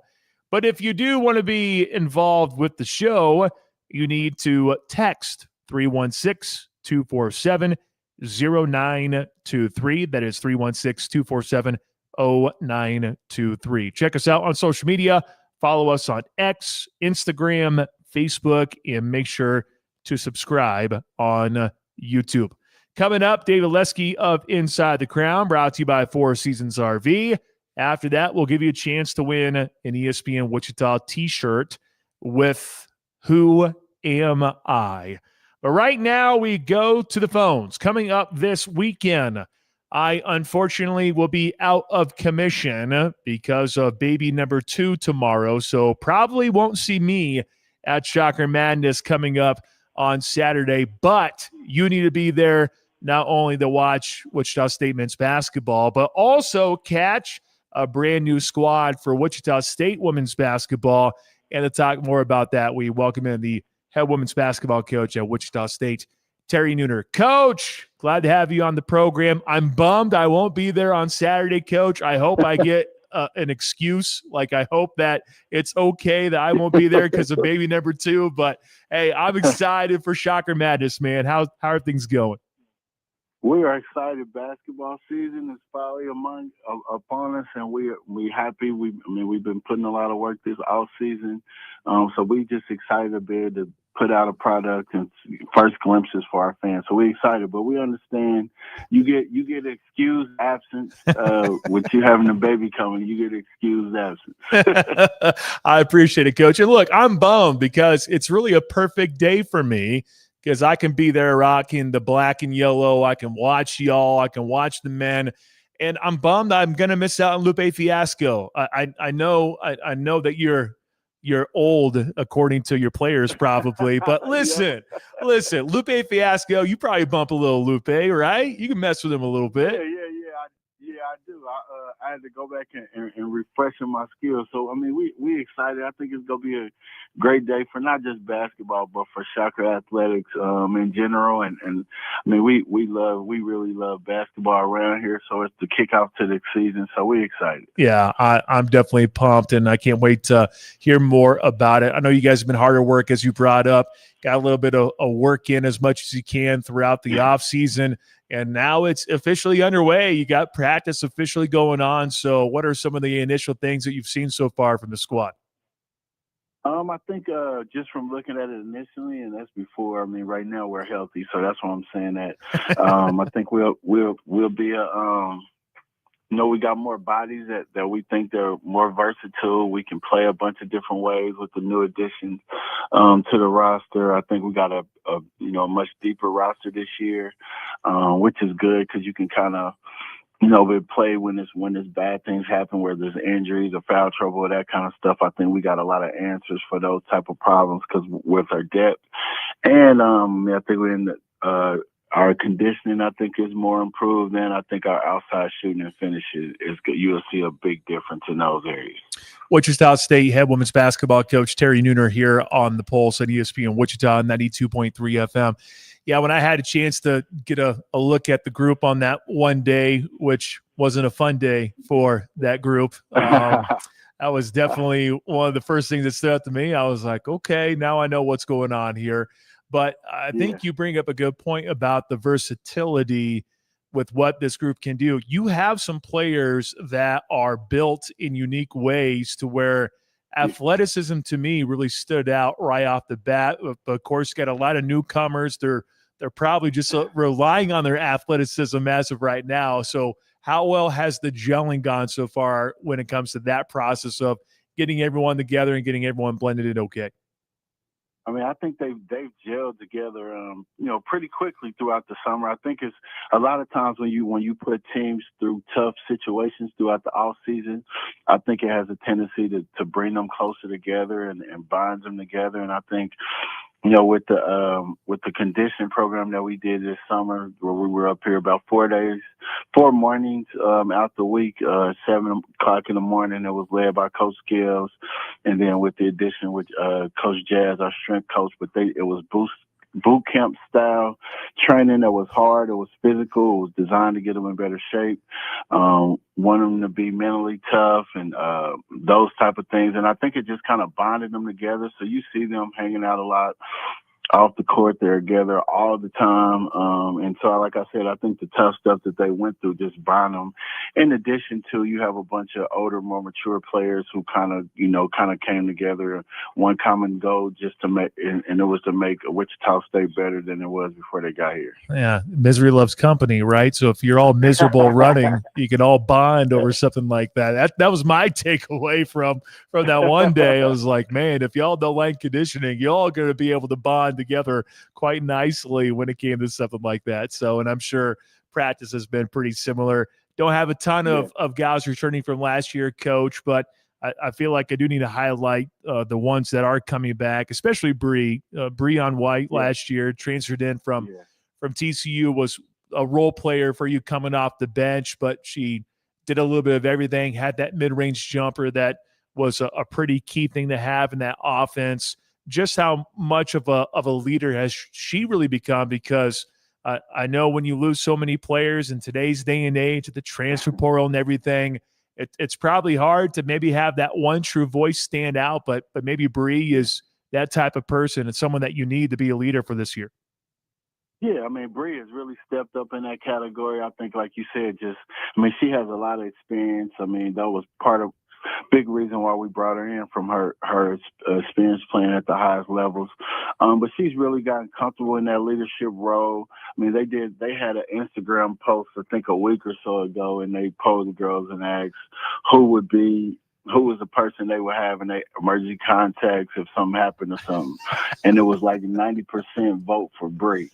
And so that just kind of speaks to her leadership and her connections throughout the team amongst everybody, and not just like, a certain few, but, the team really trusts her. They really listen to her voice, and she has a strong voice in the locker room, and she's been through all the things that they're going to go through, so she can give them a bunch of advice from her experiences from being here. I need to get caught up on Instagram. Apparently, I haven't been living on the gram. Apparently, I missed that, Yeah. so I have to go back and check that out. I have to go out and check that content, because I know there's always some fun content being put out there by your squad. Kylie Ortiz is an intriguing piece, Coach. I know last year she had that injury and really limited her. Couldn't go out there and play.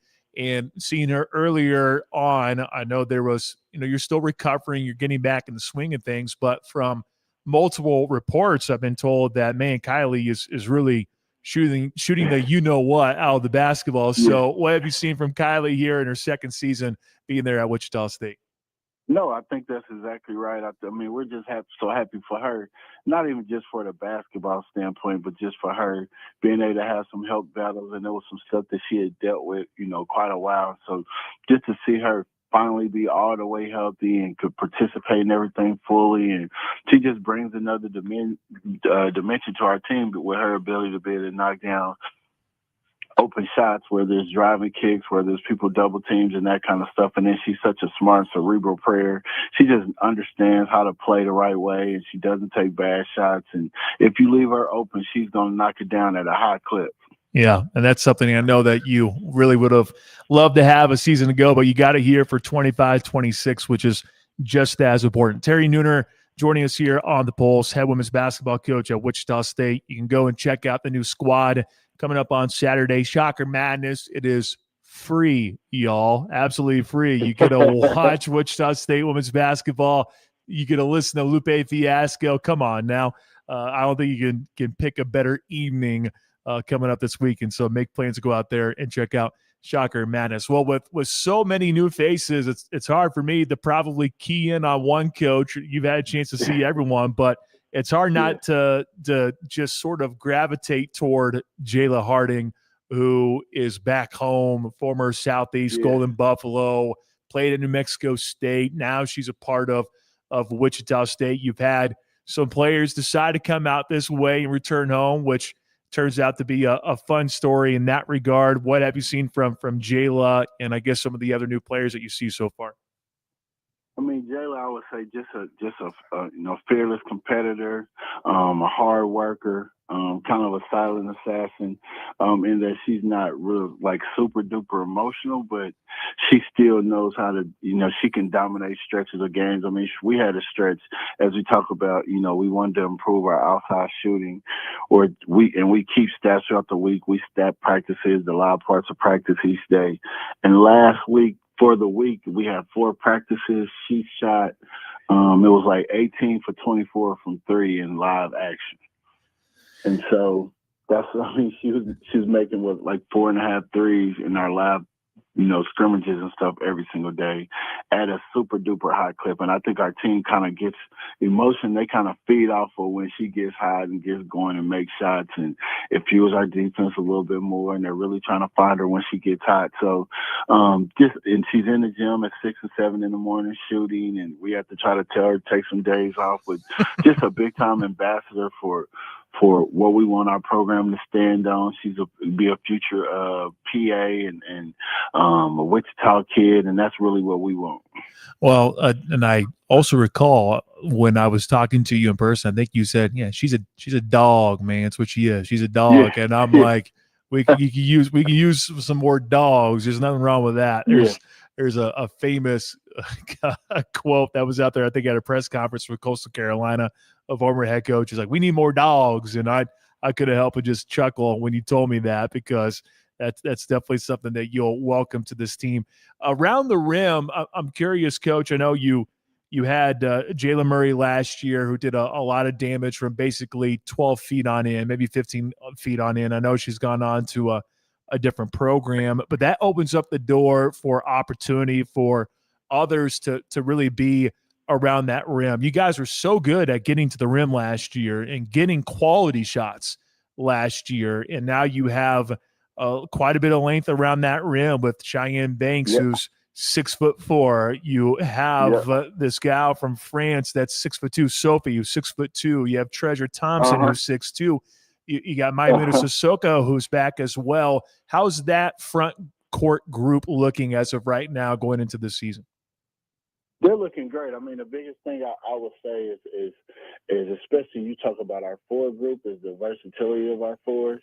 Within our offense, they're forwards that can get out and play some perimeter some, which if we decide we want to play a big lineup, like we can play with Treasure and Sophia, like they can both play they can play like a guard spot if we need them to, so we can play bigger, or like Bree White has really stressed that, extended her range, and we're playing for her to be able to knock down some threes for us this year. So at that spot, and then you have Jada McDonald, who's just a freak athlete that just goes hard. It looks like all the rest of the fours in our league. So our forward position and is pretty deep, and that's what we wanted. Because last year, if you looked across the league since we've been here the last 2 years, the forward position is probably the most dominant position, and the teams that have had the best forwards have been the teams that have won the league and went on to have postseason success. So we recognized that was a position that we really wanted to make sure that we shored up, especially losing a player caliber of Jalen Murray.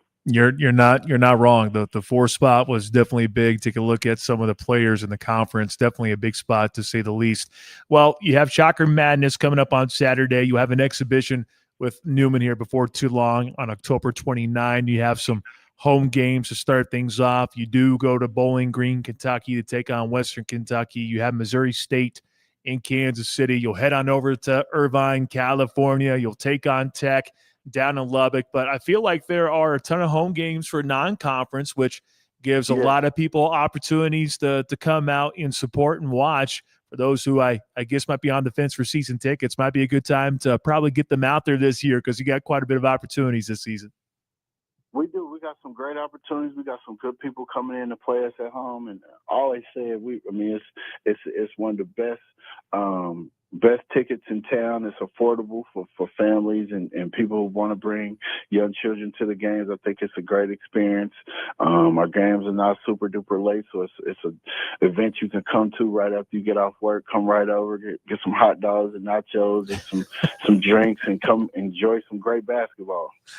Well, I'll try to bring the 2-year-old out here before too long this season. I think she's ready for it. I think there for a little bit, I was like, I don't know if she's ready. I think she might be ready for a little bit of basketball. So I'll try to get her and the wife out there with the newbie as well here before too long. Well, Coach, I know we got ways to go before American Conference play begins. I know there was quite a bit of talent last year, but in today's day and age of college athletics, you probably have no idea what it's going to look like in the American this year. No, I mean, the teams that were at the top, they had to, replace quite a few people. And so, of course, the portal is rampant. I mean, everybody's kind of in the same position. I mean, we're adding, we added 11 new players to our roster from last year. So everybody's going to be different. So even when, you look at preseason rankings and that kind of stuff, people will probably go try to gauge it based on teams' past success, but I don't think that has anything to do with what's going to happen this season. Well, Coach, always a pleasure. I am very bummed that I won't be there on Saturday, but enjoy the basketball, enjoy the music with Lupe Fiasco, and looking forward to seeing you here before too long and working with you again. Appreciate you, Coach. All right, thanks a lot. Congratulations. All right, thanks, brother. That is the head women's basketball coach at Wichita State, Terry Nooner, here on the Pulse. Go catch them in action on Saturday with Shocker Madness. A free ticket, y'all. Free ticket. You can show up and watch. I think that's pretty darn cool. And listen to Lupe Fiasco if you're into that sort of thing. Should be a great time coming up on Saturday at Charles Koch Arena. And this year's team, the first time I saw them in person, I immediately thought, boy, this team can be versatile because of the length that they really have. They're very long. And that is a very good quality in the game of basketball just in general. Shooting wise, you're going to want to see that area improve this year. But at that time, I know Kylie was shooting really, really well. And I know they went out and tried to get some more shooters as well. They bring back a Wichita native. They have a good amount of size. It's a brand new team. You have a familiar face in Breon White. You have Mayamuna Sissoko who's back. You can talk about Kylie Ortiz as well, who was banged up last year. But I'm excited to see what this season looks like with head women's basketball coach Terry Nooner. Should be a ton of fun. Here before too long, we'll do Who Am I? We'll give you a chance to win an ESPN Wichita t-shirt. We will also have Dave Oleski of Inside the Crown, brought to you by Four Seasons RV.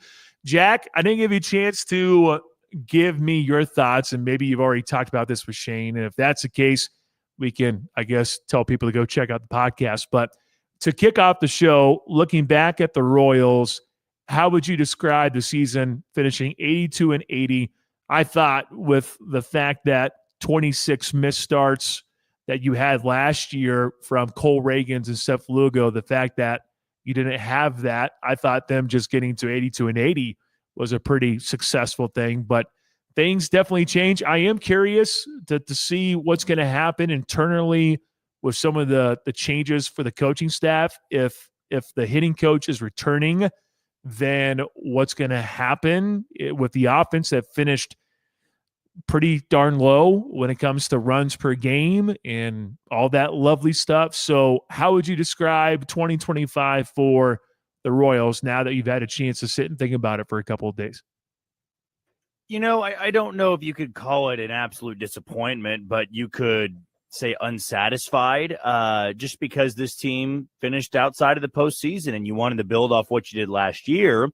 But a winning season is still a winning season. And truth be told, there hasn't been many of them in the Royals franchise existence. And I do like that J.J. McCullough brought that up at the press conference of it's a part of building a winning culture where you can be disappointed with a winning season. You can be left wanting more and know that, man, we were right there, but we didn't finish as strong as we'd like to. And we also can acknowledge that it's a very winnable American League. Last year, we all knew that the Yankees were the top dog. We all knew that with Soto and Judge and how many heavy hitters were in that lineup, Jazz Chisholm toward the very end.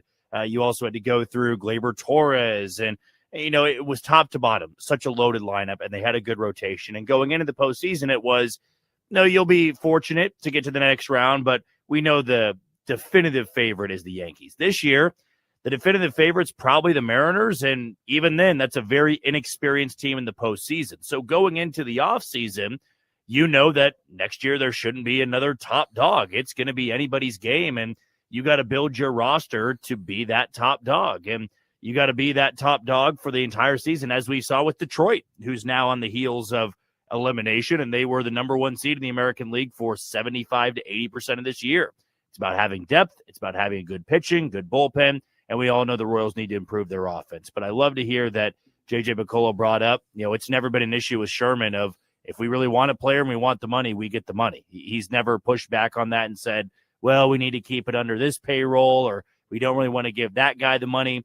If they want a player, and he pointed at Carlos Estevez that they really wanted to bring him in for the bullpen, John Sherman gave him the money. So in adding to this offense, if there's somebody they really like and they want to be able to add more than a few pieces, they're going to have the financial flexibility to do so. And if they can do that, we'll be able to revisit, what this outlook of the team in 26 will be, probably closer to January and February. But right now it's about seeing how everything plays out in October and then gearing up for the winter meetings where you're hopefully pretty busy.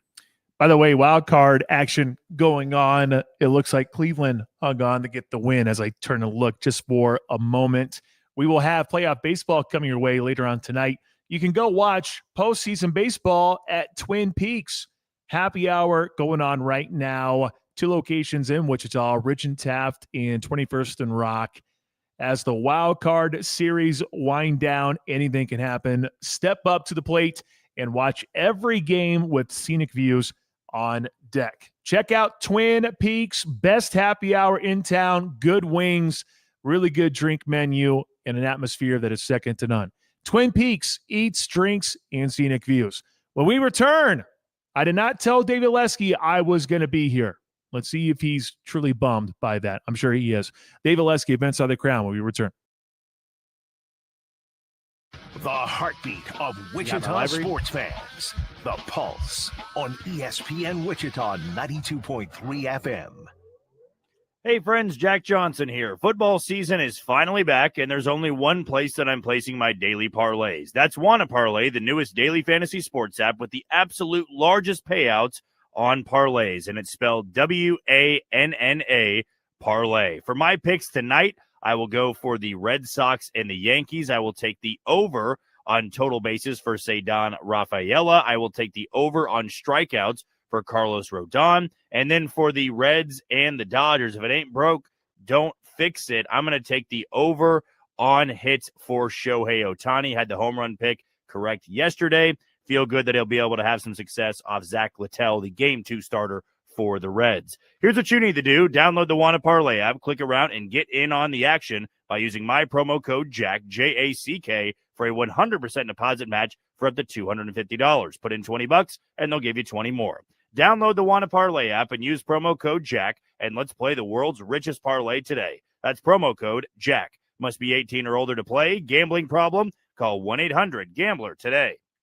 Thinking about a remodel but don't want to pay inflated contractor markups? With You Remodel at Wichita, you're in charge, and they're right beside you. Their system helps homeowners manage their own remodeling projects with expert guidance, trusted trade connections, and proven cost-saving strategies. Come see how it works at the Wichita Remodeling Expo, October 3rd through the 5th at Century 2. Stop by the You Remodel It booth to learn how you can remodel smarter, save thousands, and still get the home you've been dreaming of. That's You Remodel at Wichita at the Remodeling Expo, October 3rd through the 5th. Save big money on your next project when you shop at Menards.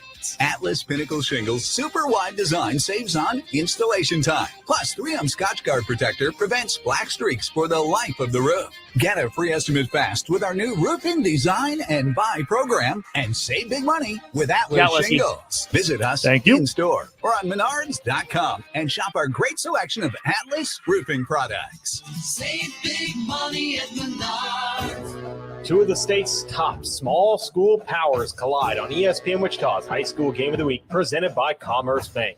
The Cheney Cardinals square off with the Hoisington Cardinals Friday night under the lights. It's Cardinals versus Cardinals, a clash with major implications. And we'll kick it off all with the Four Seasons RV pregame show at 6:30, followed by kickoff at 7 o'clock on ESPN Wichita, 92.3 FM, and streaming live on the ESPN Wichita app. We're where you want to be. Baseball with the Royals. If you want to be having a great time. Well, if you are a Royals fan, you would prefer your team to be in the postseason. But that is not the case of the Royals. Their season is over. They go 82-80, and now it's on to the winner in the offseason. And to talk more about that, we welcome in Dave Oleski of Inside the Crown. He's brought to you by Four Seasons RV. Looking for your next adventure? Four Seasons RV has you covered with the best selection for travel trailers, fifth wheels, and toy haulers. Get your adventure started now at kansasrv.com. Four Seasons RV, where the fun begins. Hi, Lesky. Remember me? Yeah, I do. Here we are. Welcome to another edition of David Lesky Hates His Life. Oh, please use that as a sound bite. I'm going to have to clip that and put it on the soundboard. Yeah, last week, I hate to disappoint. We were told that it was going to happen yesterday, and then on Thursday, my wife gets a phone call and got to find out it was rescheduled for tomorrow morning. So next week, you won't be hearing from me. I wish I had noisemakers and I could do that. That was impressive. Going on here. That was pretty impressive. That was pretty good. Yeah. So I make trumpet noises. Well, sorry for bursting your bubble, but yeah, you get with me one more time, unfortunately. So yeah. Okay, it's fine. No, it's fine. It's fine. I'm a professional. I'm gonna power through this, and yeah, this is just part of the deal. That's it. Part of the deal. Hey, the Royals, they finished 82-80. They don't make the postseason. How would you best describe the 2025 season for the Kansas City Royals? I want to think of the exact right way to say this, because if I say it wrong, it's going to sound really stupid.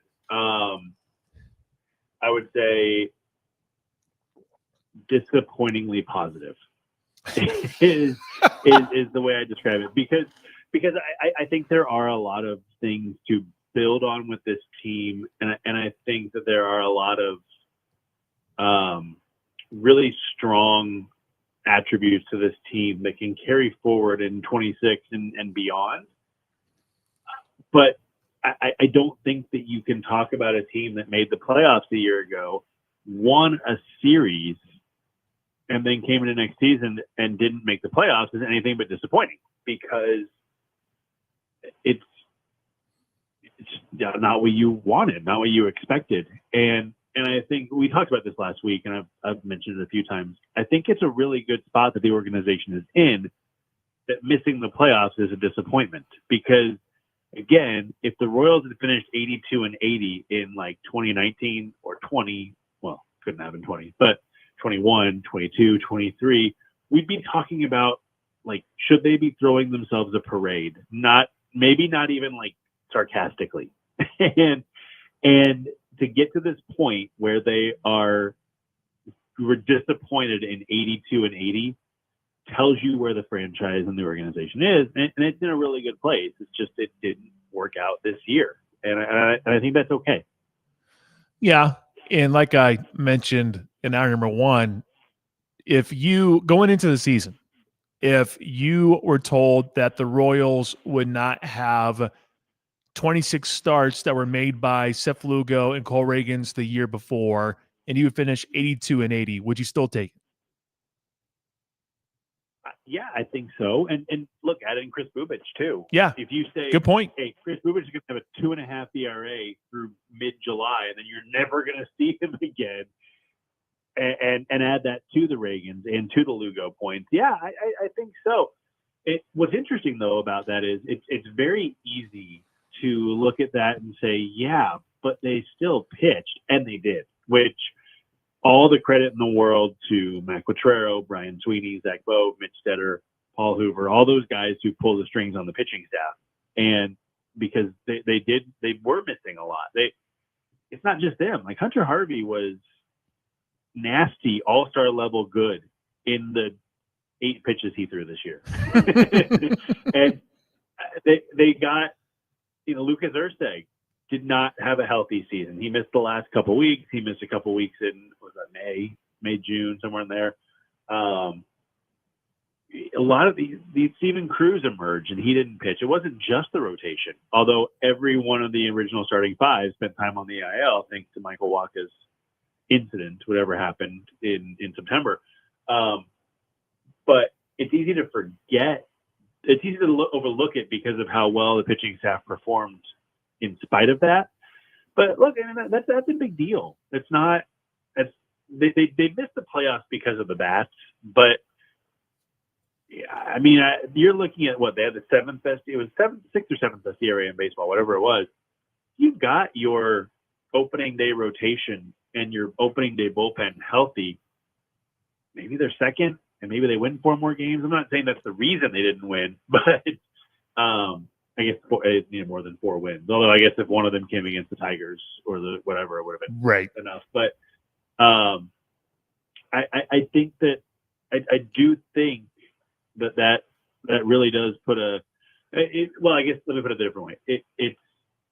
I think it highlights how good of a job this coaching staff did this year to get this team to 82 wins. Whoa. How dare you give praise to Matt Quatrero? How dare you? How dare you do that? Well, I'm actually don't you burning, know? Don't you know they need to replace him? That's right. I'm not burning. I have a voodoo doll that I'm sticking with needles right now. So hopefully it works. Fingers crossed. But until then, I'm gonna have to settle for having a manager who's really, really good at his job. That's not what I was told. It's not what social media tells me. I know. But Pat, social media is not a barometer of truth. Just FYI. That's surprising. I had no idea. David Lesky of Inside the Ground joining us here on the Pulse. brought to you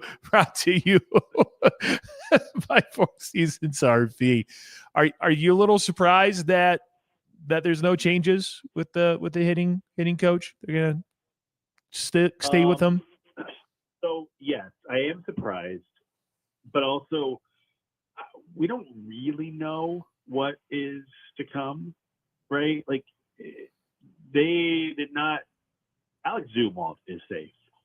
There are 3 hitting coaches, right? And the other 2, I don't think are safe. And I think it's okay they don't have a decision on that just yet, because you're not going to hire anybody anyway today or anything. And it very well could be, hey, we have a couple guys in mind and they're currently busy in the playoffs. So maybe that's part. I don't know. I'm not saying that's the case.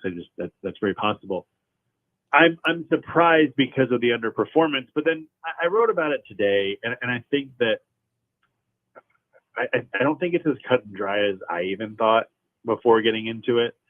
A couple things that stand out to me is how much better they were in the back half of the season, and it's not after the break even. You go back, I mentioned this in the article, they fell to 39-46 on June 30th, and they lost to the Mariners. They scored 6 runs the next night, and it wasn't always like, oh, it's 6 runs every night, but from July 1st on, they averaged 4.8 runs per game. They were, I think it was 9th or 10th in baseball in weighted runs created plus. They were top 10 in home runs. They chased a lot less. They physically swung a lot less. They actually struck out less, which I'll get into that in a second. But they really, when and then a lot of this came after the deadline, after the break and after the deadline. But when the Royals added competent bats, all of a sudden the lineup was fine. Weird, I know, but I wonder a little bit if JJ, I don't wonder, I think this is the case. JJ Piccolo looked at this and said, hey, the offense was my fault, not Alex Zumwalt's. And I think that's a fair assessment. And we can go back to the last offseason and talk about, they went after Anthony Santander. They were linked with Jurickson Profar. There were a couple other names. If you look at all the names who were talked about, even if the Royals weren't actually linked by any reports, they all stunk this year or were suspended for PEDs. Like, I don't know that they made the wrong choice necessarily in sticking to their guns, but at the same time, they ended up with a guy, MJ Melendez, who they had to send down within less than a month. They DFA'd Hunter Renfroe like 5 weeks into the season, which good on them. Good on them for being really, really quick. But I mean, that was your corner outfielders. I've said this 50 times probably, but if you get 2024 production from Melendez and Renfroe, this team probably, I don't know if they make the play. I said they were 5 games better and they missed the playoffs by 5 games. So, maybe that's the case. Although I think that they probably gained a couple of those games with additions that they wouldn't have made had Renfroe and Melendez been okay. So maybe it evens out. But early on, they were really in trouble because those guys didn't hit it all. It wasn't just that they were bad. They were horrific. Michael Massey took such a huge step back before his injury. He wasn't just, he's 20% worse. He was 80% worse. I mean, it wasn't like a little bit. It was a lot. And so I think that once they got some actual big league bats, they were better. And I think that everybody saw that. And as I noted, I believe a hitting coach goes as far as his players a lot more than like a pitching coach, because it's to me, it's simple. The very simple way to look at it, I guess, is a pitcher initiates the action. Coaching can play a role in that. A hitter reacts to a pitcher. There's only so much a coach can do when the hitter has to react in less than a second to a 97-mile-per-hour fastball. I mean, that just makes sense to me. And so hitting is more about the actual talent on the field and the coaches behind them, not that they don't play a role, not that they're useless. But so in that regard, no, I'm not entirely surprised. But I did think they would make a move, and I think they will still make a move. Now, what I thought was interesting is what JJ said about the strikeout rate. Yeah. And that, to me, even just saying that out loud, even just talking about that is like, okay, this team is totally different than they were 5 years ago. We knew it already. I mean, let's not pretend like this is a surprise. But can you ever imagine Dayton Moore saying, maybe we need to strike out more. Maybe we need to make less contact. Come on. That to me, I love it. And I'm not sure that they do need to make less contact. They actually make really good contact. They rank really highly in exit velocity and hard hit rate and all that. I think it shows a huge sign of baseball intelligence to say, look, maybe our way isn't the best way. And that to me is the biggest thing. Maybe our way isn't right. And what do they say? Who are the most intelligent people? The people who know they don't know everything. Mm-hmm. And I thought that was refreshing. Yeah, it's different. Recognizing the problem, recognizing those things. But also recognizing things that you didn't think were a problem right. could be a problem. That's huge to me. That is massive to me. Sure. Definitely a different mindset there in Kansas City. A little bit different for sure. I would ask you what's on your shopping list and so on and so forth, but I have a feeling we have the rest of the month to really look at that. So with I'll take you real quick. I'll give you a little preview of what I think the Royals need. And I think that they can spend most of their money and assets on the bats, right? Because I thought it was really interesting that nobody needs surgery among the injured starters. That's encouraging, surprising, but encouraging. I think they could use a reliever or two, like every team can. But my opinion, tell me if you disagree with this. I think you'll agree, mostly because I tell you what to think. Yes, that's it. I believe that the Royals need either a leadoff hitter or a middle of the order bat. And the reason I say either is because I think Michael Garcia can slot either way. I'd love to move Garcia to leadoff. Ideally, it's a middle of the order bat, but I think you can go either way. And then a complementary bat. I think because if you start off with Garcia, Witt, Pasquantino, and then you hope that Salvi continues to hit for power. You're not. I mean, the expected numbers were incredible actually this year. You're not expecting more than 240. A 295 on base percentage, whatever. But I think that if you add one more legitimate bat and one more complimentary bat, this lineup really clicks. And I say that because we saw it with Mike Yastrzemski and with Adam Frazier. And I don't think Mike Yastrzemski fit as the bigger bat, and I don't think that's where you'd want him long term, and Frazier was the complimentary bat. I think you really ideally have a guy like Yastrzemski as the complimentary bat and one even better. But we saw how the lineup clicked when that happened. I don't think it's an egregiously difficult shopping list to accomplish, honestly, which is, if you want to be optimistic, that's a big reason why. Well, you could definitely just hone in on two areas. That's all you really have to do, honestly. Yeah, really, you're right. And what I think will be interesting, and we'll talk about this as the offseason goes on, and maybe in February we'll have this discussion again, but the Royals do a really, and well, this is a John Sherman thing. John Sherman does a really good job of being open-minded. And if they get to, I'm gonna use a guy who's pitching or who pitched today. He just got pulled a little bit ago. But if it gets to mid-February and Dylan Cease is out there, the Royals go, hey, we'll give you $18 million to be our number 2 starter, and then you get another strikeout guy and you figure it out. I think that that's something that John Sherman allows the Royals to do really well, is play in the market late with guys who maybe thought they'd get a big deal but don't, or sitting out there. I mean, they got the major league leader in saves that way.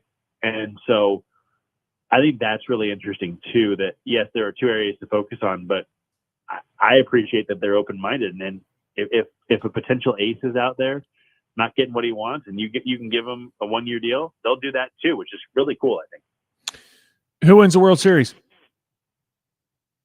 Who wins the World? Well, I picked the Red Sox to start the season, and they're still alive, so I got to stick with that. I guess. You don't have to. You're allowed to switch. Well, I'm allowed to switch, but okay, let's fast forward. I say, it's the Mariners. All of a sudden, and then the Mariners losing the ALDS, and then you ask me again, who's going to win the World Series? I say, it's the Phillies, and the Phillies losing the NLCS, and then you ask me again, I say, the Dodgers are going to win it, and then the Guardians win it somehow by bunting 73 times in a game. and people go, oh, he had 9 chances. He still didn't get it. No, I'm sticking with my one. As long as the Red Sox are alive, I'm sticking with the Red Sox. That way nobody can say that I'm a flip-flopper because I want to be right from start to finish. Okay. Fair enough. I'll let you stick with that then. That's good logic. Who do the Red Sox beat in the World Series then? It's this one, Phillies. I'm gonna go with I said the Phillies the other day. I'm gonna stick with that because they don't play this week. So I can't be wrong on them until at least early next week. Okay. Easy enough. All right, Lesky. Appreciate your time as always. Enjoy yourself next week. Behave if you would. It'll be amazing. I know. Hey, in all seriousness, I'm really happy for you. Congrats, man. I appreciate it, brother. There he goes. David Lesky of Inside the Crown, brought to you by Four Seasons RV. Always good to have Lesky on the show. He'll be on again next week, but he'll be on the show with Chance Lebo, who's going to be quite busy filling in for me for a little bit. So, yeah, that's the way it goes. Okay, before we get to Who Am I want to give you a chance to win Caleb Lee Hutchinson tickets coming to Equity Bank Park on Saturday. If you want to go catch Caleb Lee Hutchinson, text the word Caleb to 316-247-0923. I'll give you a pair of tickets to come catch Caleb Lee Hutchinson on Saturday at Equity Bank Park. You remember him from American Idol? Now come see him in Wichita. Text 316-247-0923 for your chance to win a pair of tickets. Caleb Lee Hutchinson at Equity Bank Park, Saturday, October 4 at 8 p.m. When we return, Who Am I? Not brought to you by Wedgwood Golf Course. So we will give you a chance to play for an ESPN Wichita t-shirt. How does that sound? We'll play Who Am I when we return. The heartbeat of Wichita sports fans. The Pulse on ESPN Wichita 92.3 FM. Have you ever wanted to learn a new language like French, Spanish, or Russian, but thought it would be too difficult and time-consuming? Then go to Babbel.com and try it for free. Babbel works because it's built around real life. It teaches you everyday practical conversations that you will actually use. In 15 minutes a day, you'll be on your way to speaking a new language in just a few weeks. Babbel uses a modern conversation-based technique that makes language engaging, fun, and memorable. It starts by teaching you words and phrases. Then, sentences gradually get more complex. Soon, you're practicing short conversations about real-life topics. Babbel is created by language experts who use the spaced repetition method to help you learn quickly and remember what you learned. With Babbel, you can speak a new language. Babbel. Language for life. Celebrating 10 million subscriptions sold. Now try Babbel for free at Babbel.com. Just go to Babbel.com and start learning a new language today. That's Babbel.com. Babbel.com. Hey y'all, this is your girl Cheryl Underwood, and I want to tell you something. My digestive system used to make me feel sluggish, but those days are over. Now I feel great. That's because I increased my fiber intake with the Metamucil 2-week challenge, and I'm still hooked. I just took Metamucil every day for 14 days, and it's really that easy. Metamucil traps and removes the waste that weighs you down, so you feel lighter and more energetic. Now I never want to go back to that heavy feeling. Are you ready for the Metamucil 2-week challenge for a coupon and daily support? Sign up at Metamucil.com today. Progressive presents Adjusting to the Suburbs. I never thought about space in my cramped apartment, but in this house, all I see is empty space. The sofa and ottoman look like tiny islands in a sea of hardwood floors. I could get 2 ottomans in the living room, but then I'd need another sofa. I could tell people I'm into minimalism. Anyway, when you save with Progressive by bundling your home and auto, that's the easy part of adjusting to the suburbs. Progressive Casualty Insurance Company. Coverage provided and serviced by affiliates and third-party insurers. Dirty exterior? Don't scrub it. Wet it and forget it. Wet and Forget, the easy outdoor cleaner. Wet and Forget works over time with Mother Nature to eliminate unsightly black and green stains on the exterior of your home with no scrubbing, power washing, or bleach. Use Wet and Forget on all your outdoor surfaces, including decks, siding, roofs, and patios. Wet and Forget's available in a concentrate or extreme reach hose-in. Purchase Wet and Forget in store or online at Lowe's, Menards, Ace, or Walmart. Since 1886, it's been the 2 words we live by and the chant we live to cheer. season as the Jayhawks hit the turf. Touchdown, Kansas! Join us this Saturday as the Jayhawks soar to Orlando, Florida to throw down with UCF. Our coverage begins at 5 on your home for Kansas Jayhawk football. ESPN Wichita, 92.3 FM.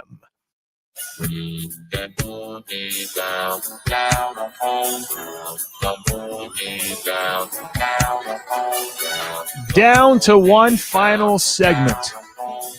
And then you don't have to hear from me for over a week. I guess that's cause for celebration for some of you. It's Ren Petro, the program on deck.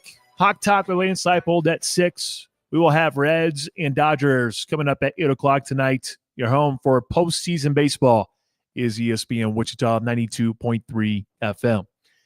Jack Johnson, burnt end of the hour question brought to you by Tanker Barbecue. What was the question and what was the answer? So the winner of the Tigers and Guardians series, which goes to a do-or-die game tomorrow for Game 3, will go on to play the Seattle Mariners, who have not been in the postseason since 2022. That year, they were swept out of the postseason by their division rival in the Houston Astros. The question was, who did they beat to advance to the ALDS series against Houston? And the correct answer was the Blue Jays, who they swept in 2 games. Well, there you go. If you got that correct, the first person who got that correct, I'll let you know via the text, and we'll get you $20 to Tanker Barbecue. They have Korean barbecue smoked wings. How dare they release that on a day like today, the day before I'm pretty much going to go into hiding for the next couple of days. It sounds amazing, though. Sounds amazing. All right, this segment normally is brought to you by Wedgwood Golf Course, but since that program is over, it's back to just the regular Who Am I? Let's have some fun. Let's play for an ESPN Wichita t-shirt. We have 3 different designs, and I think you're going to like them. So if you would like a t-shirt, I'm going to need you to text the correct answer to 316-247-0923. Here we go. Who am I? I am a former professional baseball player. Funny how that works. I played in the majors for 12 years, and I played for one team during my 12-year Major League Baseball career. 316-247-0923. Lob your guesses, please. And if you get it correctly, I'll hook you up with a t-shirt, maybe a little bit more from ESPN Wichita. 316-247-0923. Let's see. Where do I want to go next? That one team I played for, I helped them win 2 World Series championships. Won 2 rings with the one team I played for in the majors. 316-247-0923.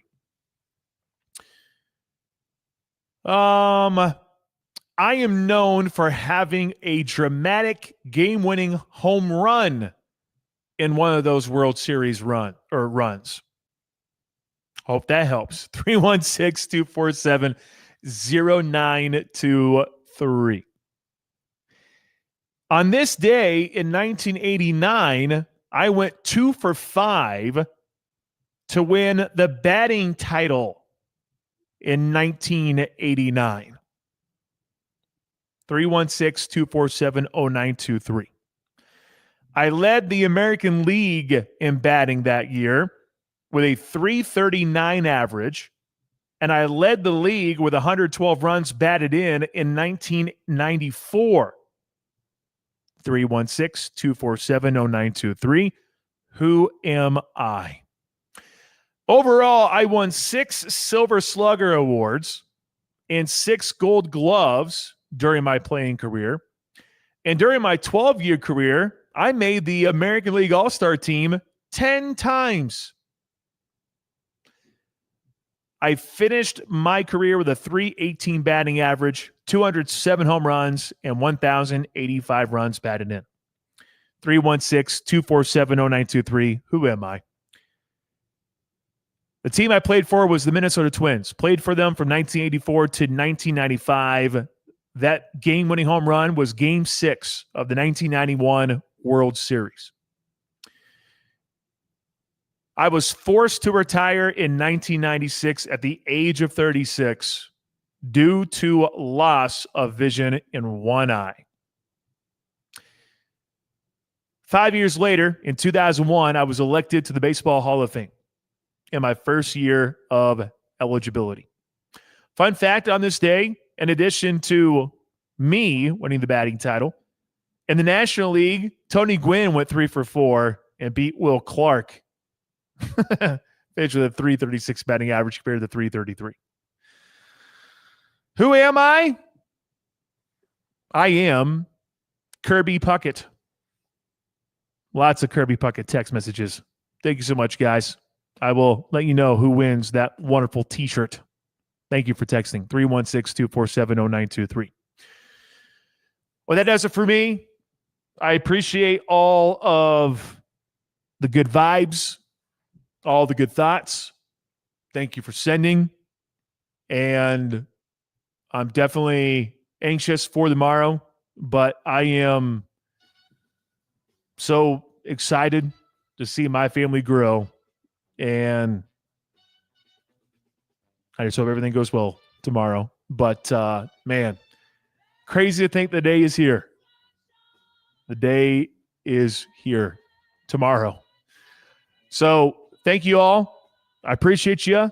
I'll let you know when I officially get back. You'll hear from me, obviously, here on the airwaves. But Chance Lebo will take you tomorrow through probably next Wednesday for sure, potentially next Thursday. Jack might have to pitch in a little bit too. And I appreciate everyone that is going to be picking up the slack in my absence. But should be a fun day tomorrow. Thank you all. For producer Jack Johnson, I'm Pat Strathman saying so long, Wichita. Behave. Enjoy Chance Lebo, Jack Johnson, all the wonderful stuff when I'm gone. Enjoy the evening. We'll talk to you soon, Wichita. Wichita's all right, you're all clear, man. Leader, ESPN All right, dude. Wichita, 92.3 Appreciate FM, you. KKGQ. If there is anything you need, let me know.